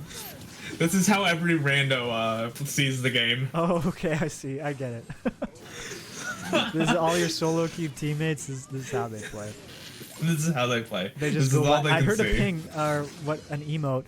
I heard an emote. Yes. Hello. Chewy, what's up? Yeah, not much. The game apparently has started on my end, so I don't know what's going on. Yeah, no, I'm watching Anihi's stream, so Anihi has to update his stream. Oh, Anihi has to update his stream? All right, I'll let him know. Yeah, Sorry, I can't see the Discord thing right now, so yeah. Okay. Yeah, because I'm just watching Anihi's screen. So he switched to this draft screen, so we didn't have to look at the pause screen, and then I think he forgot to switch it back. That's all that's happened, guys. Don't go anywhere. We got the game coming. Don't worry. It's gonna be. We're hearing some action. I'm hearing Wisp shooting something. I heard an emote earlier. That was pretty funny. So unfortunately, because it's 2-minute delay, we have to wait 2 minutes before Anihi resolves the situation. Oh well, this is a learning experience. You know, in the future, I don't think we'll have full 2 minutes, because this is a long time to wait. Oh, I heard lumber. Where do you think you're going? There's Kira. There are things that are happening right now. I had to pull up Anihi's stream, so. Yeah, no, and I'm watching it. I'm watching it directly. I have the browser source, and I'm watching it directly on Twitch. So that's where we are casting from, if you're wondering. The game is going on right now. Who's winning? Who's losing? We're gonna find out soon enough. We're in a little bit of the dark right now. Yeah, I'm just closing my eyes and just imagining what it would be like to play blind, because that is essentially what's happening.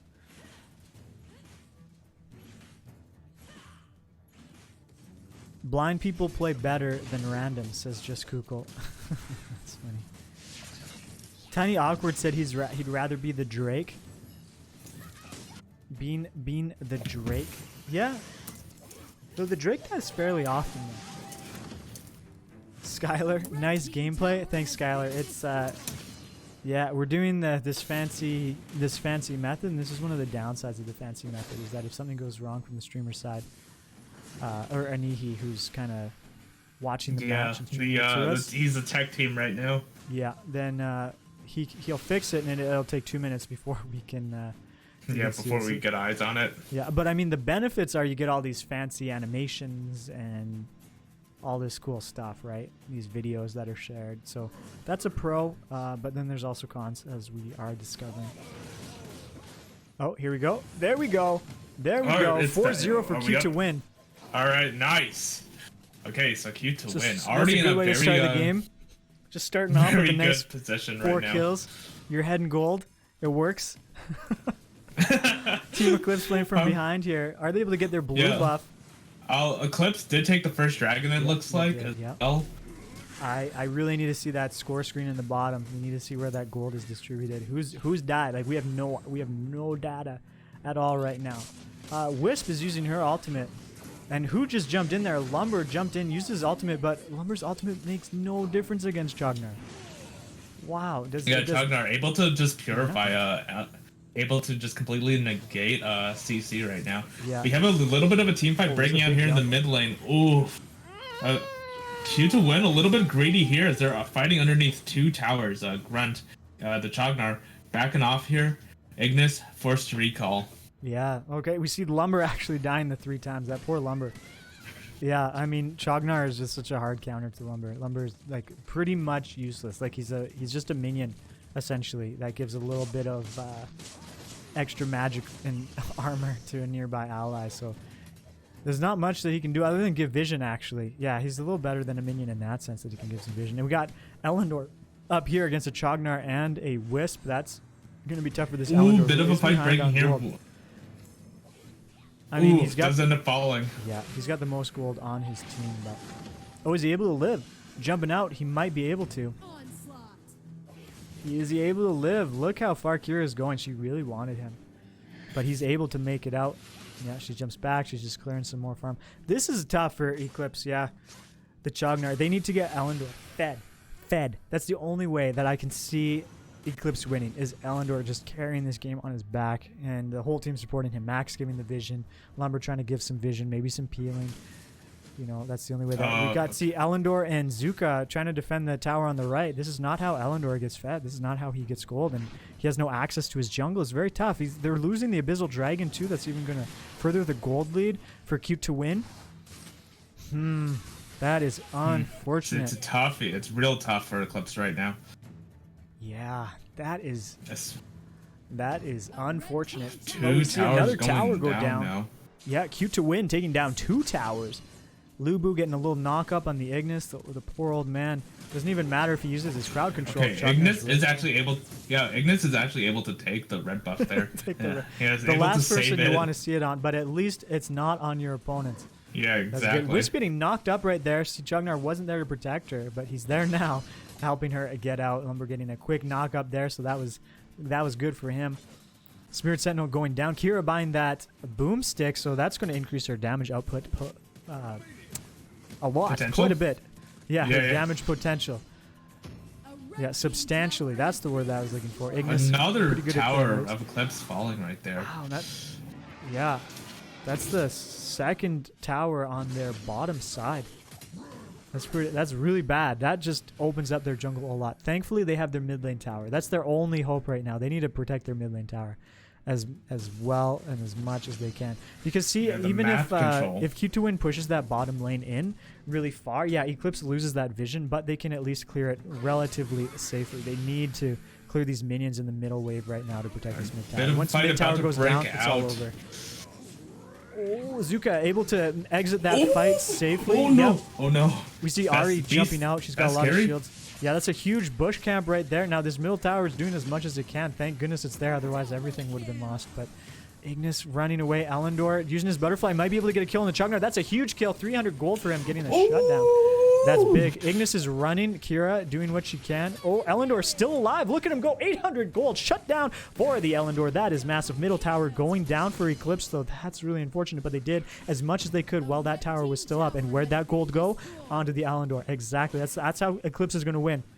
Elendor is going to get fed, and he's going to be able to carry the game. That's the only way that I can see them doing it. Look at him go. 2-0-1, 6.1k gold. He is over 2,000 gold higher than his closest teammate. So he's got the most gold on the map right now. He's tied with Kira, actually, but Kira is 7-1. So that just goes to show how much gold you get from shutdowns. He's clearing this wave here. That's really good. He's going to go check the jungle. Carry. Now, Lumber needed to get some vision. Yeah. If Lumber got vision on that Ari, they actually could have killed her there. But I don't blame him for not doing it. It's some risky business. Max goes down without using his ult. If he used his ult, he would have been able to at least give vision to the team before dying. But he is down. So okay, Elendor is doing some poke. Not able to do enough damage, though. Not with his team not being there. We do have pushing in on the mid wave, on the mid second tier tower. Huge dive coming in from Lubu. Oh, Zuka barely living. Yeah, those pandas, they are chunky boys. They can live for quite a while. Now, Elendor has been able to farm these lanes. I mean, that's a downside of pushing lanes in too far, as your opponent can freely farm them. Of course, there's so many benefits to pushing the lane as far as that. But a benefit for the Elendor is he's able to get farm. Now, Max is fighting this Ari. Not a lot is going to happen there. They're just kind of tickling each other. Max does not want to die. He cannot die. He has his ultimate ready. Okay, we have the Drake. Well, the person carrying the Drake in the mid wave right now. Doesn't look like he's going to drop it there. Rotating down to bottom. Probably going to be a Drake in bottom decently soon. We have a little bit of a fight breaking out here in top. Lubu gonna go in on Zuka. Zuka gonna go trade in blow for blow on Lubu. Now we have Kira coming in for the support. Yeah. Zuka recognizing the situation, gonna back out. We have a fight maybe gonna break out here in mid. Drake is still not dropped. When are they gonna drop it? It has to be soon, right? Or else they just lose it forever. Sometime. Yeah, I don't know. I was watching that fight with the Lubu up at the top. Lubu was alone, 1v1ing the Zuka. That would have been a perfect time for a max ult, and it also would have helped force the opponents in the bottom lane. Max Drake has not is been now ulting much. pounding on tower right now. Yeah, they're you're right. Deep. Oh Excellent man, drop Ignis is so low. Ignis gets a little bit of a shield right there. Shield, is able to survive. Oh no, but he ends up falling anyway. Doesn't matter. Now mid tower, high ground tower ends up falling. Max dives in on Ari. Ari does end up falling. And now Chognar getting in a little bit of trouble. He is able to purify himself out of there, but now we have a wave pushing here in bottom. Lubu trying to clean up Max. Max is falling super low, but his team is able to come in there for support. We had the huge Lumber ult on Lubu. Lubu able to do some damage. Is he going to get out? No, he doesn't. Ends up falling. Gets collapsed. Kira should be able to get out, but no, she is going to get a little bit of greedy and Nightmare. Does end up falling to the Zuka. Now Wisp. Oh, we have more fights breaking out as Wisp now comes in for the clean. Wisp getting that was so big right there. Now Elendor is able to respawn immediately. That's huge. Alt whiffs. Yeah, being able to respawn immediately, that's huge for Elendor because now he's able to get right back into the fight, and he's using that rune that allows him to respawn right away. Now, he's doing pretty good. He's 4-1-2. The gold is where you want to see it for him right now, and unfortunately for Eclipse, Wisp was able to get that double kill, so she actually got a lot more gold as well. Wisp is not someone you want to see gold on. Marksman in general, when they start getting the kills, they're going to start carrying a lot more. Max's ultimate is not ready yet. He'd love to use an ultimate right now, but he does not have access to it.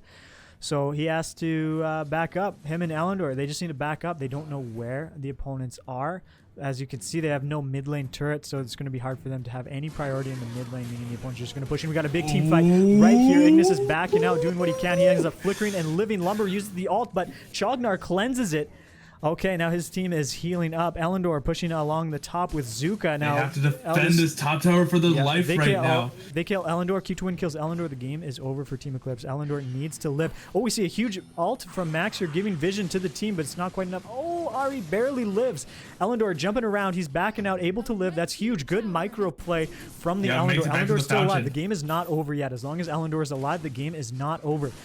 You see Lumber up top. Ari, big doing what he ult, but can. ends That's up a falling. huge ult from Ari, but yeah, exactly. Elendor able to live. Lumber using his ult, but Chognar just cleansing it. Oh, look who just jumped right in there. Oh, Ignis is in a little bit of trouble. Elendor's still alive. Can he do it? Can Elendor carry this moment right now? Oh my goodness. Do what he can. He got one kill. He got one kill. Lumber. He's got to go back in now. That's Eclipse is defending it for the life. with the Eclipse. Yep. Elendor's got to do what he can. He's doing a lot of damage. Did he die? Oh, and Q to win. Q to win. Oh my goodness, they got the minions, they're just doing some dancing, they're just doing their thing, they're celebrating. Wow. Q to win, 3-0 over Eclipse. They are your NAGlorY champions. The NAGlory Season 1 champions. Champions, cute to win, taking it home, 3-1 victory in the finals against Team Eclipse. Fantastic, amazing, what a game. We missed the first 3 minutes, but we knew enough from the score screen to see that Nightmare got pretty fed off the start.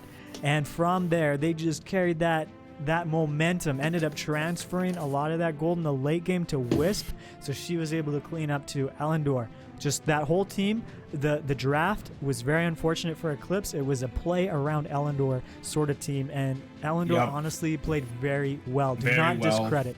Do not sleep on Team Eclipse, guys. They did not take home the win today, but they played fantastically. And the draft is half of the game, and I think if Eclipse had a better draft in Games 2 and Games 3, they could have gone far. They could have gone far for sure. Unfortunately for them, though, the run has ended for them, making it all the way to the finals. Huge shout outs and respect. Much kudos to Team Eclipse for coming on this journey. And cute to win, of course. The champions of the first NAGlory tournament. Who knows how many seasons this tournament will go on for? Who knows how many? It could be dozens, and there will only ever be one Season 1 champion to start it all off, and that is Team Cute to win. Amazing. Wow. Bakian saying, please report my team. Oh my goodness. Guys, don't get toxic. Stay positive. You know what? Everybody loses. You guys made it to the finals. How many people played in this tournament and wish they could be in your spot right now? We're looking at the builds right now.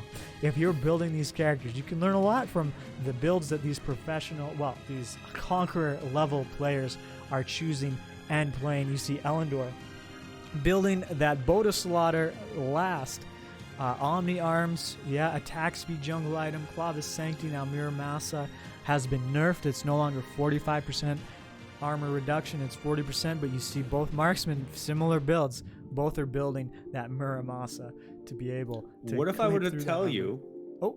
that there is one more game that we managed to wring out of both teams? What if... Is this live? Is this from the video? This is no, this live. is somebody live telling me this. Yes. Yeah. One It's more Chewy. game from both sorry, teams? Sorry to interrupt again, you know, you guys, but Yeah. technically speaking, there is one more game on its way. Oh, yeah, absolutely. Let's do Sure. it, guys. Is The this a bonus for game? fun game? This is just a for The fun bonus- game because me and Anihi screwed up with the last game, so we decided why don't we give all of the glorious fans watching us one last game, just to kind of as a celebration for the tournament. All right, yeah, sure. I'm so down. All right, yeah, yeah. Let's do it up. I was All right, guys. about to do something from the past, but we don't need to do that anymore. I know how to do how all this works. Yeah. See you guys in a bit. Cool, guys. All We right, got a see you bonus guys in a game bit. coming We for you will guys. see this exhibition match then. Yeah, this bonus game is brought to you by our sponsors, the follow button.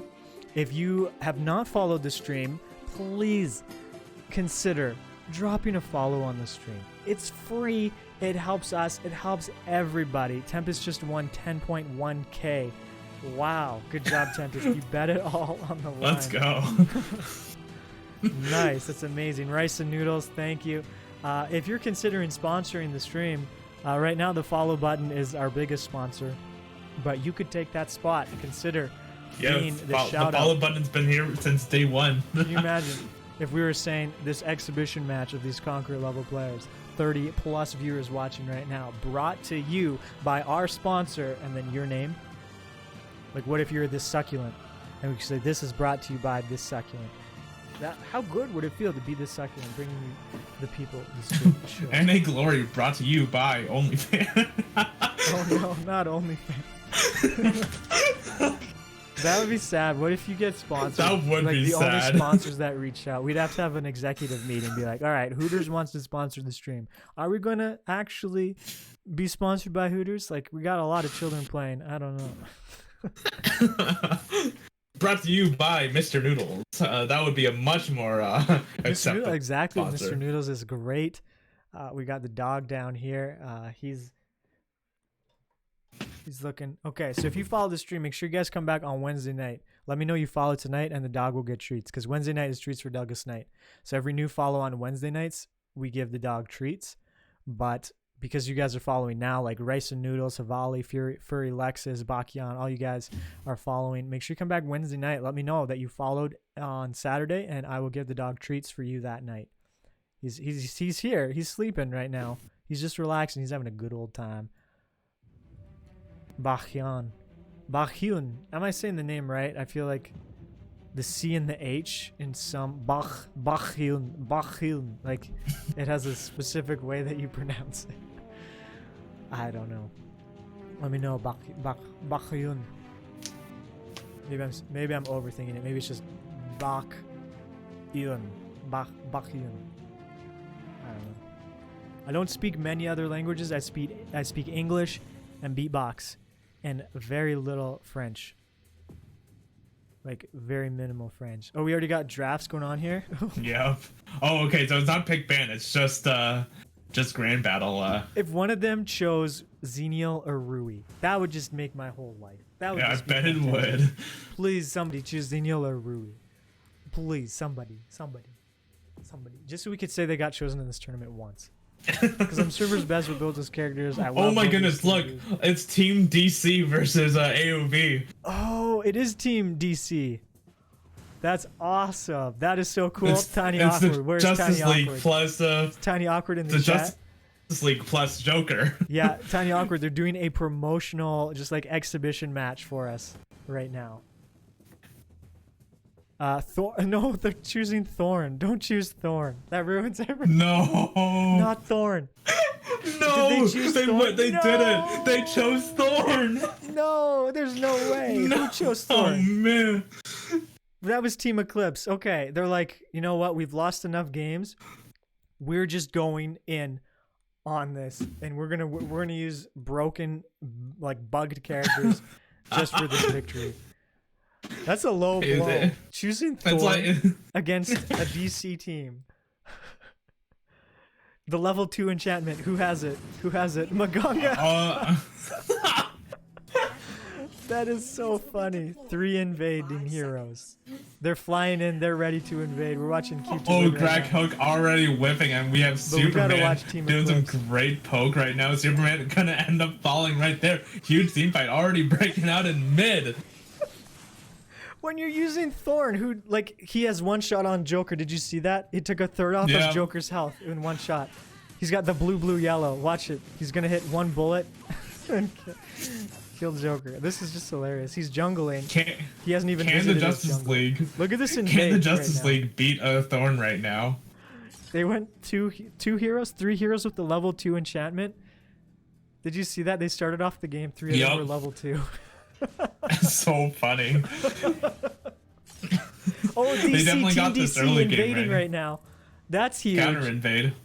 Yeah, that's a big invade right there. Being able to get what they can. Where's Thorn? He's in the top. I want to just see Thorn. Is Thorn going to just like 2-shot this Wonder Woman? Wonder Woman's jumping in on Thorn up top. We're missing that action because meanwhile on the bottom we got the Flash trying to run away.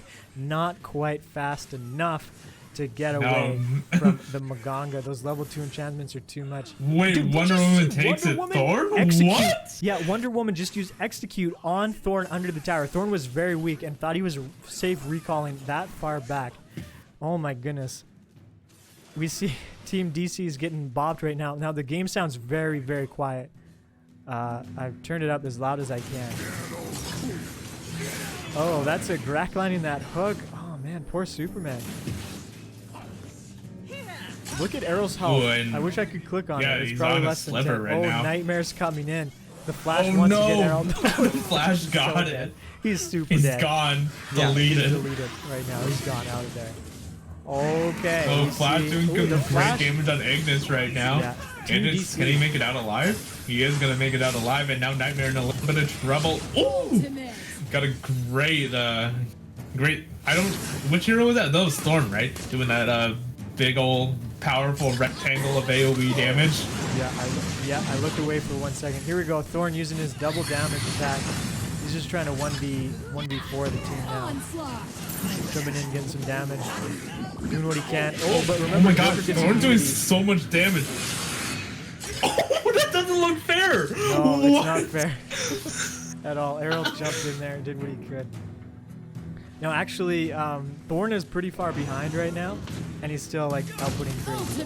So he's doing what he can. Look at Batman is really deep. Batman left Gotham. He's chasing the Grak right now. Oh, Maganga right about to be deleted right now by the hero. Arctic Orb. Flash gets the ultimate. Yep. Yeah, just clean up Maganga right there. Picking up a good kill right there. Meanwhile, Superman trying to fly away. Ignis trying to slow down, stun him as best as he can. Wonder Woman right now 1v3 in the bottom lane if she's going to go in there. Now she is doing pretty well. Oh, that Grak fall! The Grak hook! Ultimate!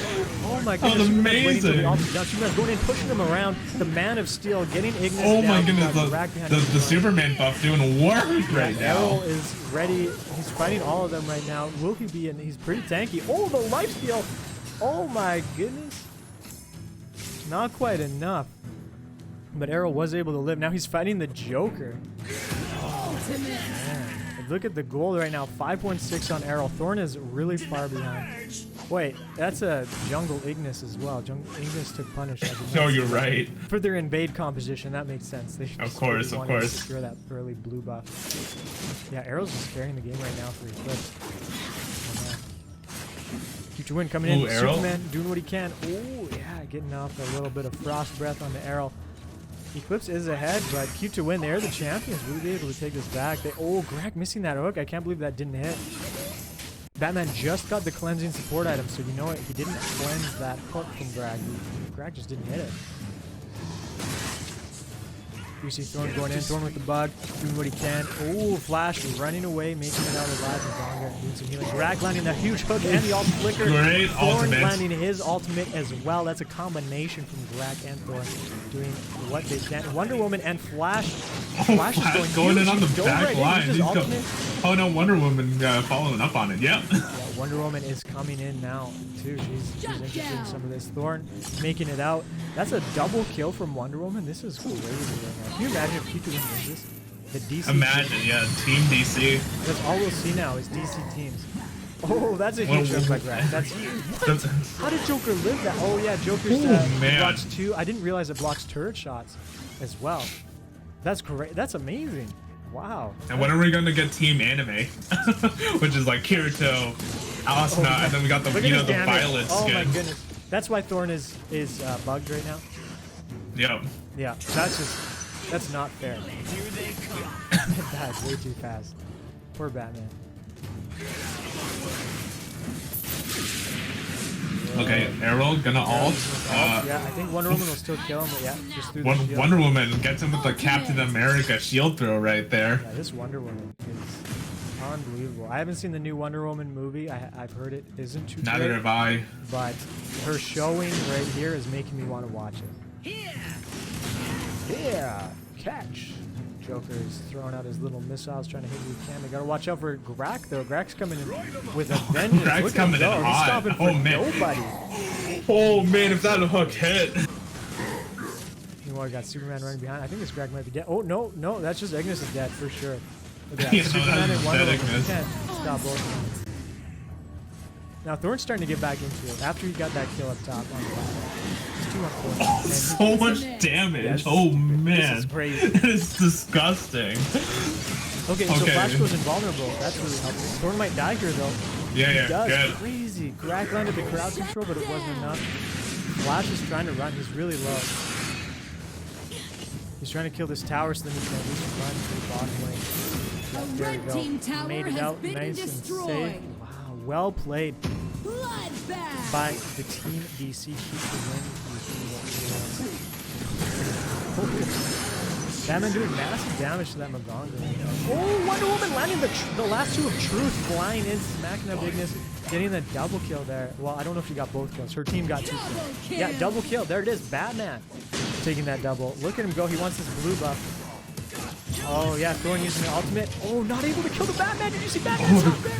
Yep. Oh, wow. man, it's so low. So low. So low. Greg is getting pushed around, just bullied by Superman. Superman's flying in there. Oh, man. Poor Arrow. Just getting Arrow can't do absolutely messed up. Crowd control 2 on the Wonder That was me against Lord Ancestor last night. Oh, yeah, you guys played a little 1v1 in the test stream. I remember that. This is probably the biggest flex I've seen. They've chosen the DC heroes. They let Team Eclipse choose a broken hero who is perma-banned from the tournament because it has a game-breaking bug, and they're letting them choose it. They're still taking these towers and doing so well. Look at Wonder Woman, 829, 535 on the Batman. Meanwhile, on the Eclipse team, I didn't get to see the scores, but they are behind a little bit. Actually, a lot when you look at the goal. We got a big blue buff right now. We see Batman and Wonder Woman. Wonder Woman's just making it out. She's at half health. I can't see what's going on, but she just went back right in. Again, trying to get a kill on the Ignis. Huge. Oh, Maganga goes down. Is Grak going to be able to live? Superman's thinking about it, but he'd have to go under the tower. And Grak has, of course, his ultimate that can lock you down now. They don't know, but Grak's ultimate is on Superman. Or actually, they do know, because Superman doesn't seem to be sure. Superman's one of the best players. So good. He's so good at roaming too. It's ridiculous. Here comes Broken Thorn. Can Thorn do it? Can he pull it through for his team? Superman kind of creating some good space. Flash is going to go in. Might pop the ultimate just to avoid it. Yep. Oh, and that's going to be dead Thorn. Actually, Flash is really good against Thorn, it looks like, because he has ult does so much damage. He's able to just avoid all the damage that Thorn is able to output. But as I'm talking about that, now we have Team DC coming in, doing tons of great damage. Grak. Oh, Superman! Superman! The Man of Steel himself. He goes, oh, he's going in. He's going to push Grak under the turret. No, Grak uses cleansing items, so Superman couldn't push. Arctic Orb, Wasteport pops the ultimate. The Superman. Superman able to make it out because his team came. You're right. Flash seems like a good counter against this Pokemon. Because you're right. Flash doesn't take any damage. Because he goes immune in his ultimate. And he just dashes in there before Thorn can even attack him. So it seems like Q to Win is prepared for everything. I wonder if they have played with this DC team ready. I mean, who hasn't played with this DC team? I think I played with it once. It's not tournament ready. No, definitely not. Which DC hero do you play then? Oh, I play Flash. Oh, the Flash? Nice. Yeah, I told you, I'm a mid laner. Cool. Look at him go. They're just clearing the mid lane. They don't even care. Oh, Grak is there. When he uses ultimate. I don't care since the Flash, he just goes flashing away because he's so lickety quick. Superman is going to get a huge quick kill. Grak using the cleansing item, but it's not even enough. Arrow's coming to fight way too late. He's like, oh, did somebody say they need some help? Did somebody say there's a gank down here? Let me check it out. And he's just trying to live, but you can't escape the DC team. Even with an ultimate ability, it's not enough. Superman. The whole Justice League is coming Plus for you. Joker. Oh, he's doing pretty good. Like, he's running away. Oh, man. He's getting out of there. He's recall spamming. He's going. Oh, what? Did he just flicker as well? He's just spent so much time with stream. Meanwhile, minions. The camera pans to the base that's dead. Oh, wow. Oh. What a show match. Hopefully you guys enjoyed that. I had a fun time. That was a good one. That was a good one. Best carry today as that jungler. That game, though Nightmare was jungling for the tournament. Those jungle picks today, really, wow. If you weren't here for the whole finals match, you guys need to go back and watch it for sure. It's gonna be on YouTube, but you can watch the Twitch bot as well before YouTube comes out. Phenomenal. This show match was hilarious. I loved it. It was so great to see these players come together and just have a good time. And you saw Arrow just casting the recalls at the end. That was pretty funny. The whole team chasing him. Pure embarrassment. It was just for fun, guys. It was nothing embarrassing. It was just a fun time. Yeah, Team DC doing really, really well there. Look at the damage dealt to heroes. It's all spread out. And the items built, you can see. Now, Team Eclipse, they went for a trolley team, by the way. Talking about embarrassment. They just went for a trolley team. 3 level 2 enchantments. Yeah. Ignis with Punish, just to try to get that blue buff early on. You can tell, they're just playing for fun. Q2 chose a DC team, they're just playing for fun too. So it was good. That was a lot of fun. I enjoyed it. Tune in to end. Oh yeah, we got this little advertisement here. Hey, so, Peter, if you're gonna end up rating someone after this, could I make a potential suggestion? He's someone that I really, really like. He's a really awesome music producer. I'm just gonna DM you his Twitch link real quick. Okay, Discord. Sure. Yeah, he's awesome. He's such a good music producer. I've been watching him recently. Deserves so much.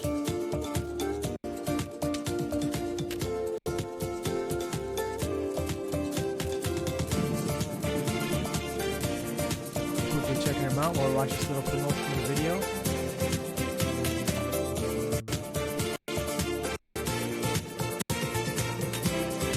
Alright, so we're going to be rolling credits in 2 minutes, so we'll watch those and then I guess we could wrap it up.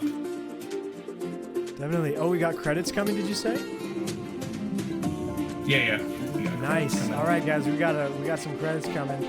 We did invade and got counter invaded, so useless. Hello. Hey, Anihi. Hey, Anihi, what's up? Hey, I just want to say thanks you guys for a great broadcast today, as always. I had a lot of fun, and I hope everyone else did as well. Did you guys have fun broadcasting today? I had so much fun. Okay, that's good. Peter, yourself too? Yeah, it was really good. So hungry though. Okay. And the credit roll is coming up soon. I hope the viewers also had fun, and if they can just watch the credit roll once and then afterwards, I'm not sure what your plans are, Peter, then I'm just gonna mute myself. I'll hang out, and yeah, we'll go from there. Okay, letting you guys take over the mic again. All right, awesome. Sounds good.